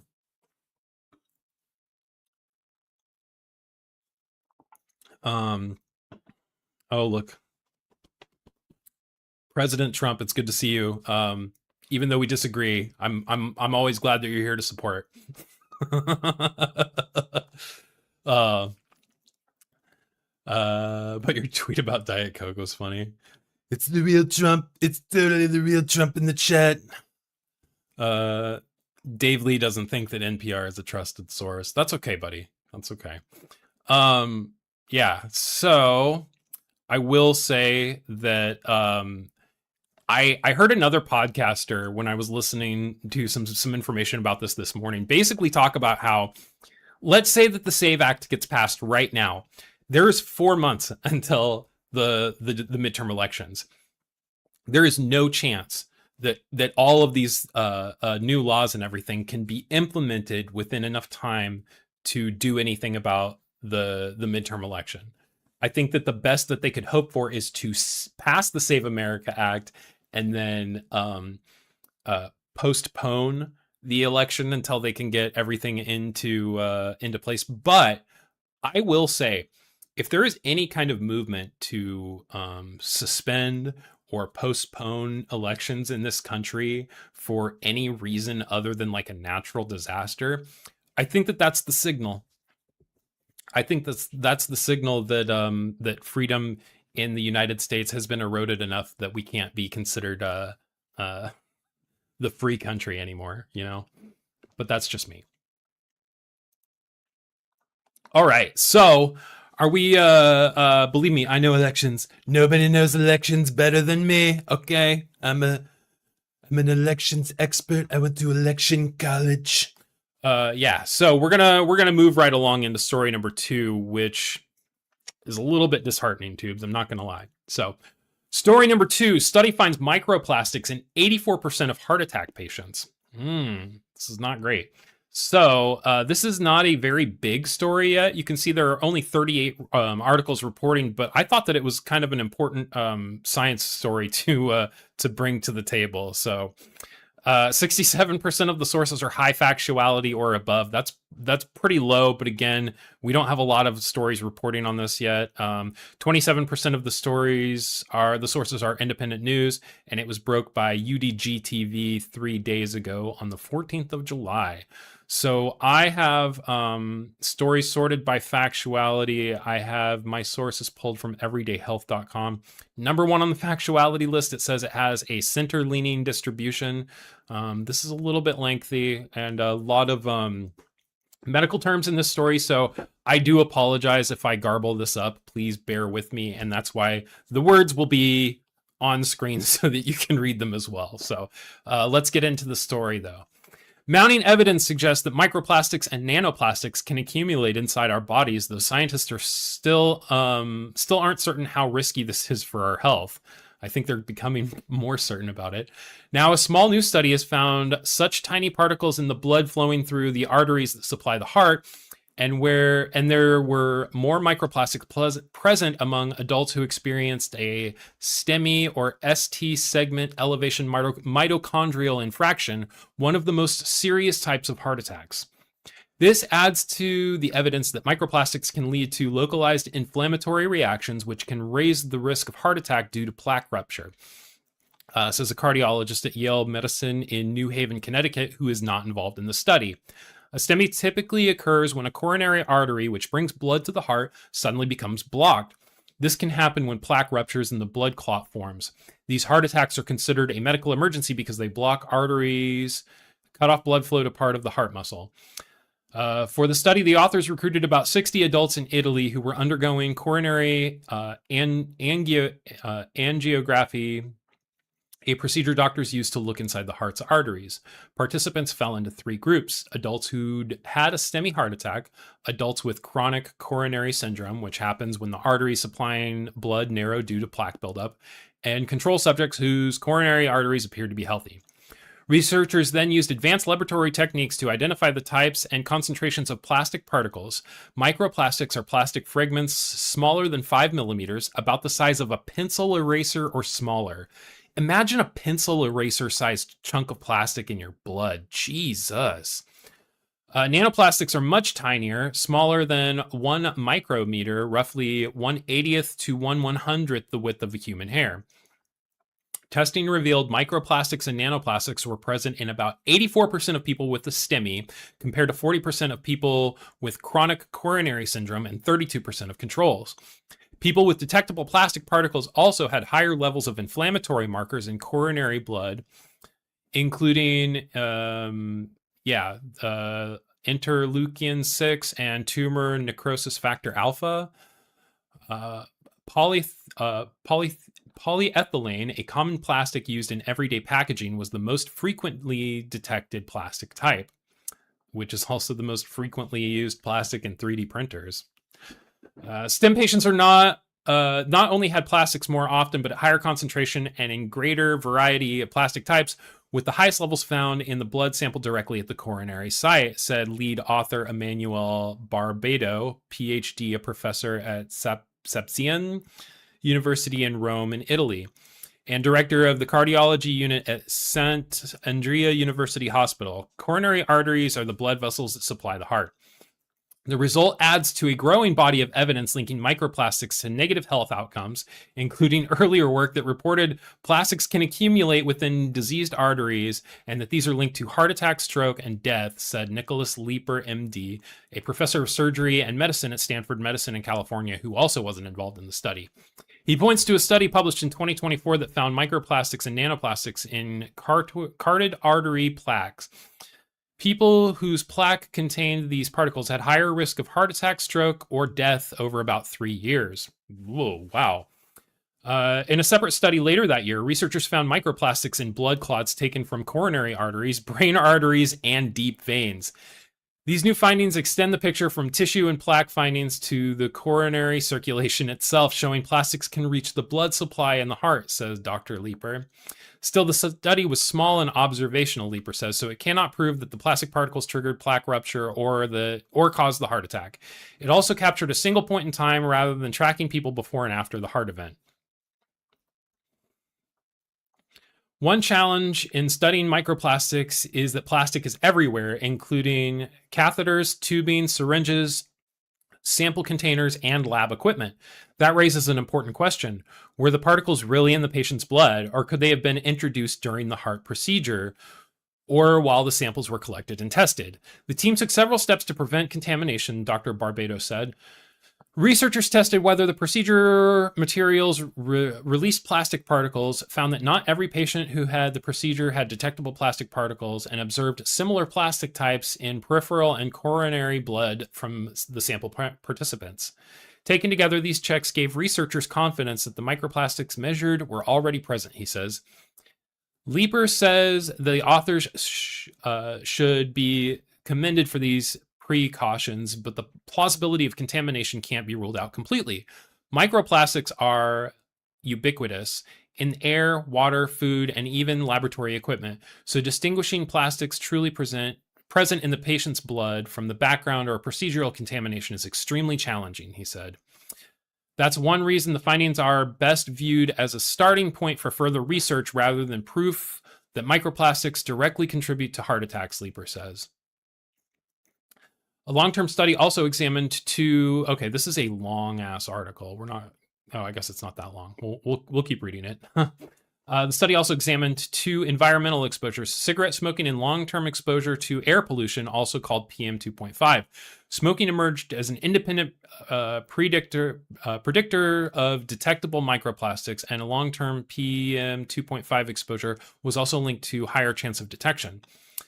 This points to the lungs as one possible route into the bloodstream, Barbados says smoking may make this easier still by damaging the lung's protective lining and impairing its natural clearance mechanisms, so it appears to act not only as a source of the toxins, but as a vector that helps plastics enter the circulation, he said. The doctor says that PM 2.5 exposure can come from outdoor sources such as vehicle emissions, industrial procedures, power plants, and wildfire smoke, as well as indoor sources such as frying, grilling, fireplaces, or wood stoves, cigarette smoke, candles, incense, and some cleaning products. When exposure is hard to avoid, such as during a wildfire smoke event or other high pollution situations, wearing a mask may help reduce risk, she says. Heart disease has traditionally been framed around cholesterol, blood pressure, and diabetes, and this work is part of a shift to also recognize the environment, the air, and potentially the plastics in it as part of the picture, said Barbado. But people shouldn't panic. The study didn't show that microplastics cause heart attack, he says. For now, the experts say the clearest steps are the ones already known to protect the heart. Don't smoke and avoid secondhand smoke when possible. Reduce indoor sources of fine particle pollution when you can, such as fireplaces, candles, incense, or heavy frying and grilling. Cut down on unnecessary plastic use when it's easy to do, but don't treat that as a proven way to prevent heart attacks, Leeper says. Well, that's kind of dark and dystopian, tubes. There's a lot of plastics in the environment, but there's not really much that we can do about it, so... May help. Keywords. Exactly. Yeah. Bottled water is the biggest contributing factor from what I've heard. Yeah.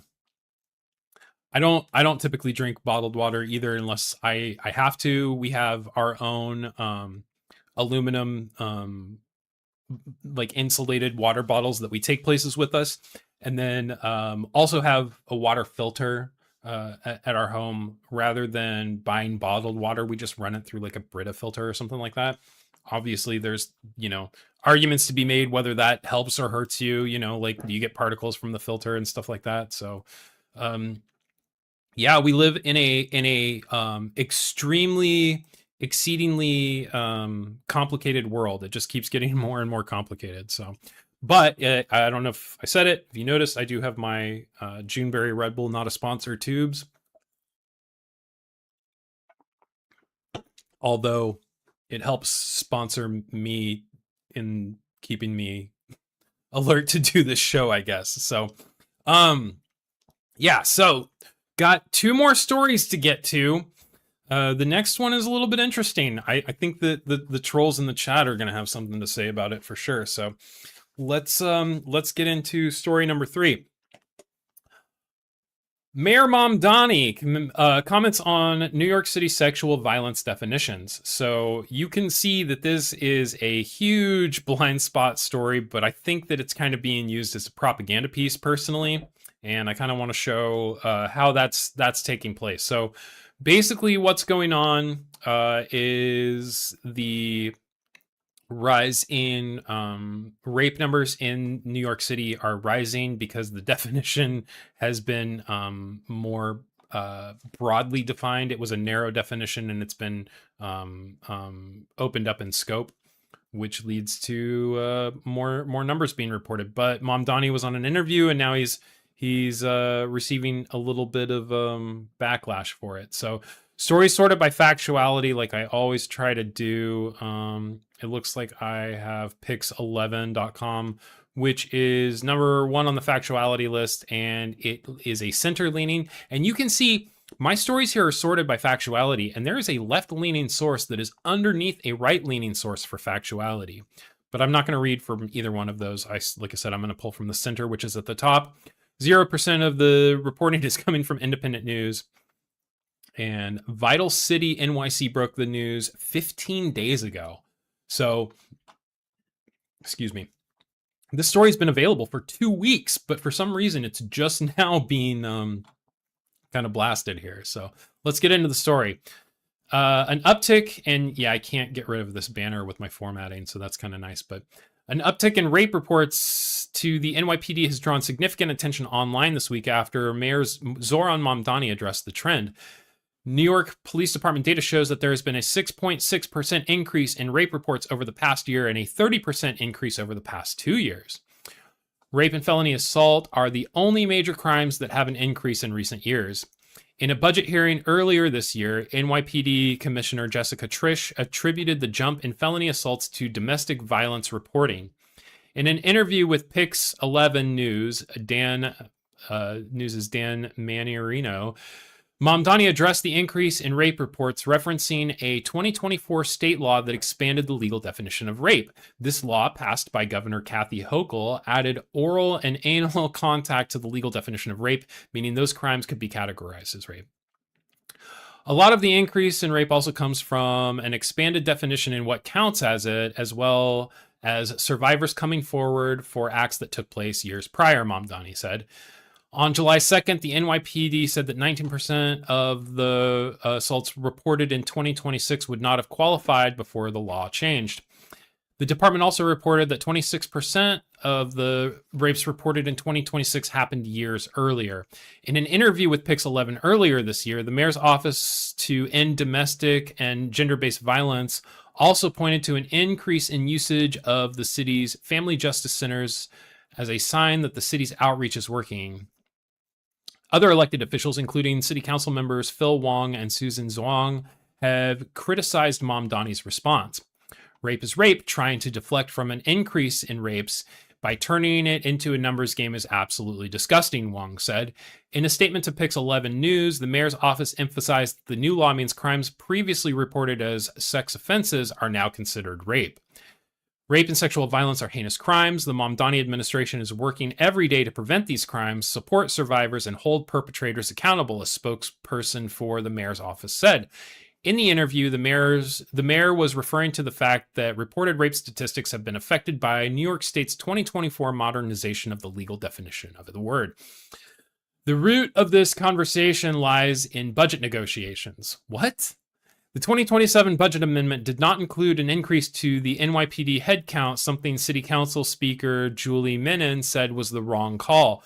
Commissioner Trish said in March she would love to have more officers in an ideal world, but realistically, the current headcount is strong. I am concerned, and I've been speaking out about this reportedly, that the numbers are going up, felony assaults and subway crime. I do believe we need these additional officers, Menon said in an interview with Pix11 News. Okay, so, yeah, I think that I think that the city council member who said that it's kind of wrong to use it as a numbers game, I agree with that point. But at the same time, like, you also need to address like what's actually taking place. And I think that somebody should weigh in on whether that 6.6% increase also correlates with like the definition and the differences in the reporting. I think that there's more information to be sussed out of this, and I don't think it's fair to use it as a partisan flag, you know. But that's just me. So anyway, I have one more story.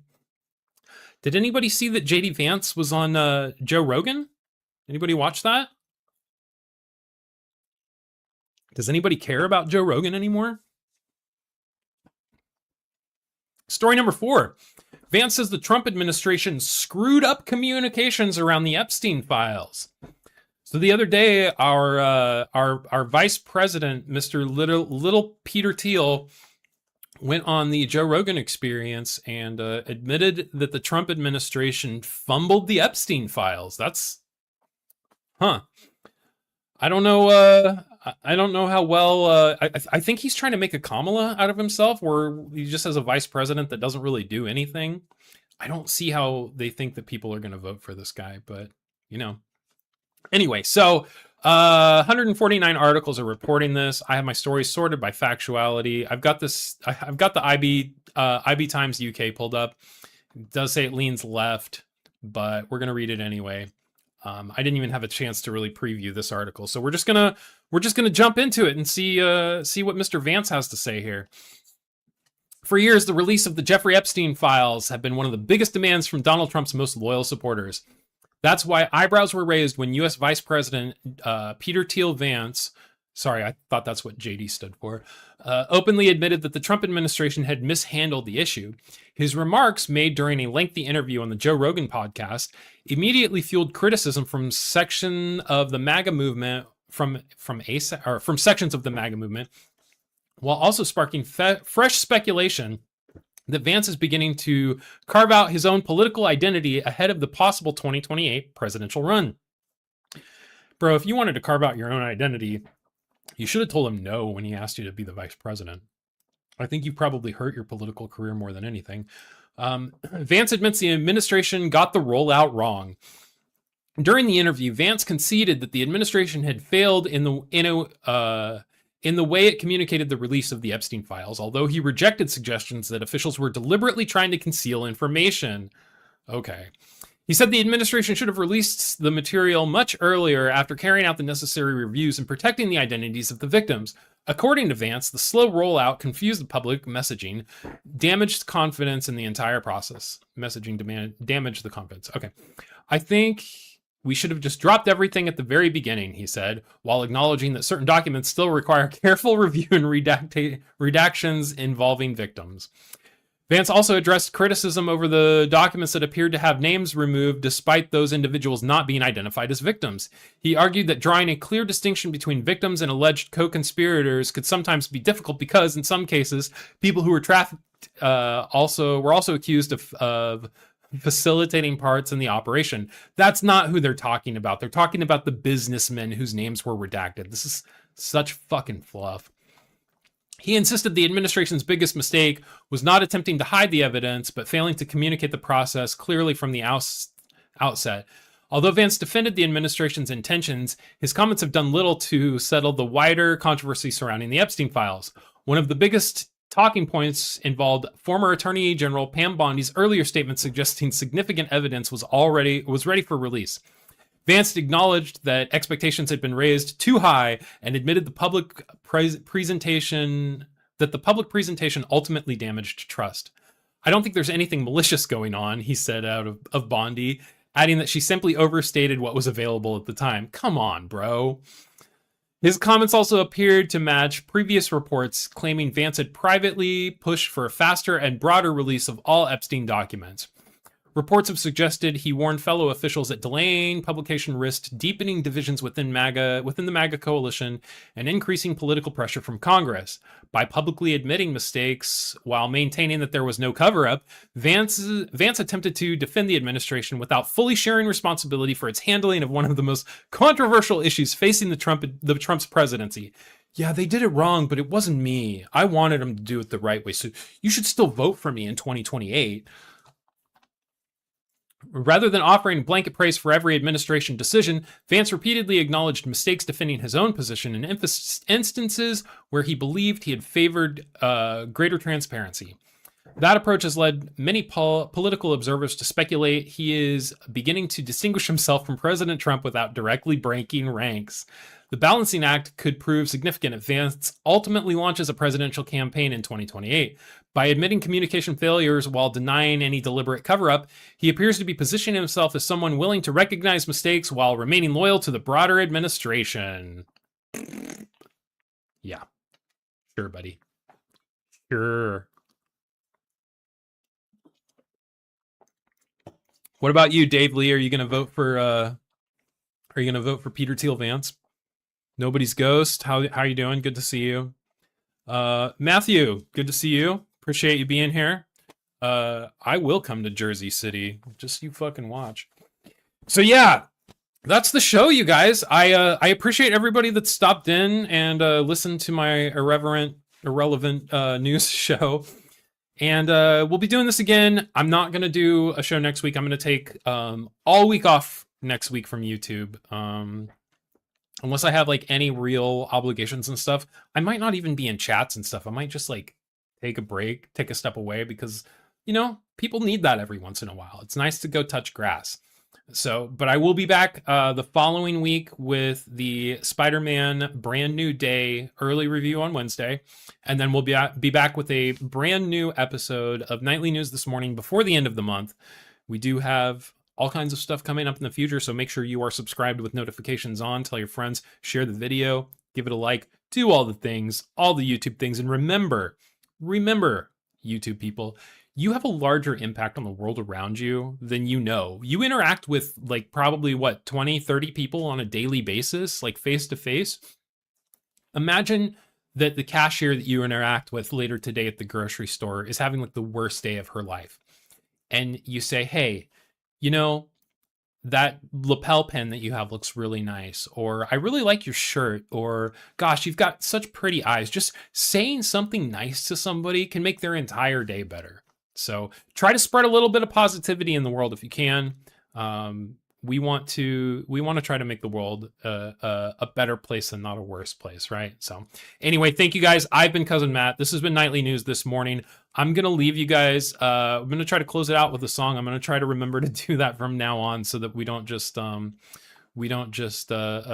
out at the outset. So I will leave you guys with another version of Brains on Fire. It's one of the songs that we opened the show with, but this is a different version from my little brother. Yeah. So anyway, take care, tubes. We'll see you guys in 2 weeks.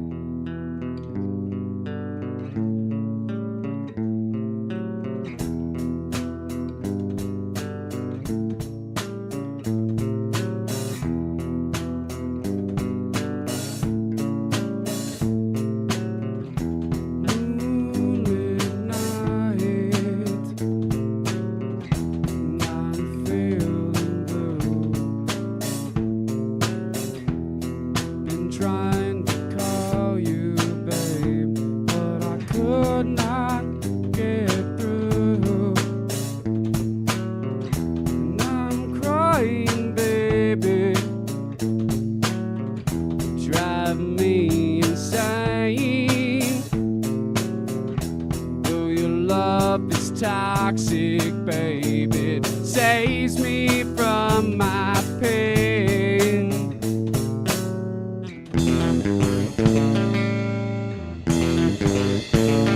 'Cause my brain's on fire. Oh, and I can't sleep. baby. So stay with me.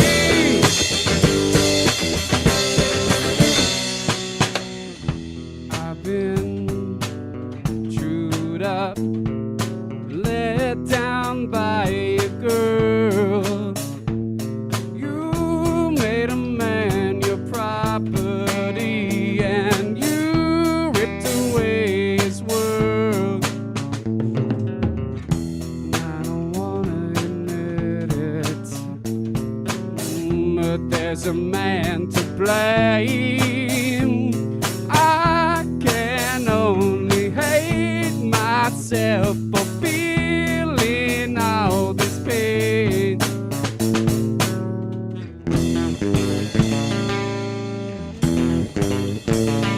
Cause my brain's on fire. Oh, and I can't sleep. And I'm begging you, baby, to stay with me.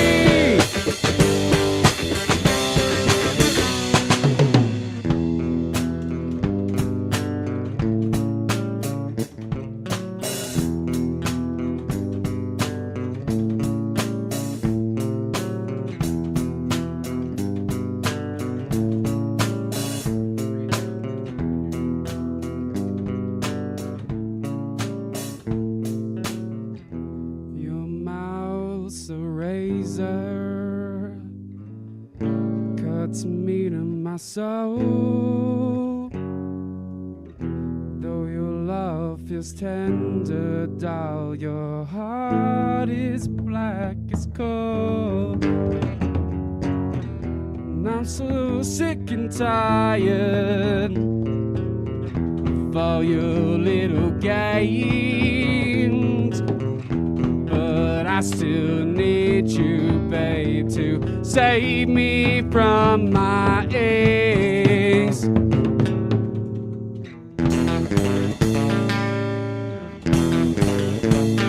Cause my brain's on fire.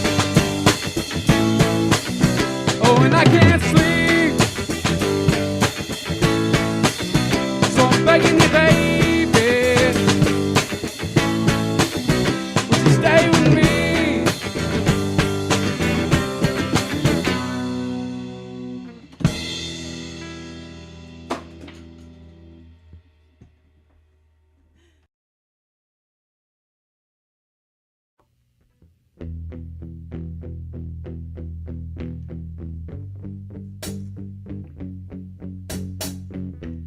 Spending a long, lonely day and it simmers.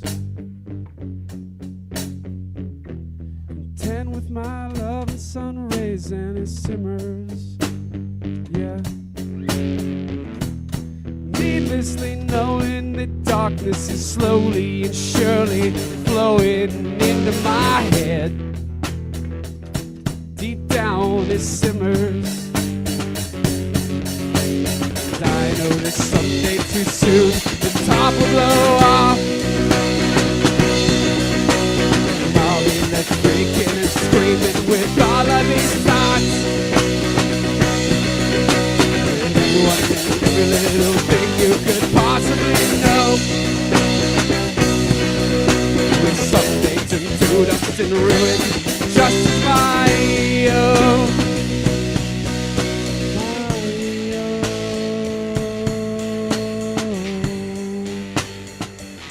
Till then it simmers.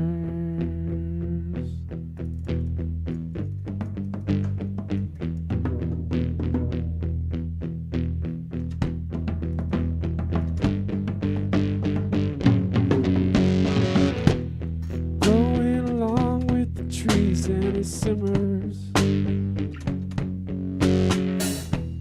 Struck by a cool ocean breeze and I shiver. Yeah. From the cold so bold, its tiny little tips of this weakness that timidly take hold makes me shiver.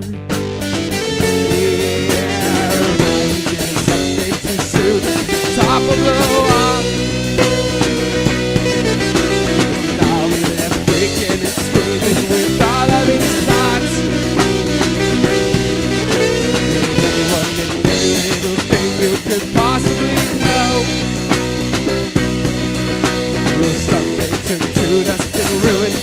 just as my own.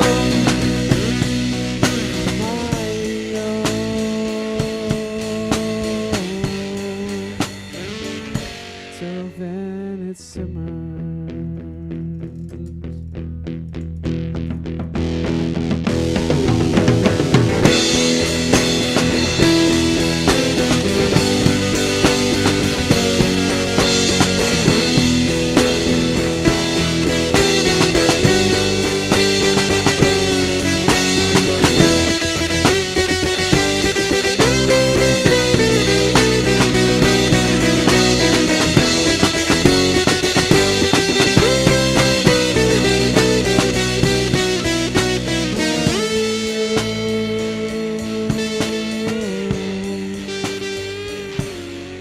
Till then it simmers.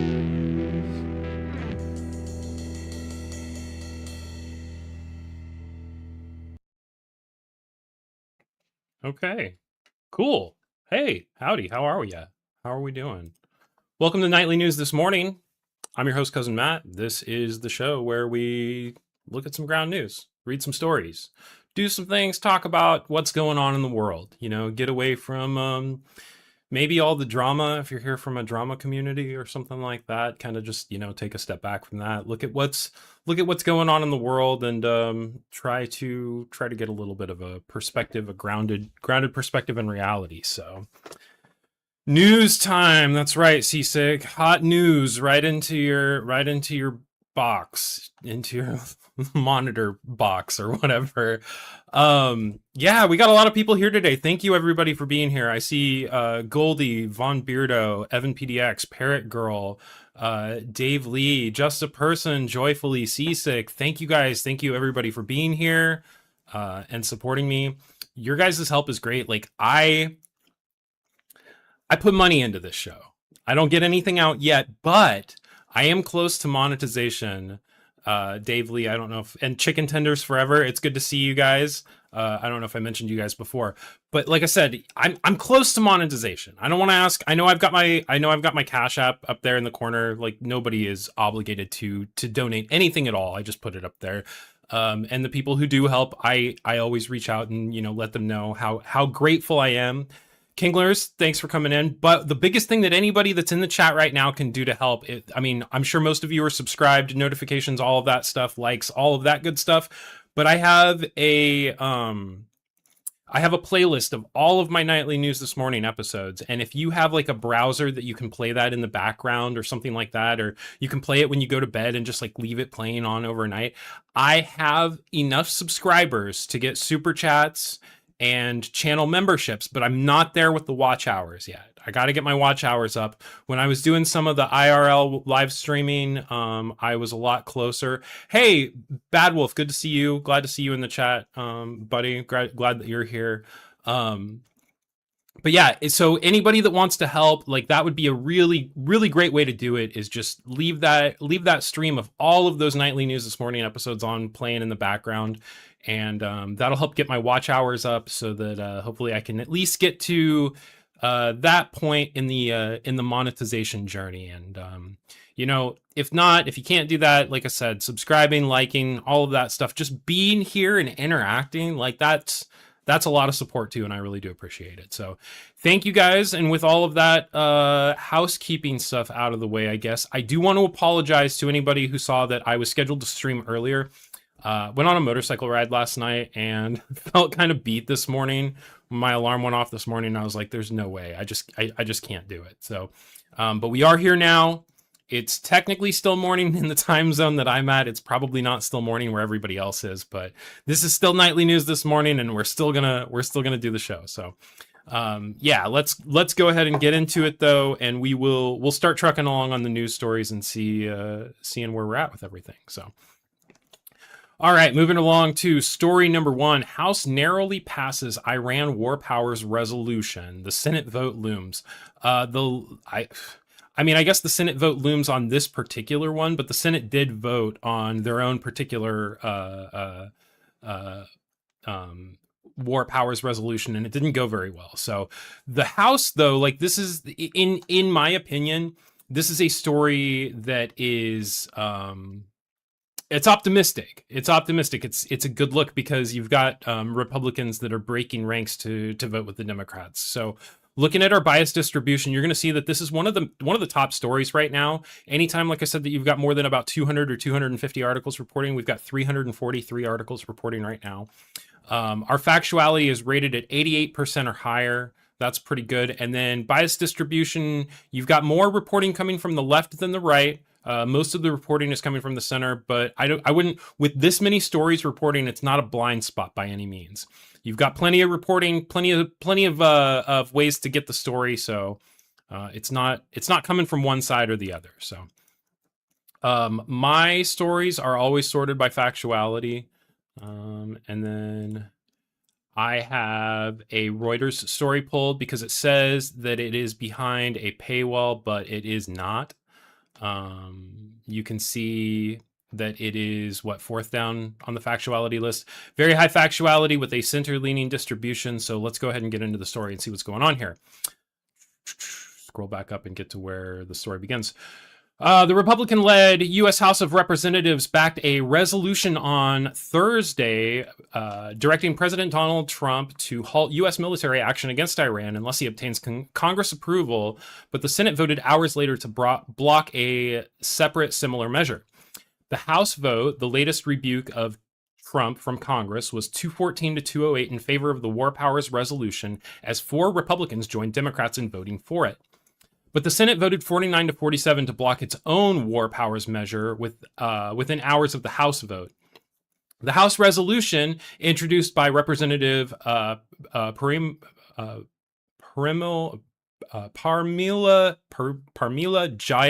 Jayapal. God, I rehearsed all of this beforehand, and I still can't say it right.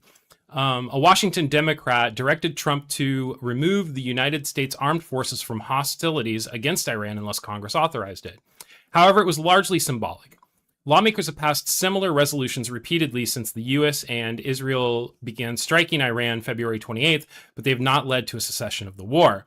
4 House Republicans who voted in favor were Tom Barrett of Michigan, Brian Fitzpatrick of Pennsylvania, Warren Davidson of Ohio, and Thomas Massie of Kentucky. The Senate procedural vote, Republican Susan Collins of Maine voted with the Democrats in favor of the resolution, and in no surprise, Democrat John Fetterman of Pennsylvania voted with Republicans against it. 4 Republican senators did not vote. That's also a good sign. Trump's Republicans hold a slim majority in the House and Senate. The vote reflected growing frustrations among lawmakers, including some Republicans as well as Democrats, about a conflict that Trump pitched as a quick, focused effort that would trigger Iran's capitulation, but instead has become a morass for the United States. After the vote, Jayapal told reporters she was delighted with the House's results. This is not a partisan issue. Vast majorities of Americans of all parties believe that this is an unconstitutional and illegal war that needs to stop, she said, citing the deaths of troops and civilians and higher fuel costs due to the conflict. Ahead of the November midterm elections, in which polls show Trump's Republicans facing a difficult fight to keep their House of Representatives and Senate majorities, Democrats are seeking to link the unpopular Iran war with affordability. However, opponents of the resolution criticized their supporters as seeking to score political points and undercut the president at a time of war. This regime that we are fighting does not care about our partisan politics, Republican Senator Tim Sheehy of Montana said in a speech in which he accused the resolution supporters of defending these lunatics who want us all dead and praised Trump for attacking Iran. The U.S. Constitution gives only Congress, not the president, the power to authorize the use of military force and send troops into foreign conflicts, although there is significant precedent for presidents ordering short-term operations to counter an immediate threat. Trump announced a ramp-up in attacks on Iran and the deaths of more U.S. service members. Trump recently announced. Trump on Thursday promised a major military punishment for Iran and its Houthi allies after Yemen fighters struck 2 Saudi oil tankers in the Red Sea, extending the Middle East war to a second major shipping choke point. Additionally, 2 weeks since the effective collapse of an interim truce meant the end of the war, the U.S. military launched another nightly round of airstrikes on Iran, prompting Iran to fire at U.S. bases in neighboring countries. Blah, blah, blah, blah, blah. Yeah. So looks like things are ramping down in the Middle East, you know. Should be done pretty soon, right? Jesus. Fetterman, yeah. So um yeah, lots of things in the chat. Sorry if I'm not able to keep up with everything. So not the greatest news there, but we've got to keep an eye on what's going on with this war and just make sure that we're being vigilant about paying attention about what's going on and not just like forgetting that it's happening and just being like, oh, this is, just another thing that we're going to normalize. Like we don't want to normalize this. And the sooner that we unnormalize it, or point it out, like put pressure on our politicians, hopefully the sooner it ends. And you can see that there are politicians who, like Republican politicians, who are moving to the side of yeah, we don't want this. So Matt, you need to buy us all ball gowns. Hey Ray, good to see you. Glad to see you in the chat. Yeah, I need to buy you all ball gowns. They're gonna come from Goodwill. I'm gonna go thrift shopping. That's what my part of the country is really famous for, apparently. Just ask Macklemore. Not that I'm in Washington, but I'm close. So, all right. Anyway, I'm gonna keep trucking along. Get story number 2 set up here. This is something that I'm personally interested in. I don't know. I'm not. Anyway, let's get moving into it. Story number 2, Pentagon awards Oracle nearly $7 billion deal in the latest software consolidation push. Oh boy, Larry Ellison. I will tell you, I recently canceled my Paramount Plus subscription because Larry and David Ellison recently acquired Paramount. And I don't want to be giving them money. Like, they already own pretty much everything. Like, Larry Ellison is one of the quietest, richest men in the entire world. And look at pictures of him. He probably looks like he's in his late 50s, right? If you just pull up a picture of Larry Ellison, dude is in his mid 80s.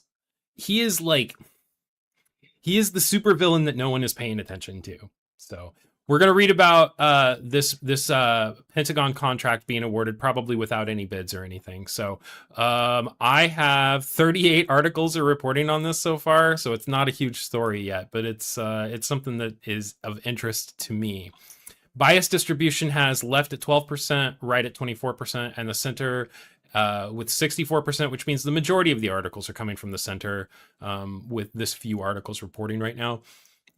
88% of the sources are high factuality or above, and 25% of the sources are independent news, which is actually pretty high in the ground news aggregator on stories like this. I imagine as this story continues, if more people continue to pick it up, that will go down.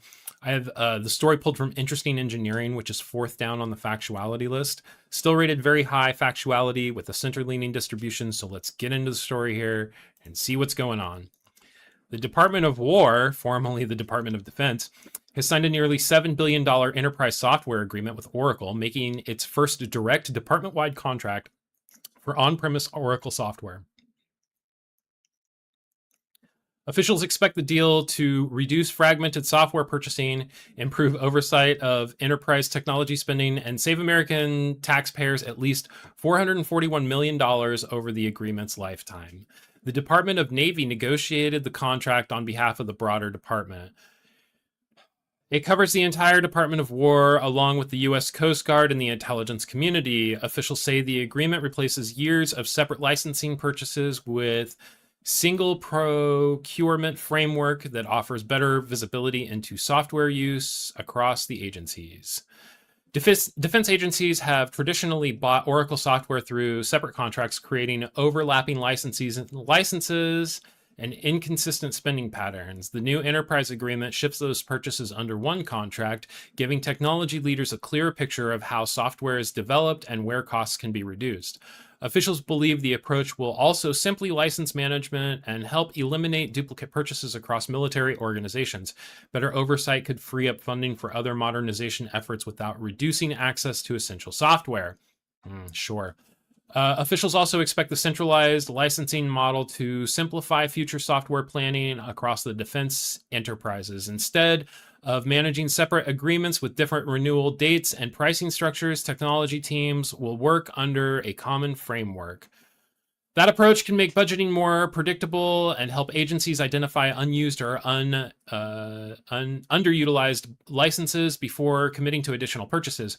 Greater visibility into software inventories could also support faster procurement decisions as operational requirements evolve. The agreement runs for an initial 5-year period and includes an option to extend it for another 5 years, bringing the total potential duration into a decade. Department of War Chief Information Officer Kristen Davies said the agreement improves both the procurement efficiency and operational readiness. Improving how we acquire Oracle software will generate at least $441 million in taxpayer savings, Davies said. She added that the agreement will strengthen the department's digital infrastructure and support military missions with secure, stable technology capable of meeting current and future operational demands. Officials view the contract as part of a broader effort to modernize defense information technology while controlling long-term operation costs. Centralizing pure procurement also gives the department more consistent data on software usage, making future technology planning easier. A unified licensing structure could also reduce administrative overhead and help technology teams respond faster as mission requirements and software demands change across the defense organizations.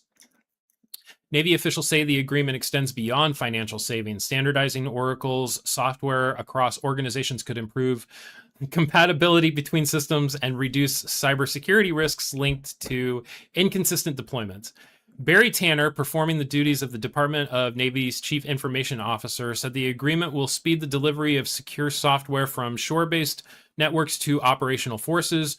Reducing fragmented procurement and advancing enterprise standardization will strengthen interoperability, reduce cybersecurity risk, and help forces reduce on resilient capabilities that can scale, integrate, and endure in contested conditions, Tanner said. Blah, blah, blah.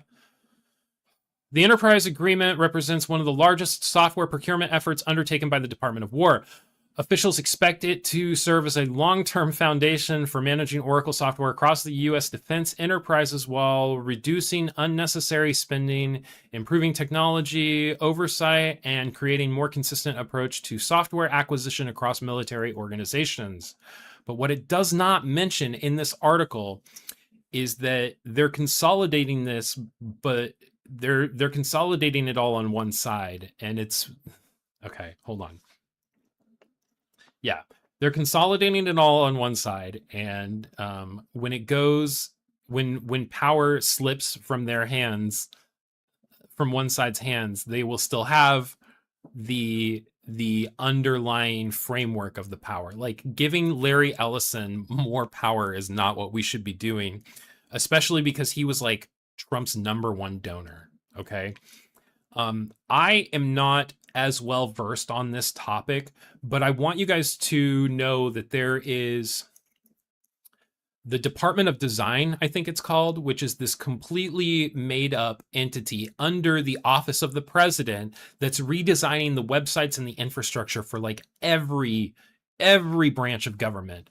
And there is a person on YouTube, and I think she's on like TikTok and some other platforms, who dives deep into the subject. It's called the Dre Dossier. It's DREY, the Dre Dossier. You should watch her because she's got way more information on Larry Ellison, Oracle, and all of this stuff that's taking place. The ballroom that's being built in the White House is actually like has a bunker that has Oracle software and AI, armored AI being built into it and everything like that. The Dre Dossier, go check her out, when you have a chance. She's got way more information, and she has all of the receipts as well. She has a Substack where she publishes all of her sources and everything like that. So not just somebody speaking out of their ass, but somebody a well-informed journalist, not somebody just reading ground news articles. So gonna take a sip of my Juneberry Red Bull before we get back into it. Not a sponsor, Tubes.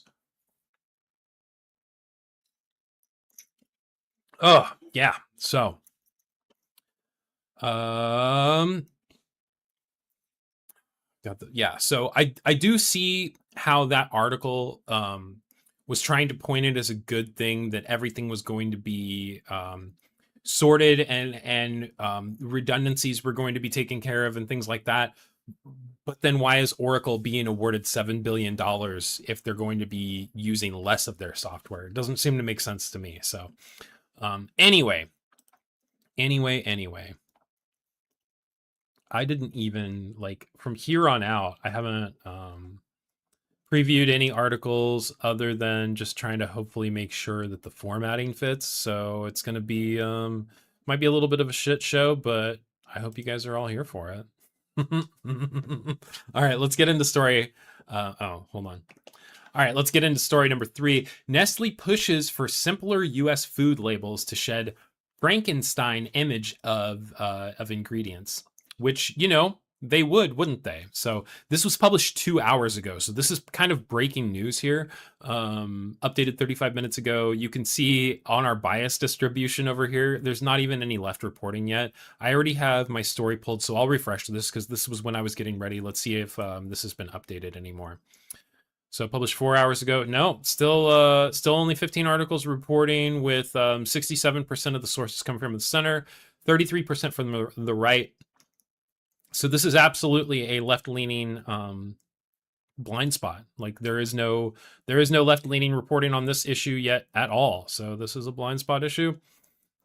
I have highest factuality rated pulled, and I believe CTV. Let me double check that. Yeah, CTV News at the top. So, which is Canadian television news, I think, or something like that. So, anyway, let's read what the Canucks have to say about this. Vive Switzerland. As shoppers increasingly scrutinize ingredient labels to avoid products perceived as healthy processed, Nestle, maker of Nescafe coffee and Kit Kat chocolate, has been lobbying U.S. authorities to allow simpler descriptions using common rather than scientific names on packaging. Examples include replacing the words ascorbic acid with the more widely understood vitamin C in the list of ingredients and beta carotene as with vitamin A, to avoid consumers rejecting unfamiliar ingredients even when they are naturally derived or considered safe by regulators. Sometimes the way we have to describe the ingredients in the US makes it sound like a Frankenstein food, a former senior Nestle executive told Reuters. In reality, it's actually a natural ingredient that consumers have a natural word for. Nestle has raised the issue directly with Health Secretary Robert F. Kennedy Jr.'s team as officials review food labeling policies under the administration's Make America Healthy Again initiative, the executive said, asking not to be named. Oh my God. The lobbying effort has not previously been reported. Labeling rules. Current U.S. rules often require that packaging is labeled with less recognizable technical terms, with no notion of intended use, which can deter shoppers from buying products and have at times pushed companies to change recipes to remove some ingredients, industry sources say. Meanwhile, in Europe, labeling depends on the intended use. For example, if an ingredient is used as an additive, it could be labeled antioxidant ascorbic acid, or as vitamin ascorbic acid vitamin C, or simply as vitamin C. A report by Innova Markets Insight found last year about 3/4 of North American consumers reconsider what they are buying because of the ingredient list on packaging. Most consumers look for real ingredients, an ingredient list that is easy to understand, according to the report. We continue to engage with stakeholders across the food industry on ways to help Americans make informed decisions about the foods they purchase and consume, a spokesperson for the U.S. Department of Health and Human Services said. Some public health advocates argue that using less scientific labeling can be misleading and makes it easier for large food companies to be opaque about including additives in their products. Food companies have spent billions removing artificial colors, preservatives, and additives as consumers switch to products with shorter, more recognizable ingredient lists. Nestle's technology chief, Stefan Palzer, confirmed to Reuters that the company was engaging in lobbying via trade associations to make labels less complex. But it's difficult, Palzer said. We try to reduce ingredients that are not understood by consumers whenever possible without compromising on the safety, quality, or functionality of the product. Palzer said that consumers globally prefer ingredients that look familiar and products that have labels they understand. Companies like Germany's Aldi are eliminating dozens of ingredients from what they sell so shoppers can feel good about adding that to their carts. Jesus.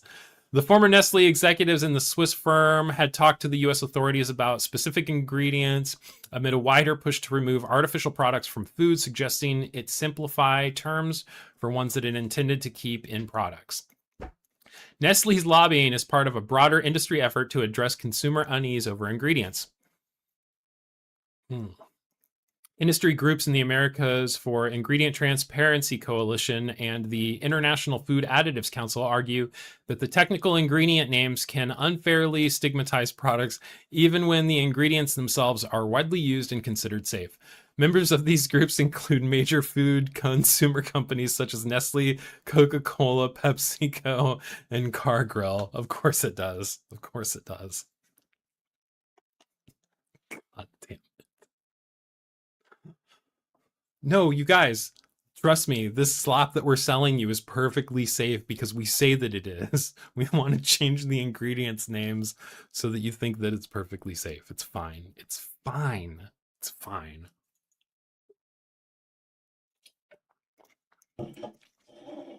So stop selling crap. Exactly, Seasick. Yes.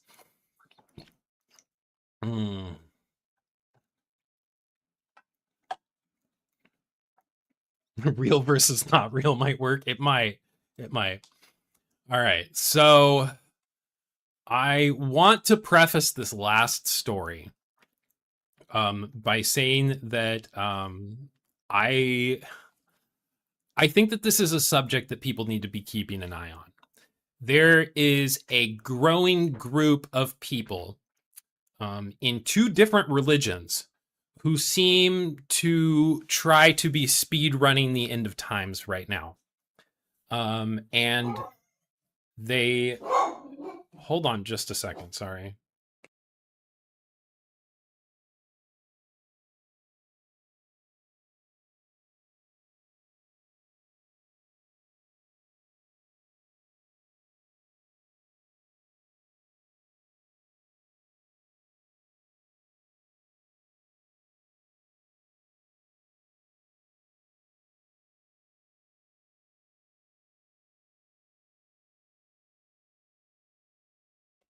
Oh my gosh, I'm so sorry about that, everyone. Yeah, so my dog was alerting me that we were getting a delivery. I do apologize.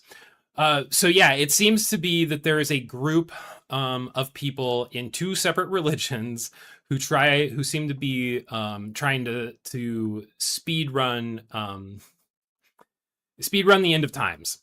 And so I want to keep an eye on news stories that can be related to things that they are doing in that aspect. I believe in freedom of religion. I believe that anybody should have the right to practice any religion that they want. I've known people from every religion, and I have had friends of people who are of at least all the three monotheistic religions, as well as like pagans and, you know, Wiccans and stuff like that. I've known a lot of people of different religions and different beliefs, and I don't have any issue with anybody choosing to believe anything. I do have an issue with people who think that speedrunning the end of times is a good thing. So that's something that I am going to highlight on the show. And I just wanted to preface that. I don't want to be hateful. I don't want to be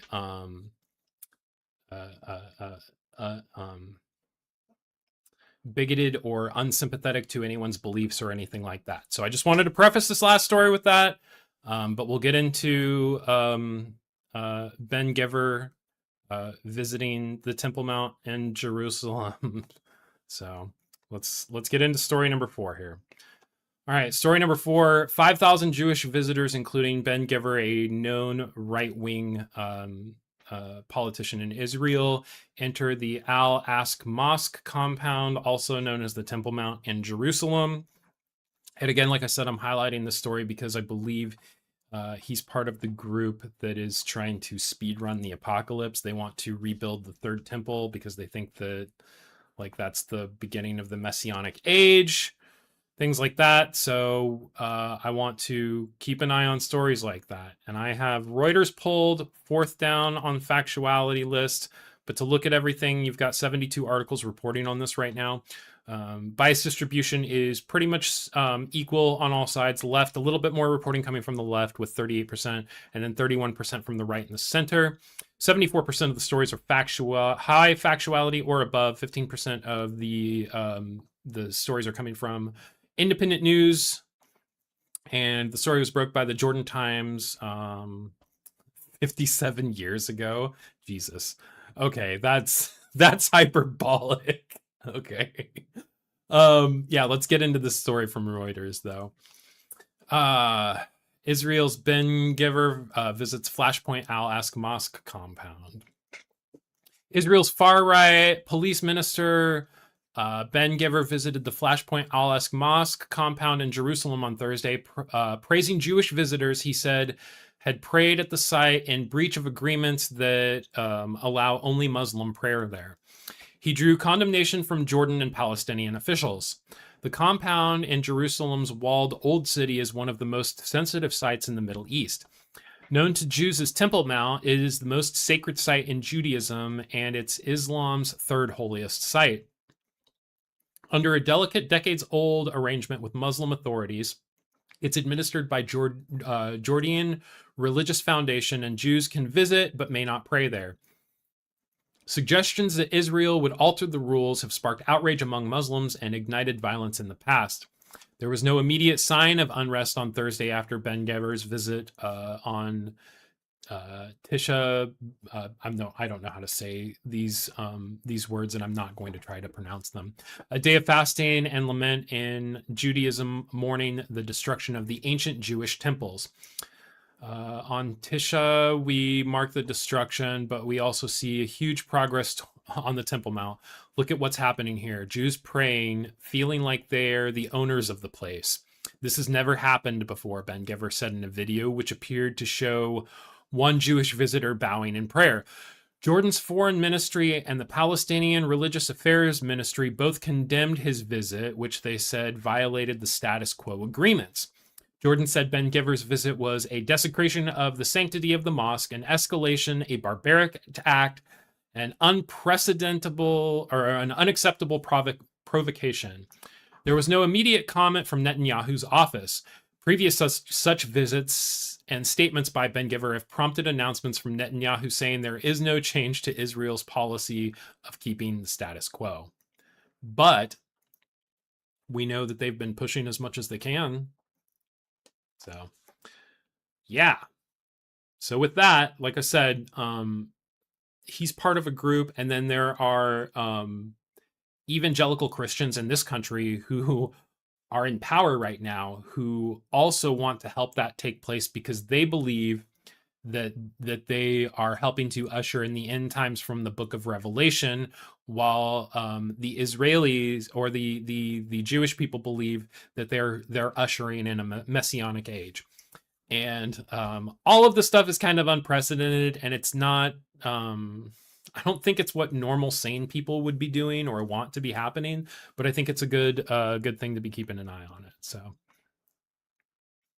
I need a non-Cash App link. I will work, Ray, on figuring out how to do StreamYards or Streamlabs. Is that what everybody uses? Because like I have OBS and I have Streamlabs on my other phone. I haven't done like the links and the donation and stuff like that because I haven't gotten that into it. And like this is really like one of the first episodes I've done where a lot of people have been hanging out in chat and talking, and I haven't even been able to keep up with the chat. So, but yeah, I do agree, Ray, and I'm actually going to make you moderator here.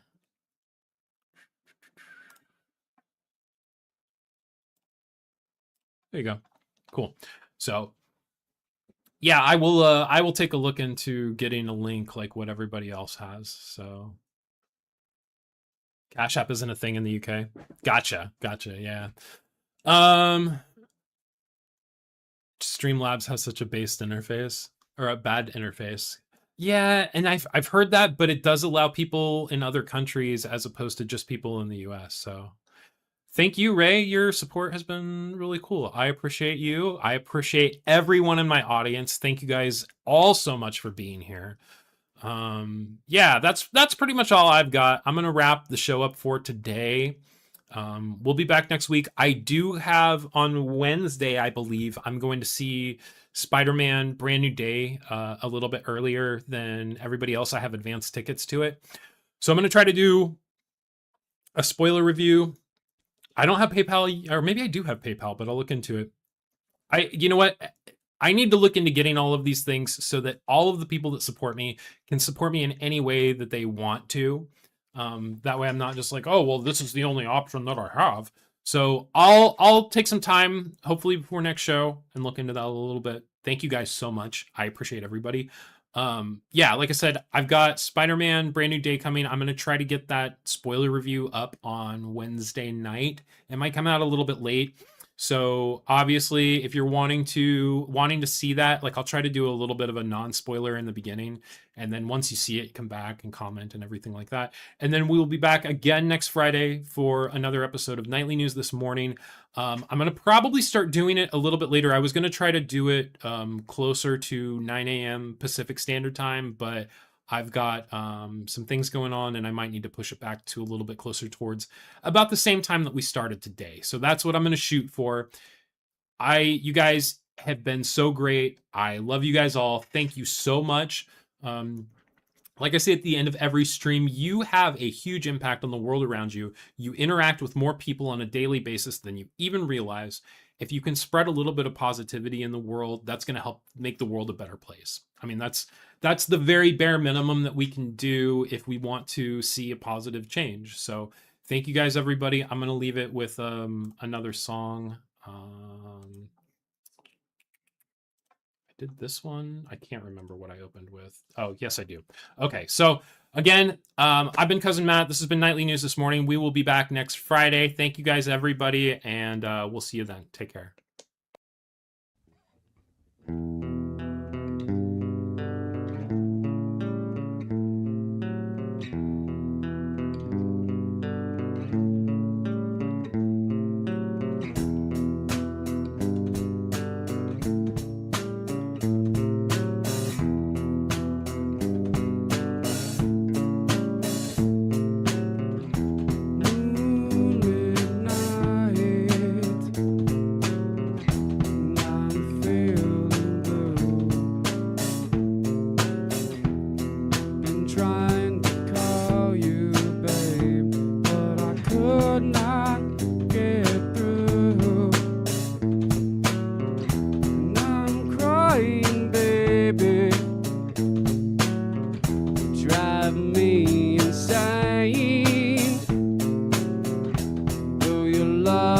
Toxic, baby, it saves me from my pain.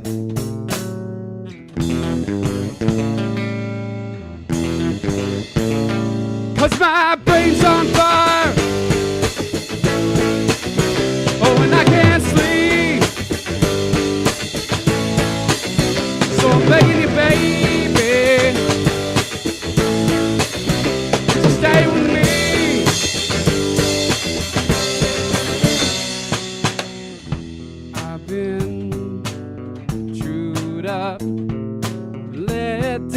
By a girl, you made a man your property, and you ripped away his world. I don't wanna admit it, but there's a man to blame. I can only hate myself for all this pain.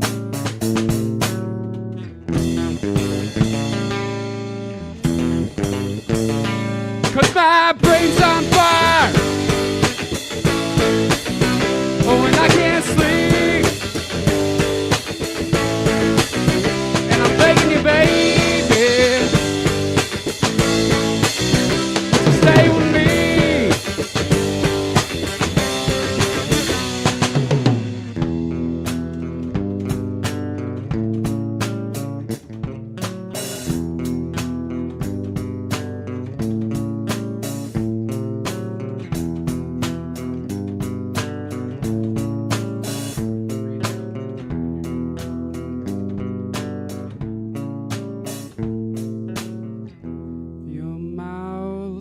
razor cuts me to my soul. Though your love feels tender, doll, your heart is black as coal. And I'm so sick and tired of all your little games, but I still need you, babe, to save me from my ace.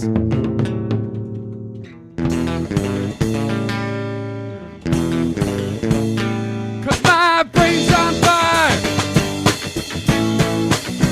oh, and I can't sleep, so I'm begging you, baby, would you stay with me?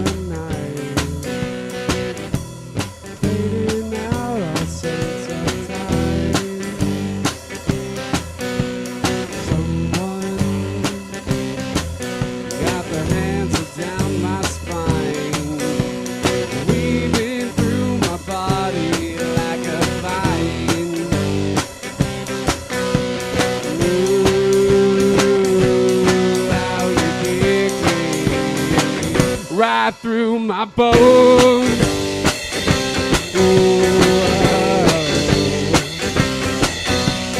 That's right. How could I be fooled by you? Breathing, breathing, breathing like you. Tight band. With that pen, I'm sorting your mind. 'Cause I don't really know and I don't really care, and I know that this other this is always just a lie. Ooh, how you kick me right through my bones. Ooh.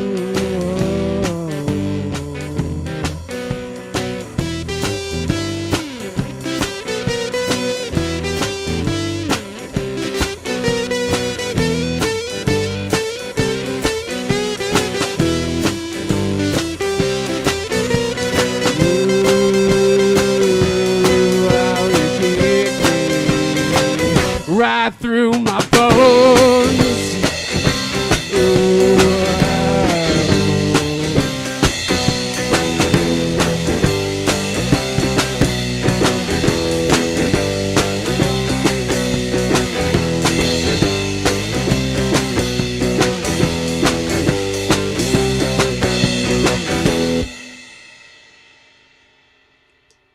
Okay, and with that, hi, good morning. Welcome to Nightly News This Morning. I'm your host, Cousin Matt, also known as Pantsless Paul Harvey, or something like that. Hey, how's it going? Today is Friday, July 31st, 2026, and we got another episode of Nightly News This Morning for you today. So we're going to do a little bit different. Normally I do 4 stories, but that was when I was doing a show twice a week. So we're going to try to kick it up to 5 stories today. See if we can get through 5. They're a little bit shorter. But you know, I figured might as well throw it in there. So we got Ladybug 2025 ICU in the chat, says hello, good morning. King of Kinglers is here. He pleads the 5th. I plead the 75th. So good morning, everybody. It's great to see you. I am going to start this morning with a segment that I was doing before I took a little bit of a hiatus, and then I kind of forgot to bring it back. But we're going to get back into doing Good Morning Goldilocks. It's great to see you. We're going to get back into doing This Day in Science. I do have my This Day in Science calendar, and I'll hold it up to the camera. Since my setup is a little bit different there, I don't have it on a table that you can see. But yeah, we've got July 31st, Friday, 2019, for this day in science, astronomers discover nearby super-Earth. Astronomers from Cornell University, using images and data from NASA's Transiting Exoplanet Survey satellite, announced the discovery of what is commonly known as a super-Earth, only 31 light-years from Earth. Super-Earths, named for their potential habitability.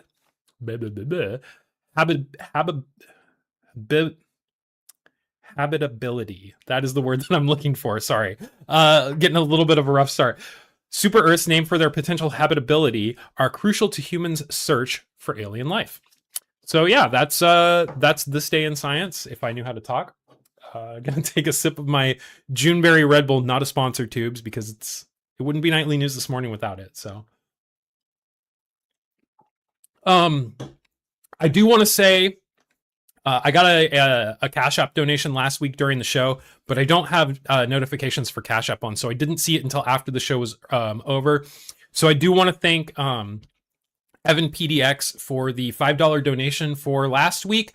Also, I do have a Streamlabs link for donos. If you feel so inclined, it should be right there in the pinned link in the chat. If you don't see it, let me know. If you have any issues with it, let me know. And if you donate and I don't say anything or you don't see a notification, also let me know. I'm brand new to all of this. I'm learning it as I go. So hopefully it's all set up and everything should work smoothly and there won't be any issues or anything like that. But if I see the donation pop up, I will absolutely, try to give you a shout out. So yeah, and with that, like I said, I've got 5 stories to get through today, so we should probably get motoring. It is Friday. I know everybody's got stuff for the weekend planned. Hopefully, if you're listening to this later, we'll get into it and see what's going on with the news here. All right, getting into things. Story number 1: Senator Mitch McConnell's second proof of life photo raises more doubts. And if you can see on our bias distribution over here to the right, this is what I would consider a blind spot for the right. You have 63% of the sources are coming from the left, 25% of the sources are coming from the center, and only 12% of the sources are coming from the right. This is not a subject that the right wants to have see the light of day at all. 67% of sources are coming from high factuality sources or above. 50% of the ownership is independent news. That's actually pretty high. I had at first pulled a story from Newsweek, but it basically was just like a list of all the things with the hospital. So I have a source pulled from alternet.org. It says it's left-leaning with a high factuality source, Miami Beach, United States. Let's go ahead and get into the story and see what's going on with the turtle. Mitch McConnell, I've been in the Senate for 872 years. I'm older than the United States of America. Mitch McConnell used to be my senator when I lived in Kentucky. I'm not a huge fan. Weekend at Mitch's. Yep, exactly. Kentucky Governor Andy Beshear has asked that there be something more than a photo of Senator Mitch McConnell to quell conspiracy theories that Republicans are trying to hide a secret death. McConnell's staff is stonewalling questions about it. Video reporter Nicholas Balze spotted McConnell's senior communications advisor, Robert Stewart, asking if the office would put out a video or something more definitive to confirm the GOP lawmaker was alive and well. Stewart ignored the question and instead ran up the Capitol stairs. Balse has said it was his second attempt to get an answer out of Stewart. The video happens as missing flyers pop up on Capitol Hill asking if anyone has seen McConnell as if he were a missing pet. That's good. I like that. For the second time, Beshear has asked for proof of life more definitive than a photo that could be easily edited or generated by artificial intelligence. The senator's office continues to ignore the governor, who said he hasn't heard a word from them or McConnell himself. One of the hometown reporters who covered McConnell for decades has said that the senator is likely just being a little cranky and pugnacious here in the twilight of his career. Yeah, sure. A 911 call came from McConnell's home on Capitol Hill in June, saying that he was in cardiac arrest and that CPR was being administered until EMS had arrived. It also sparked a series of bizarre incidents that left folks scratching their heads. According to McConnell, he suffered a fall severe enough to knock him unconscious. However, he said that he did not have a concussion or break any bones. Okay, so where's the CPR and the cardiac arrest in that? The most recent photo produced by the senator's office shows him sitting in the same hospital chair in what looked like the same room with his wife beside him. The statement said that McConnell was keeping up with physical therapy but isn't ready to return home yet. The Office of Attending Physicians told Punchbowl's Andrew Desiderio that McConnell has been discharged from hospital care but is not yet medically cleared to leave the rehab facility and return to the office. By rehab facility, I think they mean morgue. The statement explained that his physical therapy is designed to rebuild strength and reduce the risk of future falls. Rebuild strength in an 84-year-old man? What are we talking about here? McConnell has fallen several times over the years. One incident was recorded on video showing him stumbling as he walked into the Capitol. The physician said that McConnell's falls are a result of his post-polio condition, NPR reported. That's right, because McConnell is old enough to have polio. So, yeah, I don't know, Tubes. I do not believe that Mitch McConnell is alive. And a lot of this has to do with the August 3rd deadline to trigger a special election. So if it were to come out that Mitch McConnell was actually dead, then the election could be taking place on the November ballot for the midterms for the new senator. But because Republicans have spent a ton of money in Kentucky recently lobbying, primarying, God, what is his name? Thomas Massey. They spent a ton of money primarying Thomas Massey to get him out of a seat, and now they don't have the money to go up for a general November election because Thomas Massey could just run for that seat and then become the senator. And honestly, he is the most qualified person to run for Mitch McConnell's seat in the state of Kentucky. He has the best chance for election, but the national Republicans just spent a ton of money trying to keep him out of office. And so for him to get a more powerful position, they don't want to do that. So they're trying to wait until after, this is my opinion, this is editorial here, but I believe that they're trying to wait until after the August 3rd deadline so that it'll trigger a special election. Andy Beshear is a Democratic governor. They changed the law in 2024 so that he can't appoint an interim senator who would be a Democrat.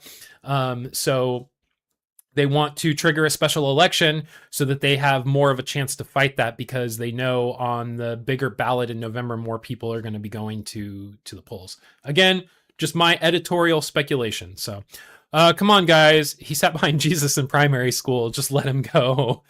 Please get him out of the hospital. He's starting to smell. Exactly. Yes. The turtle Mitch McConnell. So anyway, that was story number 1. Let's get moving into story number 2 here. Musk denies Tesla SpaceX merger and China split. So this is a left-leaning blind spot. If you look at our bias distribution, we had a right-leaning blind spot on our last story. This is a left-leaning blind spot with 15% of the reporting coming from the left, 43% from the center, and 42% from the right. Ray, I see you. Thank you for being here. So yeah, I have a story pulled from Reuters. 56 articles are reporting, and if you look, I've got my stories sorted by factuality on the Ground News aggregator. And Reuters is down here at the bottom of the list, but there's 56 articles, and this is only the top 4 or 5. So it says it's got a center-leaning distribution with a very high factuality. Let's get into the story and see what's going on with Elon Musk. Hello, I'm in my Tesla with my Back to the Future doors, because I'm such a cool guy, and I'm like the richest person in the world. Anyway, Elon Musk dismissed as fake news a report that executives at his electric vehicle company Tesla have been told to prepare for a separation of its China business ahead of a potential merger with his space exploration firm SpaceX. Tesla advisors have discussed possible options for a separation, including a spin-off, sale, or closure, the Wall Street Journal reported on Thursday, adding that it was unclear how quickly Tesla could move on the China business and the plans could change. This has never come up in any discussion ever. Musk, the world's richest person besides, Mohammed bin Salman, or Salam, the MBS, the Crown Prince of Saudi Arabia. Pretty sure that he's richer than Elon Musk, but said on his X social media account in response to the report, absurdly fake news. The merger between Musk's Tesla and SpaceX would raise geopolitical and regulatory hurdles, particularly in China, because SpaceX is a major U.S. defense contractor involved in national security and satellite programs, while Tesla operates wholly owned manufacturing facilities in China. Tesla and SpaceX could not immediately be reached for comment outside of regular business hours. Shares of the EV maker were up about 2% in pre-market trading. But if you can see here, that's not great. Like here to here, okay, cool. Looks like both of his companies are down when you compare it to the S&P 500 by a lot. This was SpaceX IPO. Jesus. Okay. Investors and analysts have long speculated about the possibility of combining Musk's EV and space firms, with the discussions intensifying during SpaceX's record $75 billion initial public offering process. Last week, Musk declined to dismiss the possibility of a merger between Tesla and his other trillion-dollar-plus company, SpaceX, saying the two businesses are increasingly overlapping. Musk had in recent years instructed Tesla executives to organize the company with a laser between its US and China businesses, aiming to ensure that in the event of geopolitical strife between the two countries, at least the US half of Tesla would survive, the journal said, citing sources. Unlike many foreign automakers, Tesla's Chinese vehicle business is not structured as a joint venture with a local partner. Tesla's Gigafactory Shanghai remains its largest and most productive plant globally, serving as its key export hub for Europe, Canada, and the Asia-Pacific region. The facility historically accounts for more than half of Tesla's global deliveries, with an annual production capacity of more than 950,000 vehicles. Wow, that's a lot. Earlier this month, Musk left the door open to Tesla merging with his other trillion-dollar-plus valued firm, SpaceX, declining to dismiss the possibility and citing growing overlap between the companies. JP Morgan analysts, however, have pointed to the practical bottleneck of getting regulatory approvals for both companies, particularly in China, where national security concerns over SpaceX's U.S. government ties could pose problems. While Giga Shanghai acts as a vital export pipeline, China itself is Tesla's second largest market globally after the United States, though it faces intense pressure from local players such as BYD. The journal reported that executives have also discussed creating a separate sales entity to handle the exports from Shanghai plant. Tesla could create a separate office system and bar China-based employees direct access to other company units, it added. SpaceX president and chief operating officer Gwen Shotwell also acknowledged the potential benefits, telling CNBC in June that folding the companies together might make Elon's life a little easier. Who fucking cares? By streaming management across his businesses. Right, because that's what we need to be focused on, right? Through its China entity, Tesla achieved the lowest cost to manufacture its Model 3 and Model Y with the help of more than 400 domestic suppliers. A Tesla China executive had previously said, adding that more than 60 of them also supply Tesla globally. Deliveries of China-made Model 3 and Model Y vehicles rose 24.4% year over year in June, while second quarter sales and exports from the Shanghai factory increased 32.8%. Tesla said that it sources locally more than 95% of the components in the China-made Model 3 and the refreshed version of the Model Y. Okay. Well. So what does this mean? I don't know. It means that Elon Musk gets more global money. I don't know. It means more regulatory hurdles, and I don't believe that we should really trust anything that comes out of his mouth. But yeah, good morning, Ray. It's great to see you. I'm glad that you're here. If you missed it, I did say I put, I think I told you about it, but I've got a Streamlabs link now. If anybody sends anything to the Streamlabs link, please just send a notification in the chat so that I know, so that I can make sure that everything is working correctly, that everything's going through and doing what it's supposed to. Because again, this is the first show with it. Also, while I'm taking a quick little break here, I want to let everybody know I am super, super close to hitting my watch hour goal for my first step in monetization, where I can get memberships and super chats. I'm about 250 watch hours away, which I've gotten a ton over the last couple days because everybody I know, every friend that I have is watching my playlists on repeat. And trying to help me get my watch hours up. So it's really been helping. I'm almost to that 3,000 hour goal. And then the next one will be the 4,000 hour goal. And then I'll be able to get, ad revenue and stuff, but we'll talk about that once it gets there. So if you have the chance later on today, or, later this weekend, next week, whatever, you can watch my, Nightly News This Morning playlist on repeat. That would really, really help me out, get those watch hours so we can get to that next step in monetization. I'm really excited for it. Ray, I will keep my eyes open for it and see. Like I said, I've got my Streamlabs my Streamlabs notification window is up and to the left of all of my articles here, so I should see it pop up as long as it's working. So all right, I'm going to take a quick sip of my Juneberry Red Bull, not a sponsor, Tubes. Hey, Razorblade just tipped $5 and said, hello, test. Thank you. It probably isn't going to give me any on-screen notifications or anything because I haven't had a chance to set any of that up and I don't really know how to make it work yet. I have the link. It works. I did see. Thank you so much, Ray. Razorblade tipped $5. Thank you so much. All right, so let's get into story number 3 here because we still have 3 more stories to get through. So let's get moving. All right, story number 3: U.S. investigating if Iran hit over 30 Minnesota water systems. All right, bias distribution is pretty equal. You've got a little bit more reporting coming from the left than the right, but most of the reporting is coming from the center at 53%, 20% from the right, 27% from the left.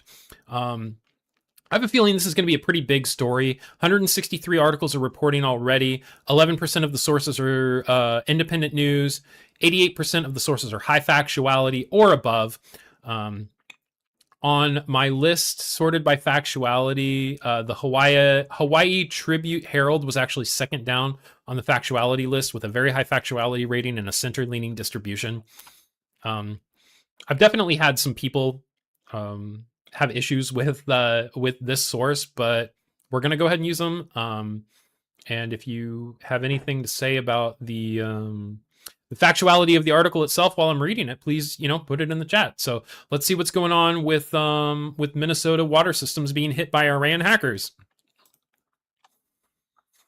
Investigators believe a cyber attack this week on dozens of municipal water systems in Minnesota was probably the work of Iranian hackers, according to U.S. and state officials and others familiar with the matter, a potential act of aggression that comes at a precarious moment in the U.S. war against Iran. Officials cautioned that they had not definitively determined who was responsible for the attack and that the preliminary assessment could change as authorities collect more technical data. They also warned that the hackers could be attempting to pose as Iran-based in an effort to ratchet up tensions between the two countries, though former intelligence officers say that such a scenario was unlikely. Local officials reported that the well and treatment plant in at least one city was temporarily offline Monday, while other cities in the state had to use manual workarounds to cope with attempted attacks on automated operations. There were no indications that any water supply had been rendered unsafe to drink.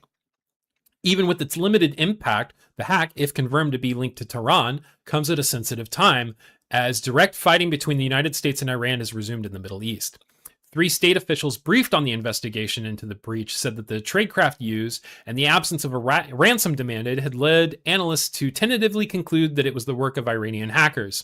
Those officials spoke on the condition of anonymity to discuss a continuing criminal investigation. The FBI is aware of the incident and in contact with the victims to resolve the matter, said Matthew Vogel, a spokesperson for the Bureau, which declined to comment further. While the investigation continued, former officials and cybersecurity experts said they expected the suspicions about Iran's involvement would only grow stronger.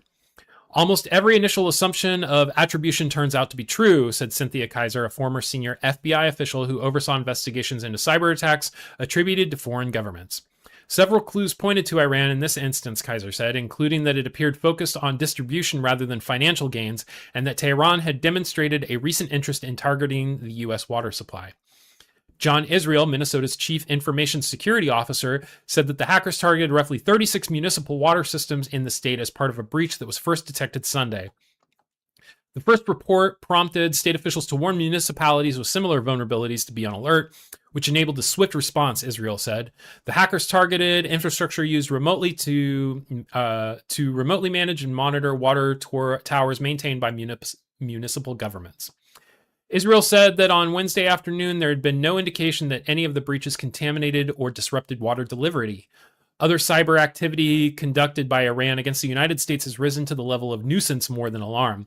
For example, a group affiliated with Iranian intelligence took responsibility for the release of emails and photographs stolen from the personal account of Kash Patel, the FBI director. I love that was added at the very end. That was great. So, yeah, this could be an important story, but I would like to highlight what it said in the very beginning of this story, that it is not known who the perpetrators of this attack are. They are just assuming that it's Iran because that's who we're at war with, and that's what makes the most sense right now. So, I don't know. I don't necessarily know how I personally feel about that. I think that I think that it would be better to have a little bit more definitive information. But I guess everybody is going to ask, well, who do you think did it? Who do you think did it? And then they're gonna just roll with that. So, all right. So, I think the next story that we're going to talk about has a little bit more to do with legal precedent, and I pointed it out because it's something that's uniquely United States. And there was also an incident that happened like this near where I live that was very similar. It was when I was still in school, so like 30 years ago or something. But let's get into this story about a school shooter's father who is getting convicted and serving time. So, all right. Story number 4. Father who gave a gun to Appalachia High School shooter sentenced to 15 years in prison. Bias distribution shows most of our stories are coming from the center on the ground news aggregator here. 57% center leaning, 15% right, 28% left. It's more of a blind spot for the right, but I don't know that it's necessarily a blind spot at all. With 253 articles reporting this, this ruling is going to be helping to set legal precedent, so I think a lot of people are going to be reporting on it. 91% of sources, high factuality above. Only 6% are coming from independent news. It was broke by the Associated Press yesterday, and I, like always, have my sources sorted, my story sorted by factuality. I have the Hawaii Tribune Herald again, just because it's it's pretty high in factuality. It's a easy format to read. It works with the show pretty well. So let's get into this story here. Father of a Georgia school shooter sentenced to 15 years in prison. All right. A man who gave his troubled son the rifle he used to kill 4 people at a Georgia high school was sentenced to on Thursday to 15 years in prison, the culmination of the state's first case in which a parent was convicted of a second-degree murder for a mass shooting committed by his child. Colt Gray, 16, was sentenced to life in prison without parole on Tuesday for the 2024 school shooting by a Barrow County Superior Court judge. 2 days later, the same judge sentenced his 55-year-old father, Colin Gray, to far less than the 80 years prosecutors had requested. Judge Nicholas Prim noted that none of the charges underlying Colin Gray's conviction entailed mandatory prison time, while acknowledging the immeasurable heartache his negligence had caused. The loss here is profound, Prim said, following the tearful testimony by several relatives of those killed in the shooting. But I still have to distinguish your acts from the malignant heart and the acts of that of Colt Gray committed. Colin Gray is the latest U.S. parent to be prosecuted for mass shootings committed by a child, an emerging legal strategy employed by prosecutors in a bid to tackle the epidemic of gun violence in the U.S. schools.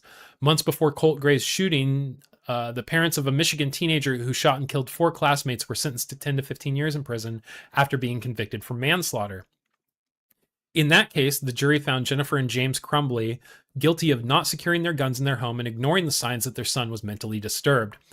Colin Gray's defense attorney on Thursday urged the judge to give his client a sentence of 10 years in prison and 10 years probation, arguing the Michigan parents had more advanced notice of their son's problems, and noting that Gray was the first parent in the state to be charged for a child's mass shooting. We would ask the court not to make Georgia the national outlier in this first case of its kind against a defendant whose warnings came with less and whose efforts were more, Hobbs said. Barrow County District Attorney Brad Smith rejected Hobbs' claims that Collins Gray had little warning of his son's violent plans, showing the judge a replica of a bedroom wall on which Colt had created a shrine to the gunman behind the 2018 mass shooting at a high school in Parkland, Florida.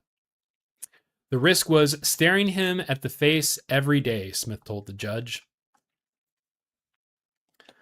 Well, I think that this is a way that the courts are trying to do something about a problem that the lawmakers can't seem to find a solution for.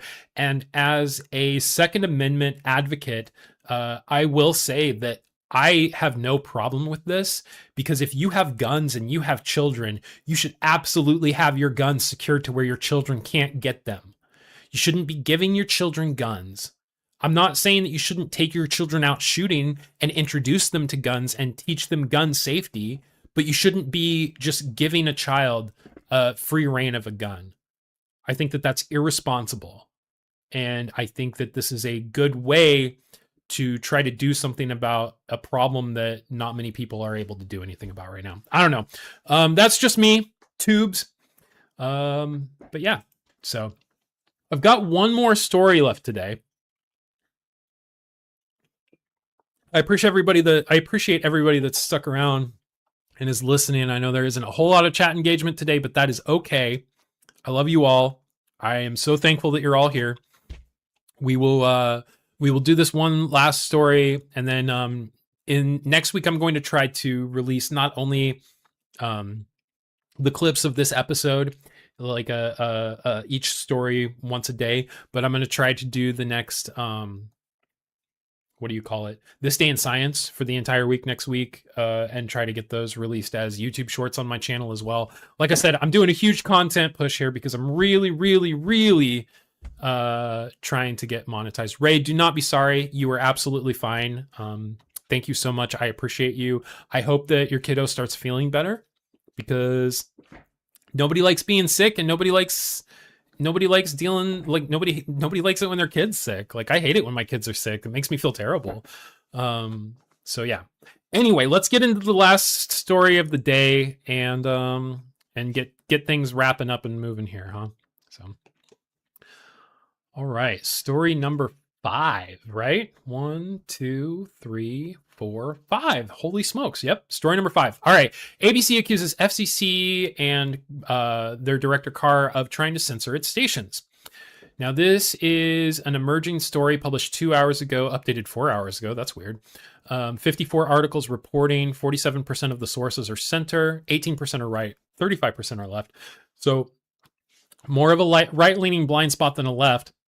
79% of the sources are high factuality or above, and 28% of the sources come from independent ownership. I did not pull from the Hawaii Tribute Herald again. I'm not reading 3 stories from one source in one episode, but I do have my sources. I do have the stories sorted by factuality. I've got UPI here. It says Washington, United States, very high factuality, center-leaning distribution. Let's see what's going on with ABC and the FCC. Oh, there's Brendan Carr. What a handsome gentleman, right? All right. The ABC network has accused the Federal Communications Commission of attempting to censor what it broadcasts by pressuring its local stations to apply for early renewal of their licenses. In its regulatory filing, in which a response to the FCC's request that an ABC-owned broadcast station reapply for their licenses, ABC alleged that FCC Chair Brendan Carr's criticism and actions at the agency have amounted to attempted censorship, Politico reported. The network said in its filings that the actions by the agency and Carr have been aimed at shaping news reports across the media in ways that violate the U.S. constitutional freedom of the press. The FCC, in a statement on Thursday to The Hill, contended that it is operating in the public interest based on what it said are equal opportunity regulations, as it accused the network of operating in the narrow or partisan interests of a political party. The Trump administration and President Donald Trump have long alleged that members of the media, print, online, or television, who are critical or engage in satire of him during his 2 terms as president are violating federal law. The retaliation against ABC is a signal to every media company in the country. Accommodate the administration's view of what the news coverage should look like or pay the price, the network said in the filing. Across the government, regulatory and contracting carrots and sticks have been trained on other disfavored speakers, ABC said. The tools vary, the objective does not. A media industry too fearful of officials' reprisal to report news freely. Exactly true. 100%. And I highlighted that story because I think that it is important to to keep in mind where government kind of oversteps its bounds when it comes to regulating the press, you know. And I get it, like different administrations are in power, and like there are power struggles between, you know, the right and the left and everything like that. But I think that freedom of press is something that is so essential in this country. So just a story that I wanted to highlight. But that was our 5th story, tubes. So I think we're pretty much wrapped up. Yeah, that was the episode. Thank you everybody for everybody here who watched it live, and if you're watching it on the replay, thank you so much. We will be having all kinds of content come out. So the Streamlabs link will be linked in the description of this video. So if you are watching it on replay and you want to throw me a little bit of something, anything helps. We're pushing towards monetization though, so please help me get those watch hours up by watching all my playlists and liking, engagement makes the algorithm show my stuff to more people. So I do want to say, like I say at the end of every episode, please try to spread a little bit of positivity in the world. We are the only ones who are going to make the world better in what seems like an increasingly dystopian future. All that we can do to combat that is try to be nice to people. Remember that everybody that you interact with on a daily basis, you have a chance to change how their day goes, even if it's just a little bit. Even if just smiling at somebody might make their whole day better. Somebody might be feeling so depressed that, like, seeing you smile at them, they're like, oh, you know what? Maybe things aren't so bad. But maybe that's just my silly optimism. I don't know. So anyway, thank you guys. Ray, thank you so much. King of Kinglers, thank you so much. Goldilocks, thank you guys. Everybody, thank you for being here. I will be live next Friday for the next episode of Nightly News This Morning. Make sure that you're subscribed with notifications on so that if any new Barefoot reviews come out, any This Day in Science shorts release, anything like that, you get a notification. Take care, you guys, and we will see you next time.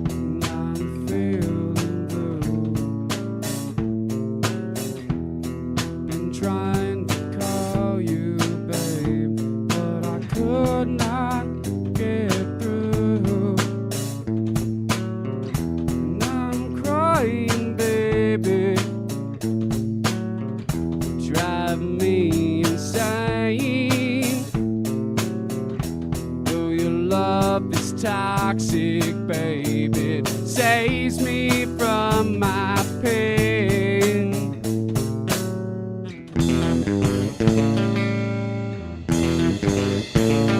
'Cause my brain's on fire. Oh, and I can't sleep. So I'm begging you, baby, to stay with me.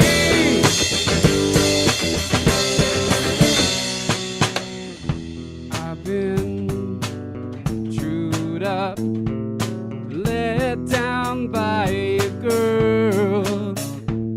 You made a man your property and you ripped away his world. I don't wanna admit it, but there's a man to blame. I can only hate myself for feeling all this pain.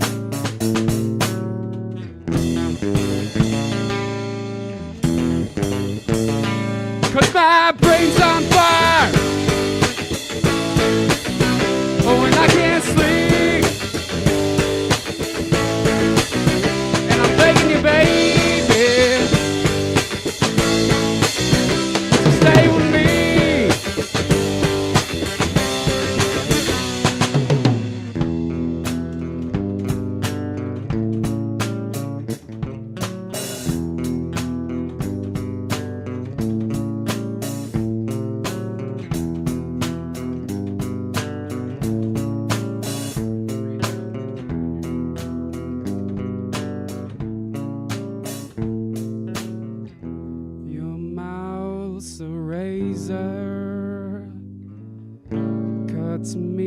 my soul.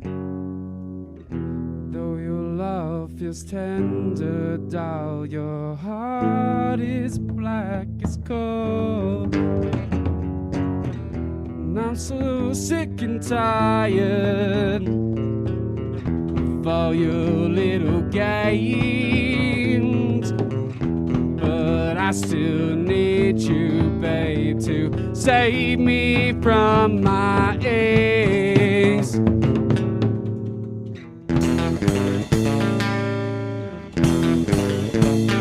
Cause my brain's on fire, oh, and I can't sleep, so I'm begging you, baby, would you stay with me?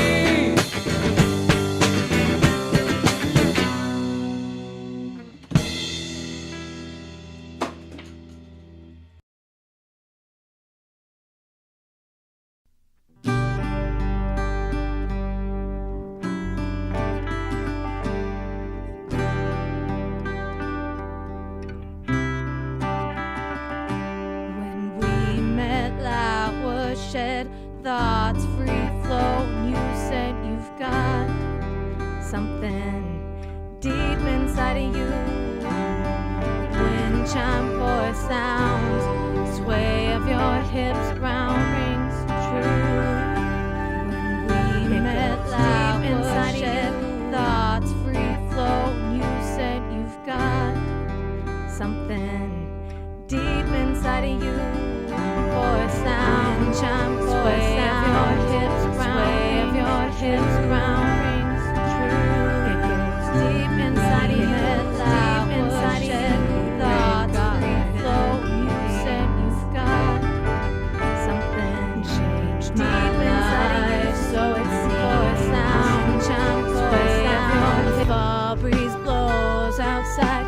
I don't break stride. My thoughts are warm, and they go deep inside of you.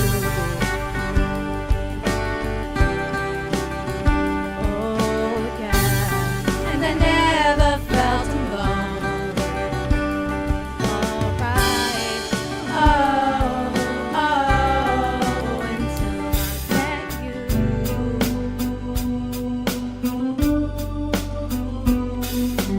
Friends say I've changed, I don't listen.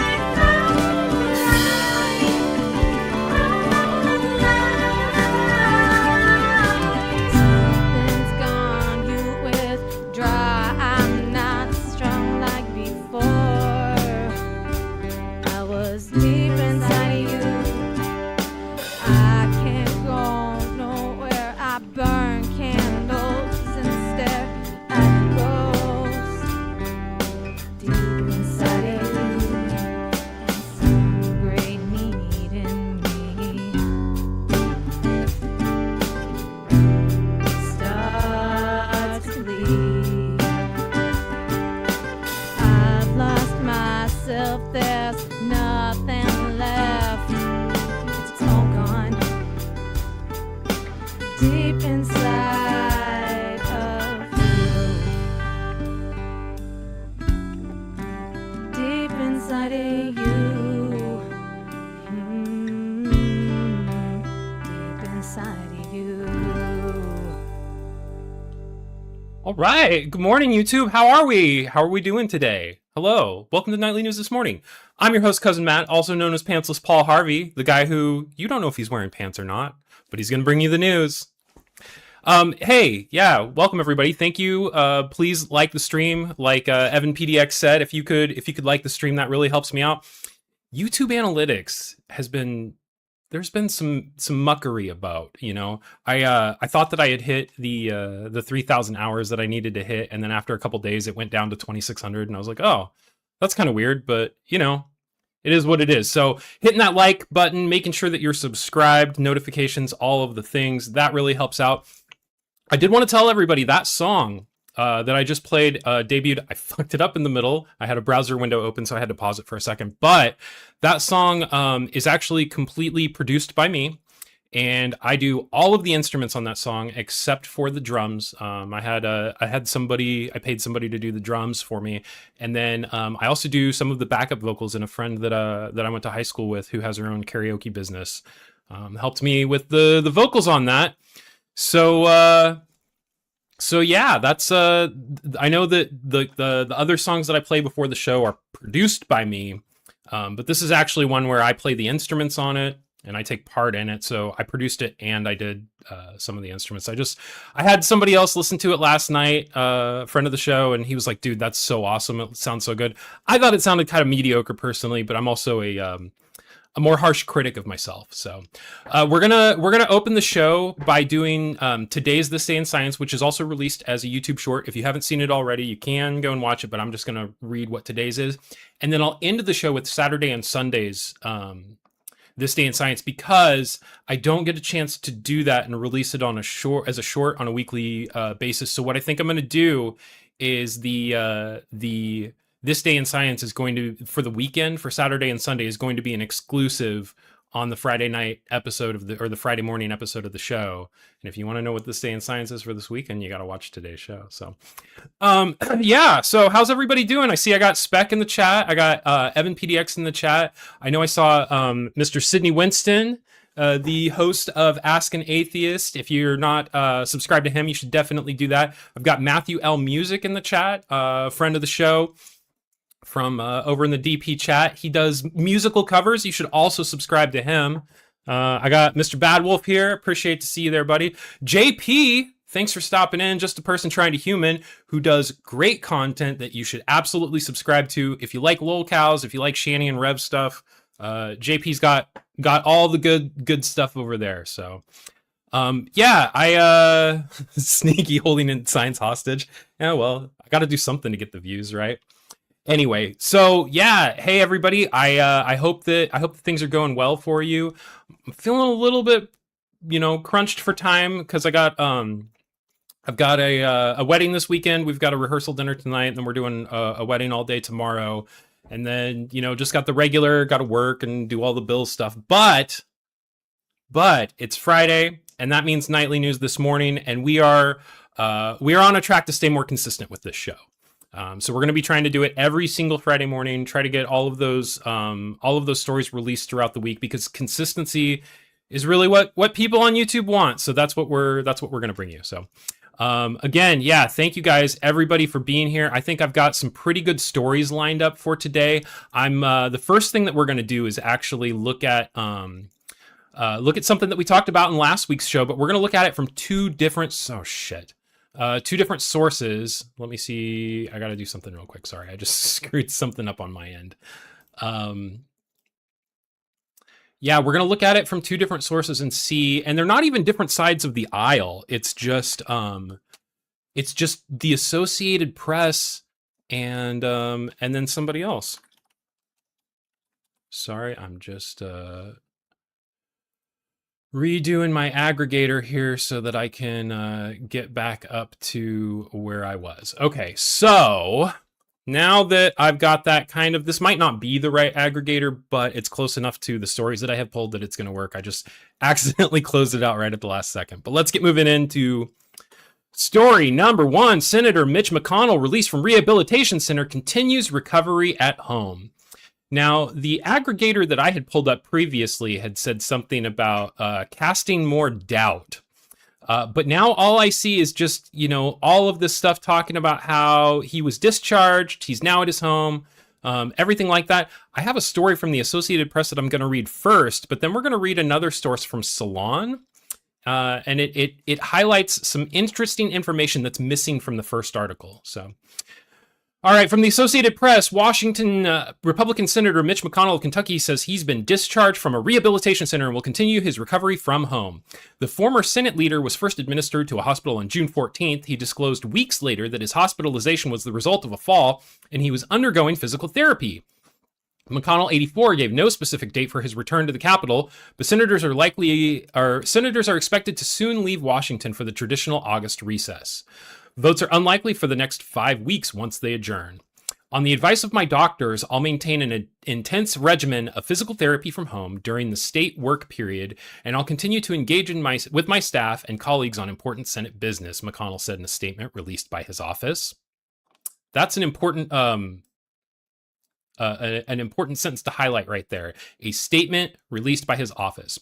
McConnell had polio in his early childhood and has acknowledged some difficulty walking and climbing stairs as an adult. The Office of the Attending Physician has said that McConnell was undergoing a strenuous course of physical therapy and rehabilitation since he left the hospital at 84 years old, which includes multiple sessions a day,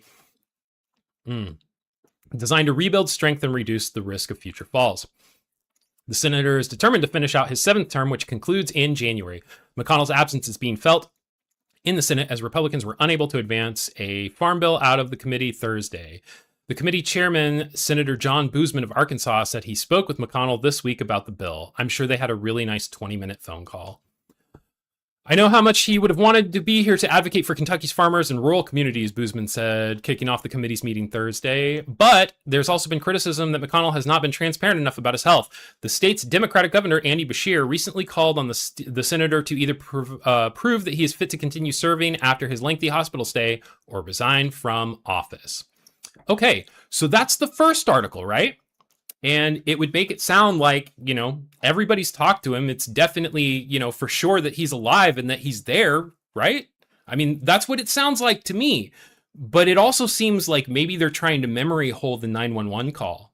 Maybe they're trying to memory hold the CPR report. So let's get into this other story from Salon, because I think it's mostly the same wording. Like all of the information is the same, except for they decided to add a little bit more to the story, which I think is interesting. Mitch McConnell announced that he was being discharged from the hospital on Thursday, saying he would continue his recovery at home. And we've read all of this on the advice of my doctors, state business. McConnell has been hospitalized mid-June after being found unconscious in his D.C. home. The lack of information about the senior Republican's condition and a dearth of evidence that the 84-year-old was unresponsive led commentators in both conservative and progressive spheres to speculate that he's much worse off than being reported. The statement on Thursday revived those theories, as many wondered why there are no photos of McConnell leaving the rehabilitation center. It's strange, no photos of Mitch McConnell leaving the rehabilitation center, wrote an activist, Charlotte Clymer, on X. Just a statement and reporters giving a quick salute. That's weird. MAGA commentator Eric Spracklin called Mitch's statement suspicious and wondered why TMZ's DC bureau wasn't waiting for McConnell outside the hospital. Does TMZ have a DC bureau? I mean, if they did, they should have been there, but... Author and prolific poster Joyce Carol Otis questioned whether McConnell was involved in the statement at all. Did McConnell literally say these words publicly, or is this a press release written by someone else, she wrote. No wonder rumors and disinformation spread here like black mold. McConnell plans to retire at the end of the year. Since his health scare, he's been facing pressure from Kentucky Governor Andy Beshear to resign early if he cannot prove that he is fit to serve out the remainder of his term. What if he can't prove that he is even alive? That's my question. But it's just a hypothetical question, right? I'm not drinking my Juneberry Red Bull, not a sponsor today, Tubes. I been having some insomnia issues, and I'm wondering if my caffeine intake might have something to do with it. So I'm trying to cut back a little bit on on the Red Bull and the caffeine and stuff. Sydney, absolutely, man. You have been super cool. I like your content. I think that as an old friend once told me, a rising tide rises all ships, right? We gotta like G-Man says, we gotta have strength and can build each other up. No, I'm just kidding. So all right, so we have 4 more stories to get to, so we're just going to keep plugging along today because, like I said, it's a busy weekend for me, so... oh, I enjoy your Huskies when you posted the... I must be talking to Bad Wolf there, yeah. Oh, fuck, I'm so sorry, Bad Wolf, I forgot. Yes, go subscribe to Bad Wolf's channel, too. I apologize. Bad Wolf posts content of his cute husky dogs and their cuties, and you should give him and his pups all the likes, too. So I apologize, Bad Wolf. You're my mod, and I'm not even plugging your channel, man. All right. Story number 2. Bernie Sanders doesn't think he will endorse Hong. I don't think so. And if you can see, when I pulled this story yesterday, it was a complete blind spot for the left, but I have a feeling that there's a reason for that, and we'll get into it when we start to read the story. I'm going to refresh this. It says that when I looked at it last night, there were 9 articles reporting. Let's go ahead and refresh and see if anybody else is picking this up. We're up to 13 now. Sort by factuality. And I have my story pulled from The Hill, center-leaning distribution, very high factuality rating, but you can see there's 2 other center-leaning distribution reporters, but they are both behind a paywall. That's what that $ indicates right there. So we have The Hill pulled up, but look at these headlines. 2 bonkers for Bernie. Even Sanders won't touch this socialist train wreck. Sanders' answer when asked if he will endorse socialist Hong in Wisconsin sparks instant mockery, says a lot. Francesca Hong, the final boss of woke? Yeah, so let's get into the story from The Hill and see if maybe these headlines are being a little bit manipulated, huh? Senator Bernie Sanders signaled Wednesday that he does not expect to endorse Wisconsin gubernatorial candidate Francesca Hong less than a week before the primary in the Badger State. I don't think so, Sanders told John Favreau on Pod Save America. Yeah, that's what's going to save America, a podcast. When asked about his potential backing, Sanders noted he met Hong a couple of years ago and called her very, very nice. But the Vermont progressive added that he is not familiar with the race to succeed term-limited Wisconsin Governor Tony Evers. We've not gotten involved in many governor races. My major concern right now is seeing that we have the Senate and the House that's going to stand up to President Donald Trump, the senator said. He's backed numerous left-wing candidates in the House and Senate primaries across the country, although he noted his prior support for Troy Jackson, the new Democratic nominee for Senate in Maine, in the state's gubernatorial primary earlier this year. That's really where my focus was, Sanders said, referring to his support. So as of now, we have really not been involved in that race. We have not really been involved in that race. I think that says a lot. He's choosing to not endorse someone that he doesn't know enough about. Not that like, oh, this person is too politically left for me. I don't think that's what's going on. Polling shows Hong, a Democratic socialist, is the front runner for the Democratic side with the primary set for Tuesday. The likely GOP nominee, Representative Tom Tiffany, has highlighted the state lawmakers' prior criticism of holidays such as Thanksgiving and Valentine's Day. Cancel Thanksgiving. Should have done this in 1621, Hong wrote in 2020 in a since-deleted social media post. She told CNN on Monday that the holiday is incredibly painful for many people before backtracking and calling Thanksgiving her favorite holiday during a Wednesday interview with Politico. That's kind of strange. Hong, a former professional chef, has also previously argued for defunding and abolishing the police, although she said at a debate last month that she needs to be sensible and practical on what we can achieve. In July, Evers endorsed Milwaukee County Executive David Crowley, who re-entered the race after Lieutenant Governor Sarah Rodriguez dropped out. Evers also told the Milwaukee Journal-Sentinel this week that Hong would likely lose to Tiffany in November. Okay. So I think it's important to highlight the nuances of that article. Even though I'm not too familiar with the gubernatorial race in Wisconsin, it doesn't like, it probably doesn't affect my life a whole lot, but this is just an example of headline manipulation, you know? And that's what we're trying to do in this show, is we're trying to highlight that manipulation and that bias. So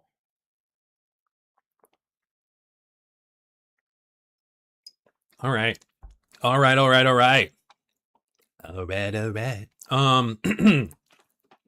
This next story is kind of ironic. Does anybody know much about President Trump's mom? Did you know that she's an immigrant from Germany? A birthright citizenship tourist, maybe, if you will. I don't know. Some people may say it. Some people say, I didn't say it. People say, not me. I think he's a stand-up guy. Okay. All right, story number 3. Trump signs executive orders targeting birthright citizenship. Oh, the irony. This is going to be a big story. We have 188 articles reporting, with 50% of the distribution coming from the center, 24% on the right, 26% on the left. Definitely not a blind spot by any means. 83% of the sources are coming from high factuality or above. When I sort my stories by factuality, like I always do, at the very top is UPI, reporting out of Washington, D.C., with a very high factuality rate and a center-leaning distribution. I'm going to go ahead and get into this story and see what's going on with birthright citizenship. U.S. President Donald Trump is again aiming to limit birthright citizenship, just a month over the U.S. Supreme Court upheld the constitutional right. Trump on Thursday signed 2 executive orders, with one expanding who could not be guaranteed citizenship automatically, including alien enemies of the United States, members of foreign terrorist organizations, and large categories of people who lobby and act on behalf of foreign governments, the Hill quoted officials as saying. The second order would ban birthright tourism, which occurs when a traveler enters another country to give birth there to ensure automatic citizenship. This practice is already illegal since it involves fraudulently obtaining a visa. Birthright citizenship is guaranteed by the 14th Amendment, which was adopted by following the Civil War. With limited exceptions, it makes anyone born on U.S. soil a citizen. 4 exceptions to the 14th Amendment have been recognized by the courts over the years, including children born in the U.S. to foreign sovereigns and diplomats, those born on foreign ships, and children of Native American tribes. However, Native Americans have been guaranteed citizenship since 1924. Trump, on his first day in office of his second term, signed an executive order to end birthright citizenship, but it never took effect after several lower courts blocked it. The Supreme Court on June 30th ruled 6-3 against the order. Trump told reporters Thursday that birthright citizenship was intended for the babies of slaves.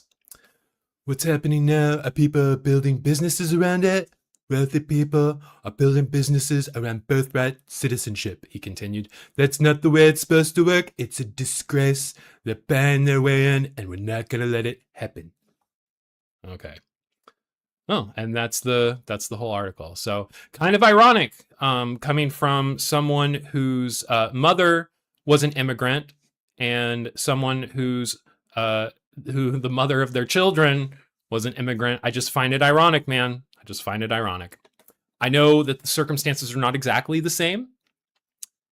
However, Psychic Dash and the Vampire Slayer, hello, good to see you. Thanks for stopping in. Goldilocks, good morning. It's always great to see you. Thank you guys for being here. We still have 2 stories left to get through, and then we're going to do This Day in Science for Saturday and Sunday so that everybody can see it. So, you know, holding it hostage till the end of the show. Make sure that everybody keeps watching. So, hey, everybody, thank you guys. We're going to keep rolling here, get into the next story. This one's kind of long. I'm not going to lie. I got about halfway through the article when I was proofing it this morning, so I might be struggle busing through this one, but bear with me because I think it's important. Senators propose age verification for all computer and phone operating systems. Oh. Does that mean what I think it means? Dear God. Only 11 articles are reporting on this. I think that this is a huge story, and hopefully it's going to get more attention. 80% of the stories are coming from the right, and 20% of the stories are coming from the left, so nothing coming from the center. Stories sorted by factuality, like always. I think the link that I have pulled is from Natural News, which is second down on my... oh, no, it's not sorted by factuality at all. I think I just wanted to pull a story from a right-leaning source so I could see, because it says they have a low factuality rating. That's weird. I've never seen anyone with a very low factuality rating. But in this instance, we're going to go ahead and read from them because I think that, I don't know, what I've read so far in the article isn't terrible. So let's see what they have to say. The language of protection is often the scaffolding of surveillance, and a new bipartisan Senate bill proves the point with chilling precision. Every bill that builds a checkpoint insists it's not building a checkpoint, yet the Digital Age Assurance Act of 2026, Senate Bill 5090, would wire a mandatory age declaration directly into the operating system of every phone and computer sold in America, creating a national digital ID backbone that goes far beyond keeping children safe.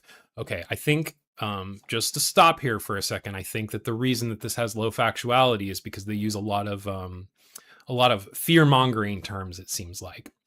The legislation introduced by Senators Andy Kim, Cynthia Lummis, Andy Schiff, and John Barrasso, I believe is how you say that, was referred to the Senate Committee on Commerce, Science, and Transportation on July 22nd, 2026. It marks a dangerous escalation from California's state-level age signaling law, transforming a voluntary code into a federal mandate that controls how every citizen accesses information. This is not about parental oversight. It's about constructing a persistent identity checkpoint that will be used to control user behavior as more surveillance is activated. Again, these are possibilities, but that doesn't necessarily mean that this is where this bill is going to go. There's a lot of information in here. I want to scroll down past all of this age stuff. Senator Lummis has pitched the bill as a privacy-safe option, stating that by keeping government IDs and facial scans out of the equation, the Digital Age Assurance Act gives parents real protection for their children.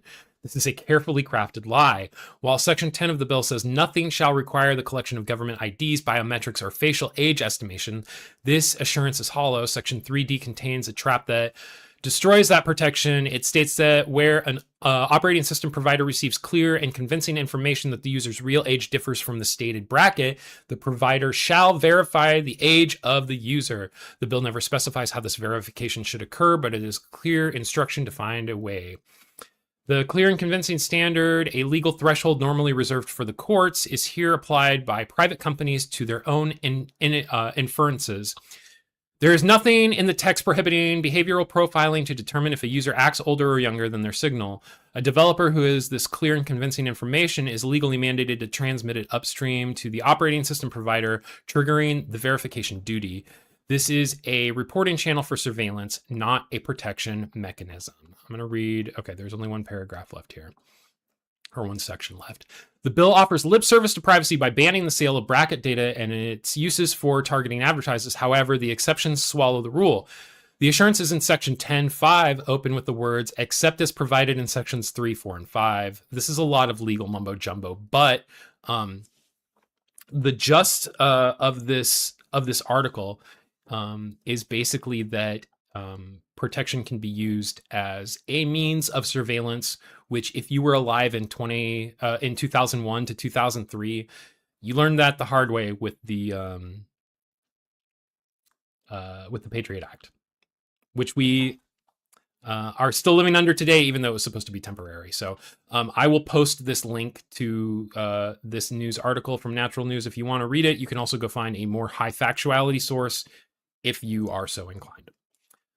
All right. And with that, is Phil in here? Do I not have my thing sorted by, I got it by top messages. Okay.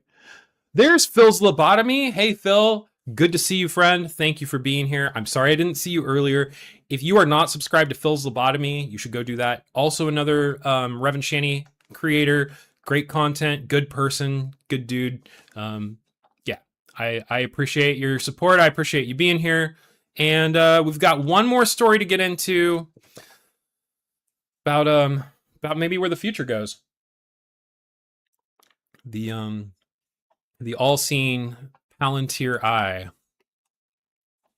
Trump tells donors we need to elect J.D. Teal in 2028 presidential election, a report says. All right, so Trump's telling everybody they need to elect Vance, that Vance is going to be his successor, that Marco Rubio is not going to be the guy. So 27 articles reporting on this so far. When I looked at it last night, Mostly a blind spot for the left because you have most of the reporting is coming from the right. Obviously, they're going to be the ones who are more invested in this. 19% from the center, 14% from the left. I'm honestly kind of excited for a JD Vance presidential run, only if it's AOC that he's going up against, because I feel like he would lose to her. I don't think anybody really likes JD that much. I have the independent pulled. It does say it leans left. It's third down on my factuality rating with a high, or on my factuality list with a high factuality rating. Let's get into the story from the independent. After months of informally polling friends, advisors, and even dinner guests on whether President JD or Vice President JD Vance or Secretary of State Marco Rubio should get his endorsement for the White House in 2028, President Donald Trump appears to have a favorite. During an Oval Office confab with Republican donors last month, Trump reportedly indicated his preference for Vance to be at the top of the ticket in the next presidential race, following long-standing tradition. According to the Washington Post, the president told them, "At the end of the day, we need to elect JD." The president's newfound preference for the former Ohio senator comes after months where he publicly teased an eventual clash between both administration leaders, at times suggesting the pair would make a good presidential ticket without specifying who he'd like to see at the top of it. Okay. In May, he even went so far as to ask visiting law enforcement officials and other allies whom he'd gathered for dinner at the White House Rose Garden about their preferences for a 2028 in a snap poll. In remarks to his dinner guests, he opined about the current state of the Democratic Party's bench and dismissed the potential 2028 opposition to a MAGA successor as a lot of beauties. Turning to Vance, Trump said, "JD, I envy you and other people. I don't know who's it going to be. Is it going to be JD? Is it going to be somebody else? I don't know," he said. The president then turned to his guests for their views. "Okay, who likes JD?" After the guests responded with tepid applause, Trump asked another question. "Who likes Marco Rubio?" The crowd's response was slightly more muted. Wow. So nobody's excited about either of them, but that's pretty much to be expected. Look at these guys. You can tell he's wearing makeup. And honestly, it looks to me like he's coloring the bottom of his beard right there. Or maybe he's putting in a little bit of gray in this. I don't know. Shouldn't be going after people on their appearances. I just don't like these politicians. At that point, Trump appeared to have had his fun, telling the loyalists arrayed around him or before him that a Vance Rubio ticket sounded good to him. "JD, this is it was a perfect ticket. By the way, I do believe that's a dream team, but these are minor details," he said. Lest his vice president get any delusions of grandeur, the president then cautioned him, "That does not mean you have my endorsement under any circumstance." The president also put the same question to the guest list at his Mar-a-Lago club and Bedminster Golf Resort during his frequent visits there, asking his friends and colleagues to pick which of the two top officials should succeed him. Maybe, just maybe, there's a better Republican out there. Maybe Thomas Massie should succeed him. Vance 41 is largely considered the frontrunner to take the reins from Trump's legacy due to his popularity among younger and MAGA-oriented Republicans, but the 54-year-old Rubio's decades of political experience and multifaceted roles in the current administration have resonated with many voters. One Trump advisor who saw Trump's remarks to donors last month told the Post that the president has privately resolved that Vance will lead the GOP in 2028, though other allies of the president have warned that Trump often changes his mind and is reluctant to make any decisions that could accelerate his lame duck status with midterms fast approaching. For his part, Vance has dismissed the president's constant polling of his standing relative to Rubio with sarcasm. Days after the Rose Garden polling incident, he parried a reporter's query about it by referencing Trump's time as a television reality show presenter. "Well, I just don't think it sounds like the president of the United States to have a televised competition for who would succeed him as his apprentice. I just think that's not at all what you would expect the president to do," he said. Yeah, well, it's not like he's very presidential, is it? Vance added a caveat that Trump has always been fascinated by politics and said that it was natural for him to, joke around with us a little bit, to play around with the idea. The vice president also expressed some discomfort with the idea of thinking about a joke ticket with Rubio 2 years from now, telling reporters there were a few topics that I want to talk less about than what office I'm going to run 4 years down the road. I wonder why that is, JD. I wonder why it is that you want to talk so little about it. All right, tubes. That was my 5 stories for the day. I still have Oh, I didn't read This Day in Science for today. This morning I said I was going to do that before the show, and then I didn't. So I'll knock that out right now. August 7th, Friday, 2018. And you can find this as a short on my channel right now. But copper band hints at Native American trade. A copper band discovered by anthropologists from Brigham University shed new light on the role of trade routes in pre-contact Native American cultures, which experts now say were more extensive than previously thought.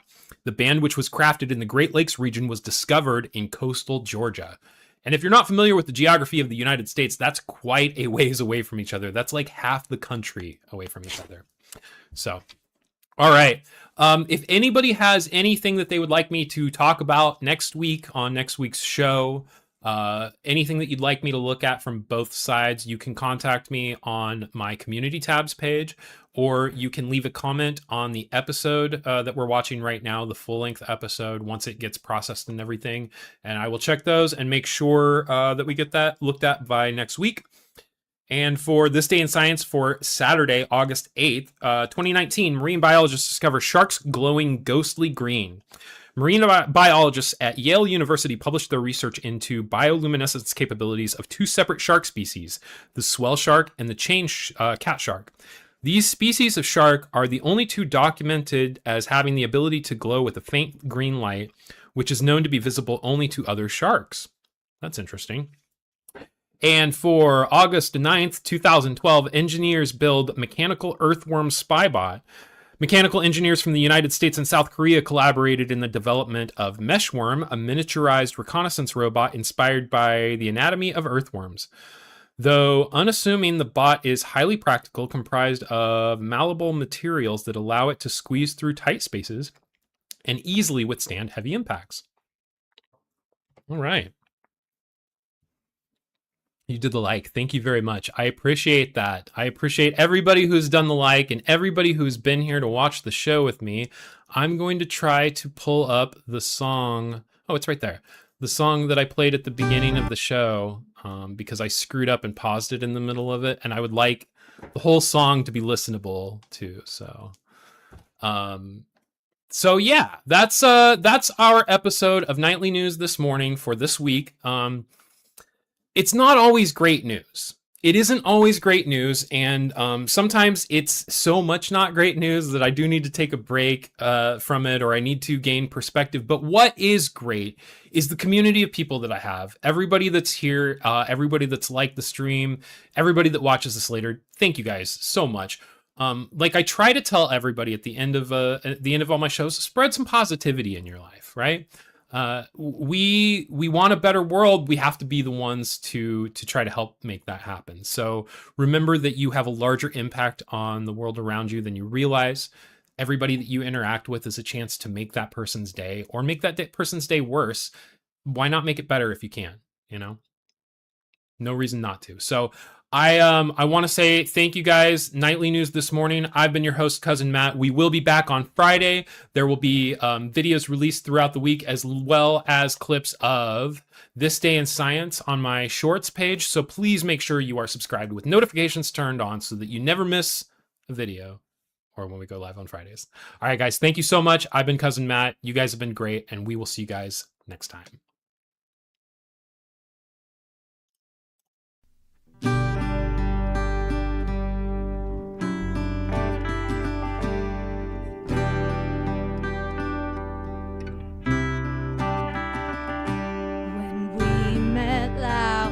Shed thoughts free flow, and you said you've got something deep inside of you.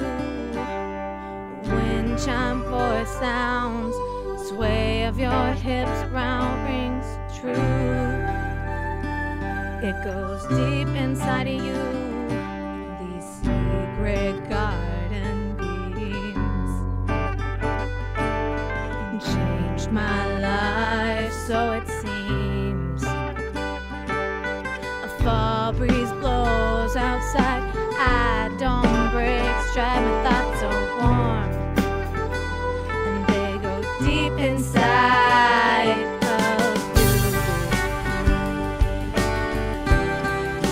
Oh yeah, and I never felt alone. Alright, oh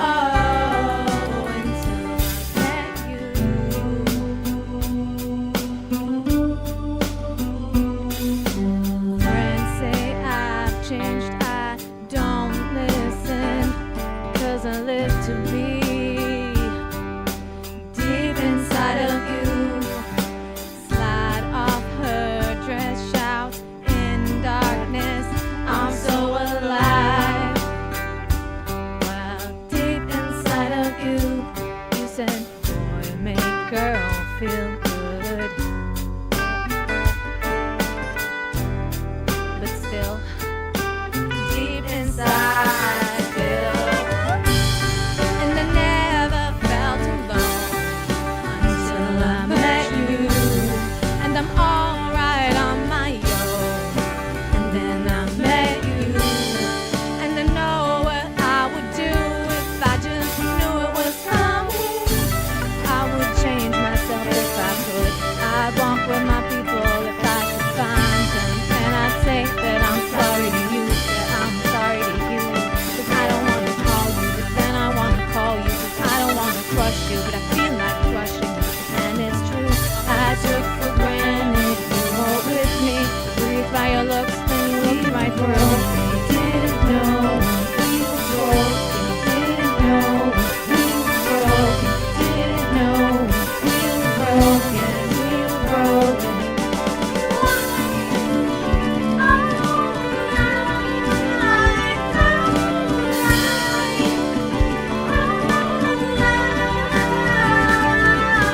Something's gone, you withdraw. I'm not strong like before. I was deep inside of you. I can't go nowhere. I burn candles and stare at ghosts. Deep inside of you, and some great need in me starts to leave. I've lost myself, there's nothing left. It's all gone. Deep inside of you. Deep inside of you. Deep inside of you.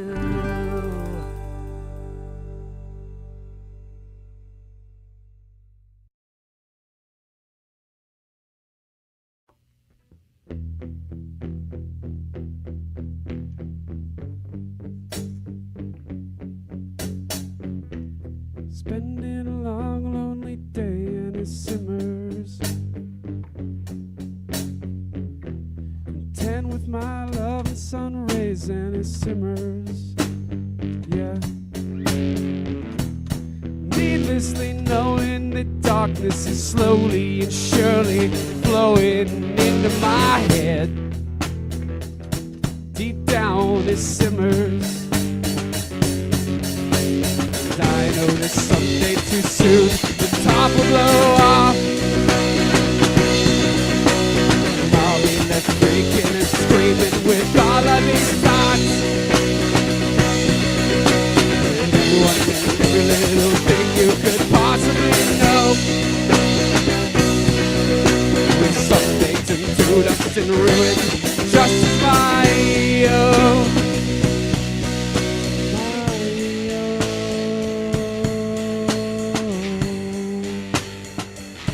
Till then it simmers.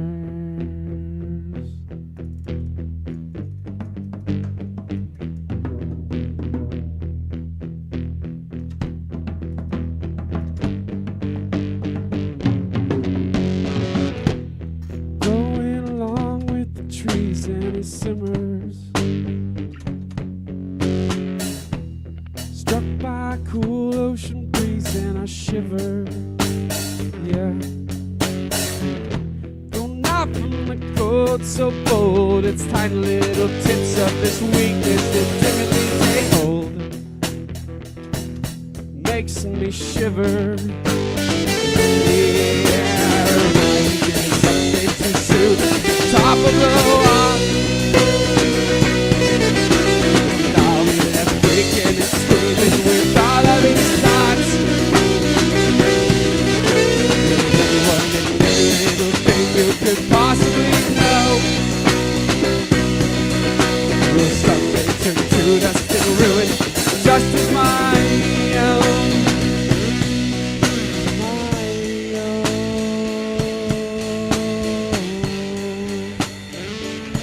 Till then it simmers.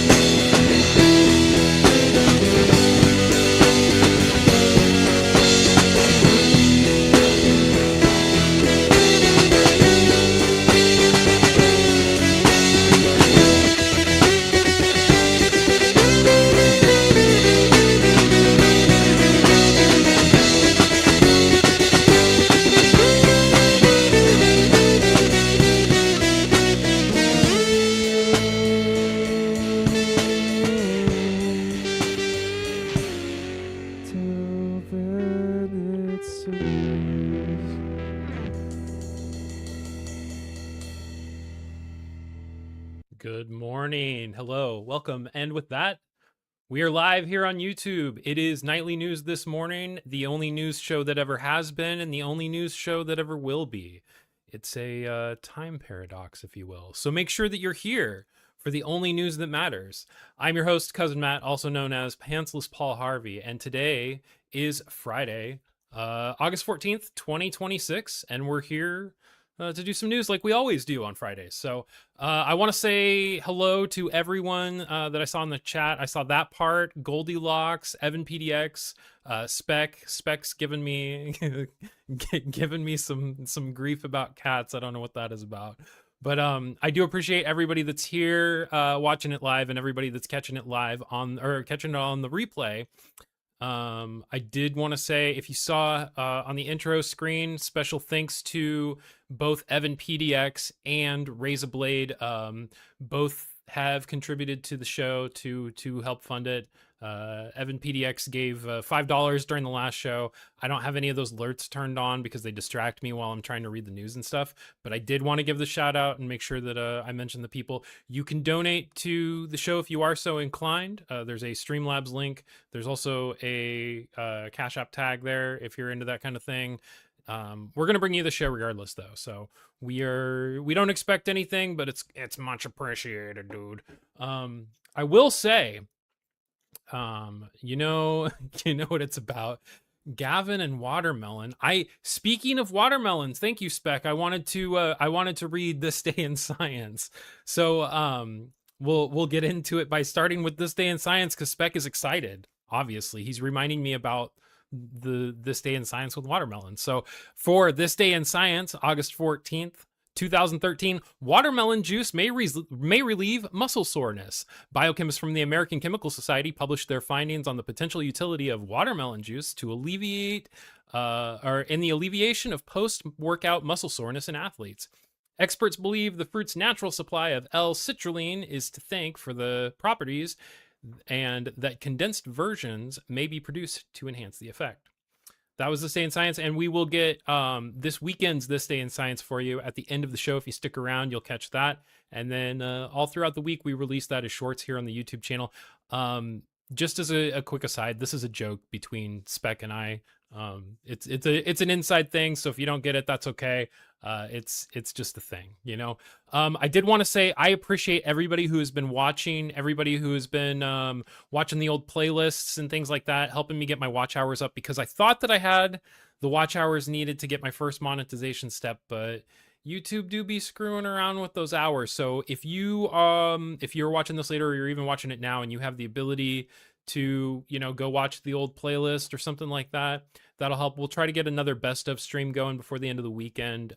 It'll probably just be like the last 10 episodes or so that we did, because the last 3 best of streams got the majority of all the episodes. So again, just thanks to everybody. I really do appreciate it. YouTube's changing its monetization policies next year, so I'm really kind of worried that if I don't hit the monetization numbers this year, it may be a long time before I do. But that being said, like I said, I'm still gonna bring you the news. You're still gonna watch the news, right? Like the news is still here. So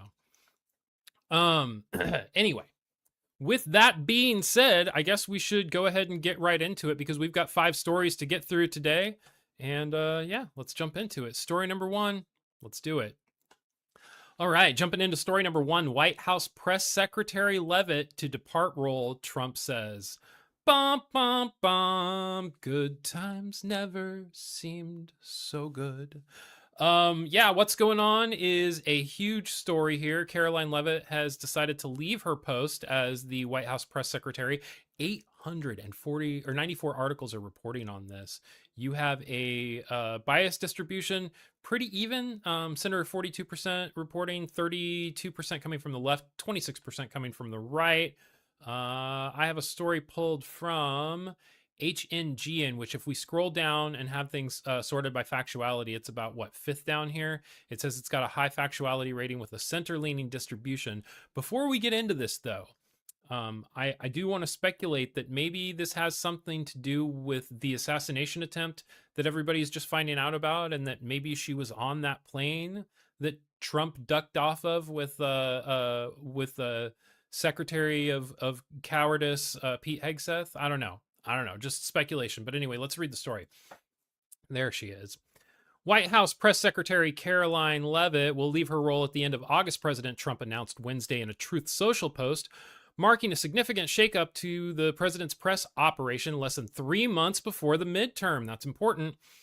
Midterm elections. Our wonderful White House press secretary and one of my most trusted aides, Caroline Leavitt, will be departing her role at the end of the month so she can spend more time with her beautiful young children and her old-ass husband. A decision I totally understand and respect. Of course he would. Trump wrote, adding that Leavitt would become one of my top outside advisors in an influential role within the Republican Party heading into the November elections. Leavitt, 28, is the youngest White House press secretary in history and one of only 8 women to have held the role. And yet she has one of those looks about her that you can't tell if she's 28 or 68. No, I'm kidding, 28 or 48. But she had returned to the briefing room podium on July 16th after a brief maternity leave following the birth of her second child on May 1st. In her own statement, Leavitt described the departure as a difficult but necessary choice, writing that being press secretary has been one of the most rewarding yet challenging seasons of my life, but that since returning to the White House after the birth of my daughter, I have felt in my heart that I cannot be the best mom to my 2 young children deserve, while devoting the constant time, energy, and attention required of the White House press secretary. She called the job an honor and an adventure of a lifetime and thanked Trump for entrusting me with the distinct privilege of speaking on his behalf at the White House podium. Leavitt first joined Trump's orbit as an assistant press secretary during his first term, later serving as national press secretary for his 2024 presidential campaign, before becoming White House press secretary when he returned to office in January 2025. She has since defended the administration through several of the president's second-term controversies, including the Signalgate scandal, the release of the files related to Jeffrey Epstein, and the ongoing war with Iran. Leavitt briefed from the press room less frequently than some of her recent predecessors, with Trump favoring direct engagement with reporters himself. She was deployed more often to friendly outlets such as Fox News to promote the administration's agenda and criticize Democrats and mainstream media coverage. Alongside her official role, Leavitt cultivated a visible personal brand as a working mother, appearing with her children at Air Force One departures and White House holiday events.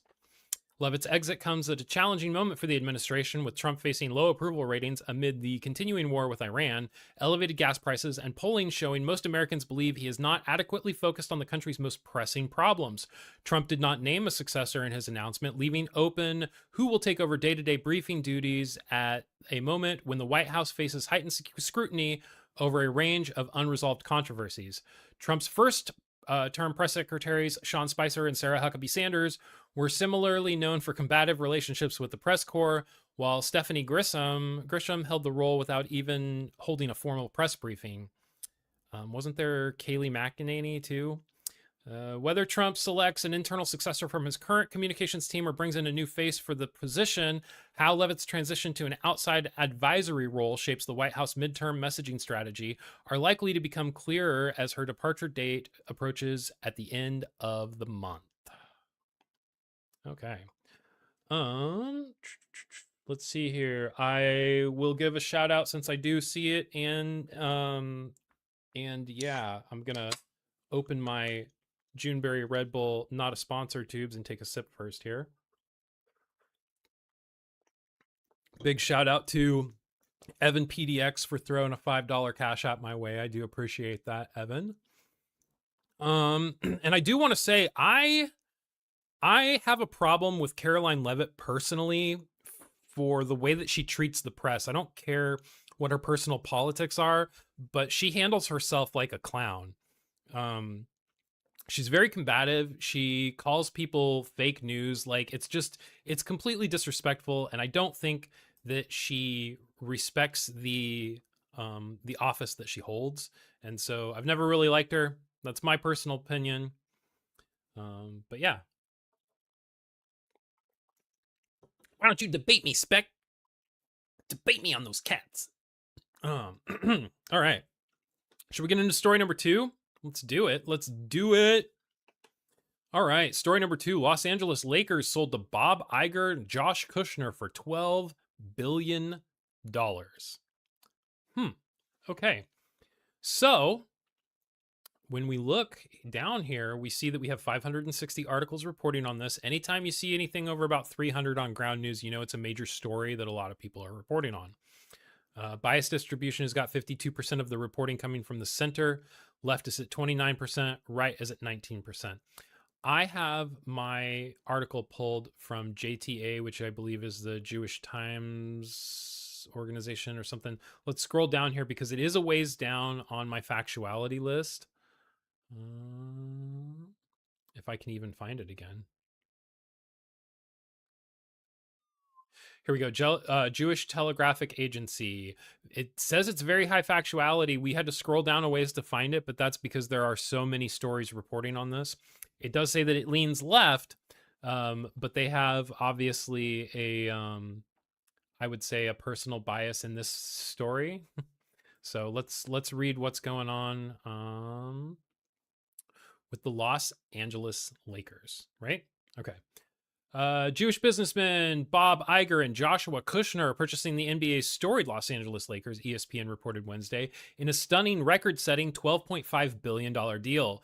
The sale comes barely a year after the team's controlling stake was sold for more than $10 billion to Mark Walter, the billionaire CEO of Guggenheim Partners, who also owns the MLB's Los Angeles Dodgers, the WNBA's LA Sparks, Premier League club Chelsea, the Professional Women's Hockey League, and Cadillac's Formula One team.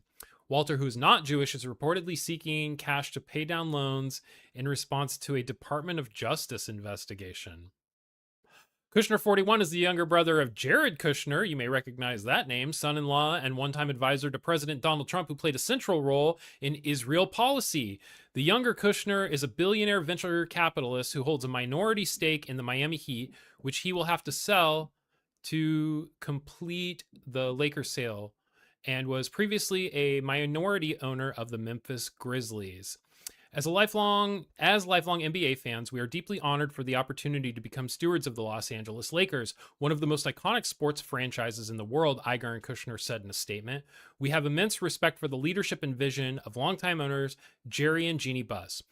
Our long-term commitment to build on that foundation, compete at the highest level, and serve this extraordinary team, its fans, in the city of Los Angeles. The Lakers sale is the latest in a string of recent high-profile NBA team transactions by and among Jewish business people, including Matt Ishba's purchase of the Phoenix Suns, Gabe Plotkin and Rick Schnall's purchase of the Charlotte Hornets from Michael Jordan, and Mark Cuban's sale of the Dallas Mavericks to Miriam Adelson. Kushner, who's the great-grandson of Holocaust survivors and was raised in an Orthodox home in Livingston, New Jersey, was at the center of a controversy in the world of professional soccer earlier this summer when his investment fund Thrive Eternal attempted to purchase a stake in FIFA's World Cup tournaments. Under pressure from stakeholders from across the sport who objected to the prospect of private ownership of sports preeminent contests, the global soccer body withdrew the privatization offer. The Kushner family has donated millions of dollars to Jewish organizations in America and Israel, including the Friends of the Israeli Defense Force, the Shaare Zedek Medical Center in Jerusalem, multiple West Bank settlement organizations, Chabad, the Ramaz School in Manhattan, and the Keheleth Jeshurun Synagogue in the Upper West Side. The Joseph Kushner Hebrew Academy in Livingston is named for his grandfather, who launched the family's real estate empire. Kushner's father, Charles, serves as the United States ambassador to France and Morocco. Let's stop there for just a second and highlight that. Kushner's father, Charles, serves as the United States ambassador to France and Morocco, now that he's out of prison with a Trump pardon. Yeah. Iger, 75, ended his second stint as CEO of Disney earlier this year. He and his wife, Willow Bay, are the owners of the professional women's soccer club Angel City FC. Iger was raised in a Jewish home. Following the October 7th, 2023 Hamas attack on Israel that launched the Gaza war, Iger sent a note to Disney's Jewish employees to express my shock and sadness. I know that many of you have loved ones in Israel, and I cannot imagine how terrifying the last few days have been seeing the brutality unfold, he wrote. My heart goes out to the victims, their families, and all of the innocent people whose lives have been torn apart by this unspeakable violence. I speak for myself and for the entire company in condemning these attacks, the hate that's motivated them, and all acts of terrorism.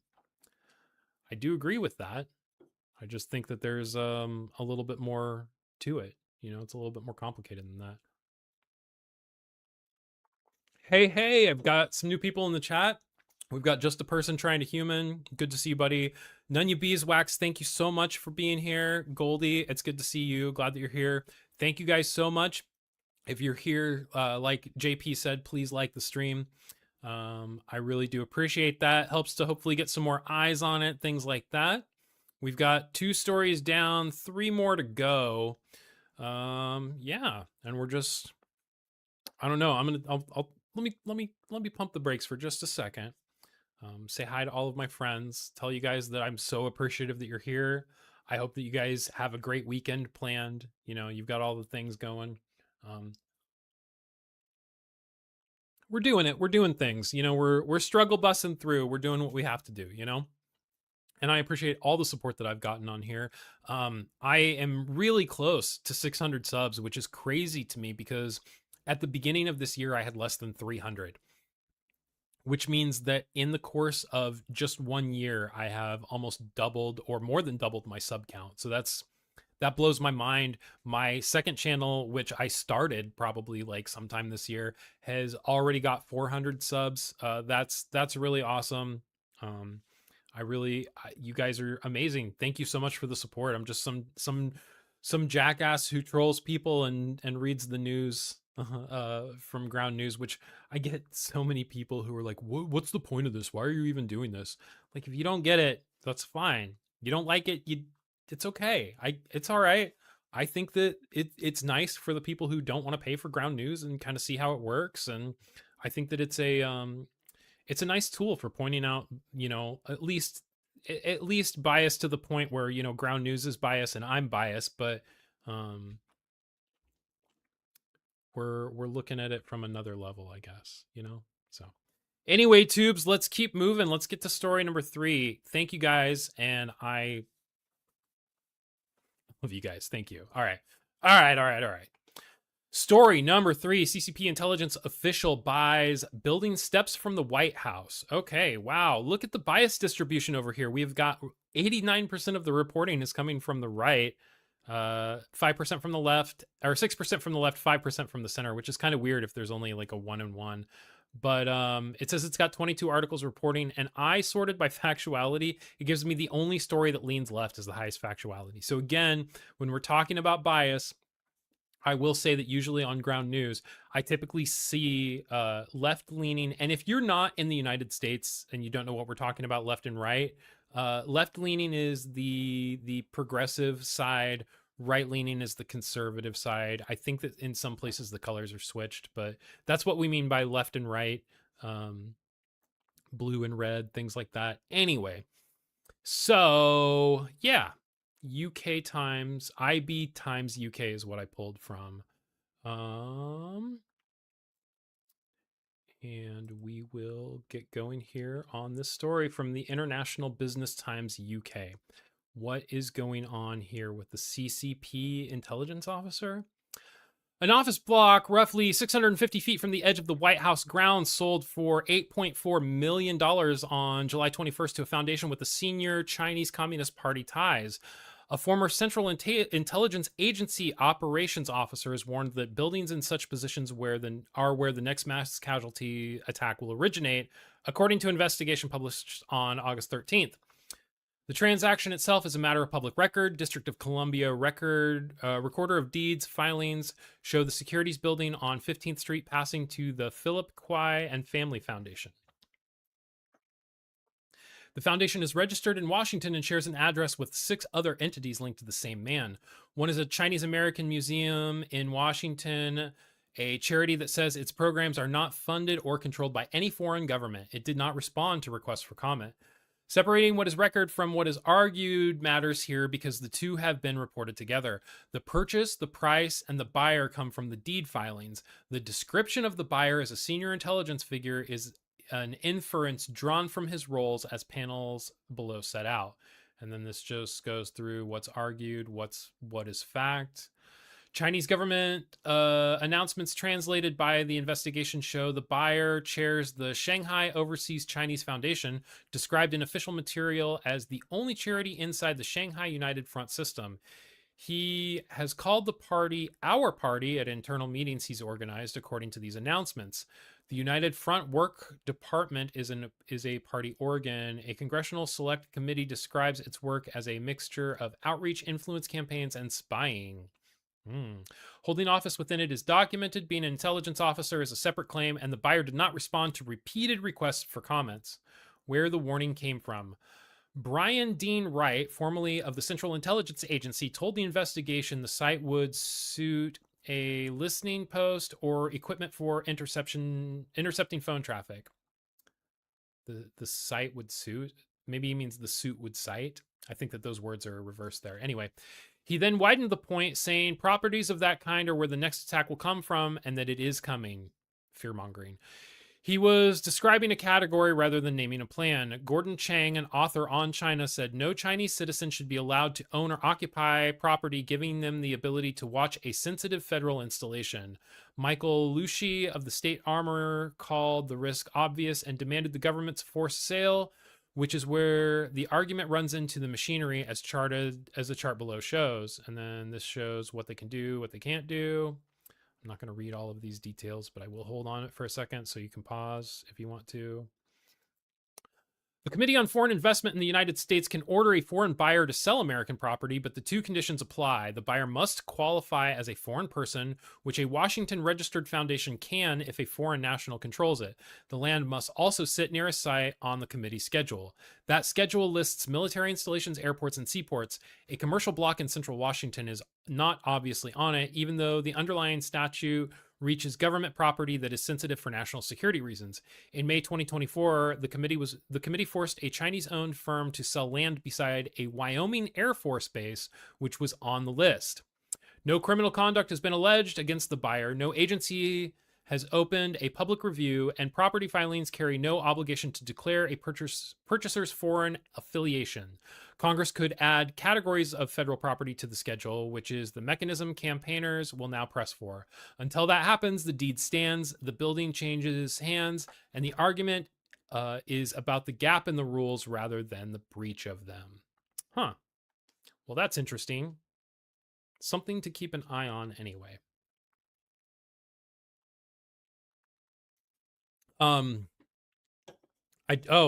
Beeswax. I did see that. I was just going to shout it out, but you said it in the chat. I did get another $5 donation from Nunya Beeswax. I really do appreciate that. That really helps so much, you guys. Thank you for the support. Thank you so much. Yeah, that'll go towards the next Ground News subscription, so we can just keep this show going for another year because I buy it yearly. So. All right, 2 more stories today, and then then I got some work to do. So let's get into it. Story number, Caitlin, hello. Before I get into story number 4, I wanted to say hi to Caitlin. Thank you for being here. I'm so glad that you could check it out live. That's awesome. But yeah, all right, let's keep the show going. Story number 4, Rand Paul visits Fort Knox, saying gold is there and uses the inspection to warn about inflation. Holy shit. Bias distribution is 100% right-leaning on this story. So this is a blind spot for both the left and the center. It's also not like the most important story either. I mean, I've read through it. It's an interesting story, and I thought that it was good to highlight the bias in reporting where you have a hole like this. But we will look down here and see that our story comes from the Patriot Chronicles. Jesus, where is it? It might have been this Trending Politics one, but it doesn't matter. Everything is right. And the highest factuality that we have is mixed factuality. So take it with a grain of salt, but I mean, most of this reporting is just coming from Rand Paul's Twitter feed. So let's get into the story here from the Patriot Chronicle. Senator Rand Paul of Kentucky went underground at Fort Knox on Monday to inspect America's gold reserves. The visit puts fresh attention on the nation's bullion holdings and the long-running questions surrounding what is actually stored inside the heavily guarded facility. According to the U.S. Mint, the last full audit of the gold reserve held at Fort Knox took place in 1953. A partial audit followed in 1974. Since then, rumors have circulated that some of the gold may have been replaced with gold-plated tungsten. Paul addressed the inspection before heading below ground.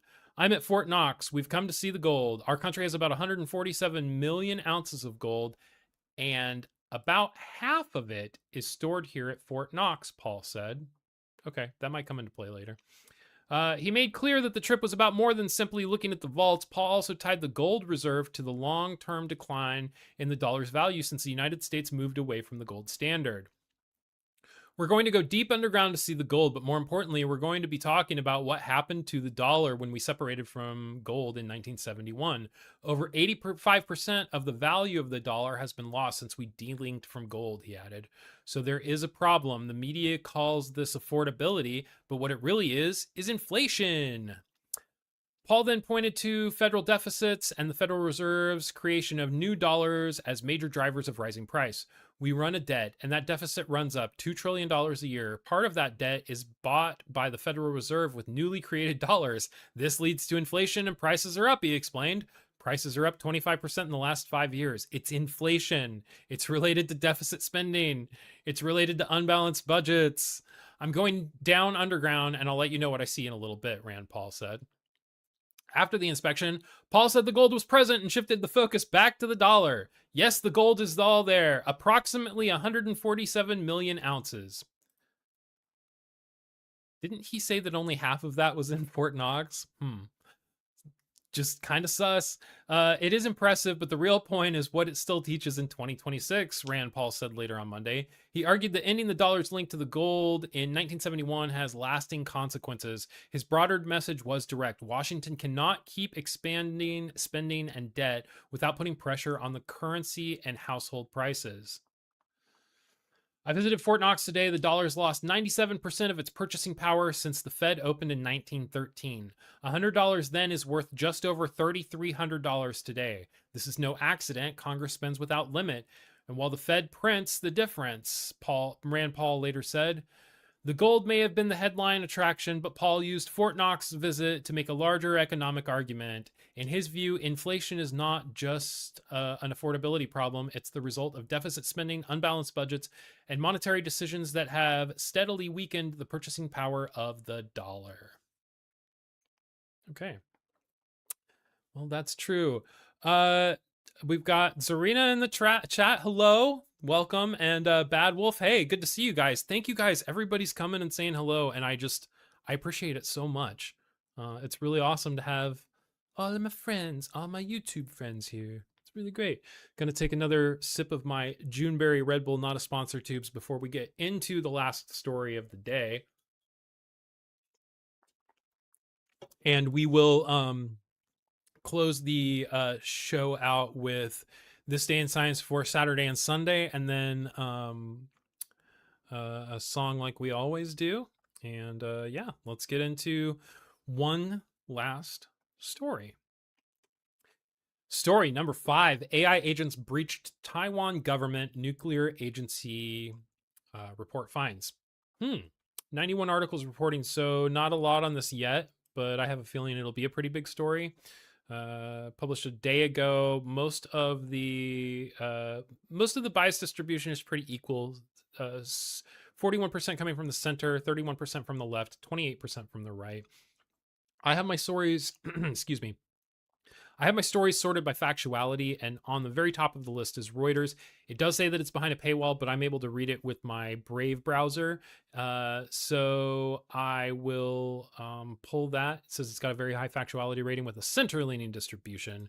Let's read what's going on here in Taipei. Taiwan detected AI-assisted cyber attacks on government agencies last month coming from overseas, but the affected body successfully handled the incident, the Ministry of Digital Affairs said on Thursday. Taiwan has in recent years complained about what it sees as China's hybrid warfare, from daily military drills near the island to disinformation campaigns and cyber attacks, as Beijing ramps up military and political pressure on the democratically governed island to force Taipei to accept its claims of sovereignty. Chinese cyber attacks on Taiwan's key infrastructure, from hospitals to banks, rose 6% in 2025 from the previous year to an average of 2.63 million attacks per day. That seems high. The island's National Security Bureau said in January, adding some of the hacks were synchronized with military drills in hybrid threats to paralyze the island. In a statement, the Ministry of Digital Affairs said that its cybersecurity monitoring units detected the abnormal attack targeting government agencies in July, and beginning July 20th, its National Institute for Cybersecurity issued a series of warning alerts while it investigated.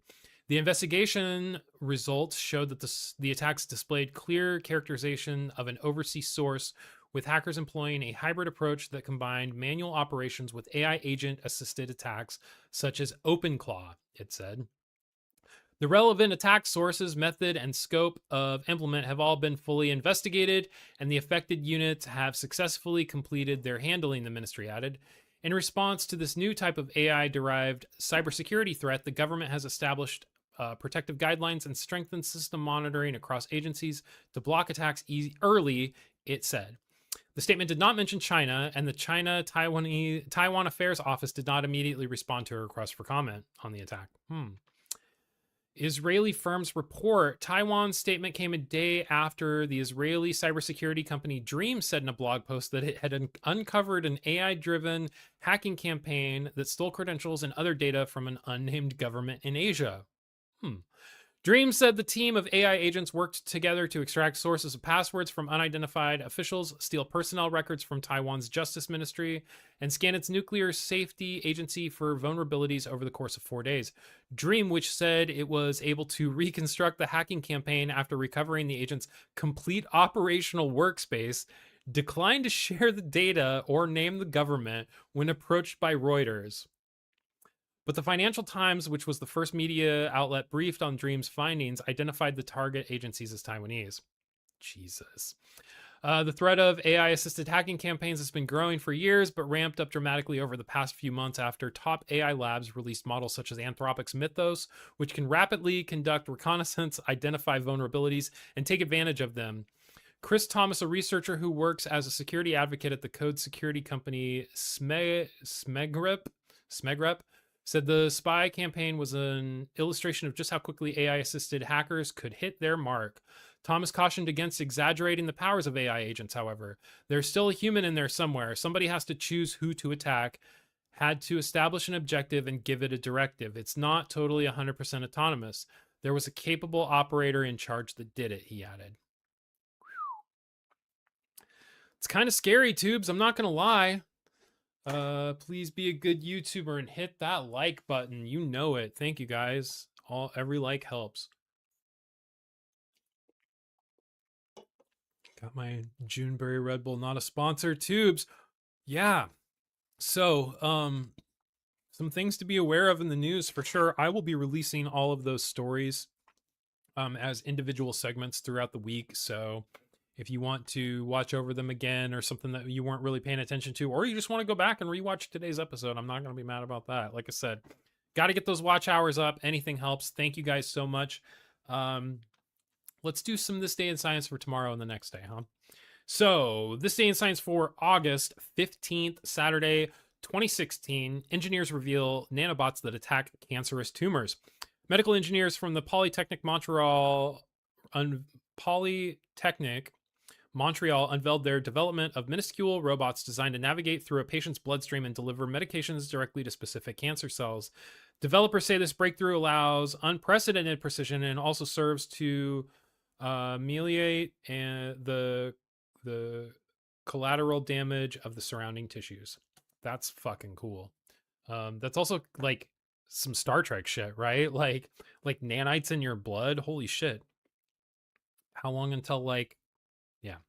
Okay, Sunday, August 16th, 2016, scientists create lithium-ion battery with double capacity.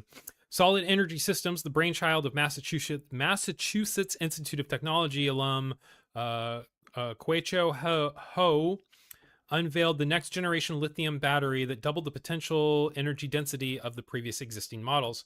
Ho's design achieved this feat by trading the traditional graphite battery base for an ion-dense lithium metal foil. That is cool. Science is cool. So yeah, we will continue to do some things. We'll get some stories released here as individual segments. They have brain controlling microchips.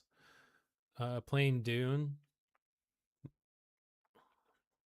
That's crazy. I've seen that actually. That is pretty scientifically dystopic. I don't know.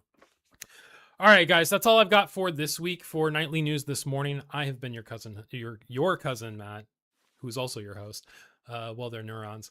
And yeah, I appreciate everybody so much for hanging out, watching the show, dropping the video a like, doing all the things, making sure that you're subscribed, because we are pushing towards 600 subscribers right now.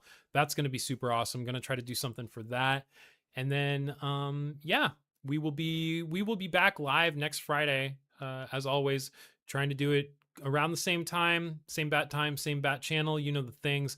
I do want to tell you guys, like I say every week, please take a moment today when you're interacting with the world around you. You run into a cashier at the checkout line at the grocery store. You got to go to see your bank teller. You're having some guy rotate your tires, you know, anything like that. Your interactions with people are what make the world a better place. And so if you are positive with the people around you, that's going to help them want to be more positive to the people around them, and it's just going to infect positivity. And that's what we want to do here, is infect positivity and kind of spread the love around, so to speak. So it's probably a little corny, but you know, it is what it is, tubes.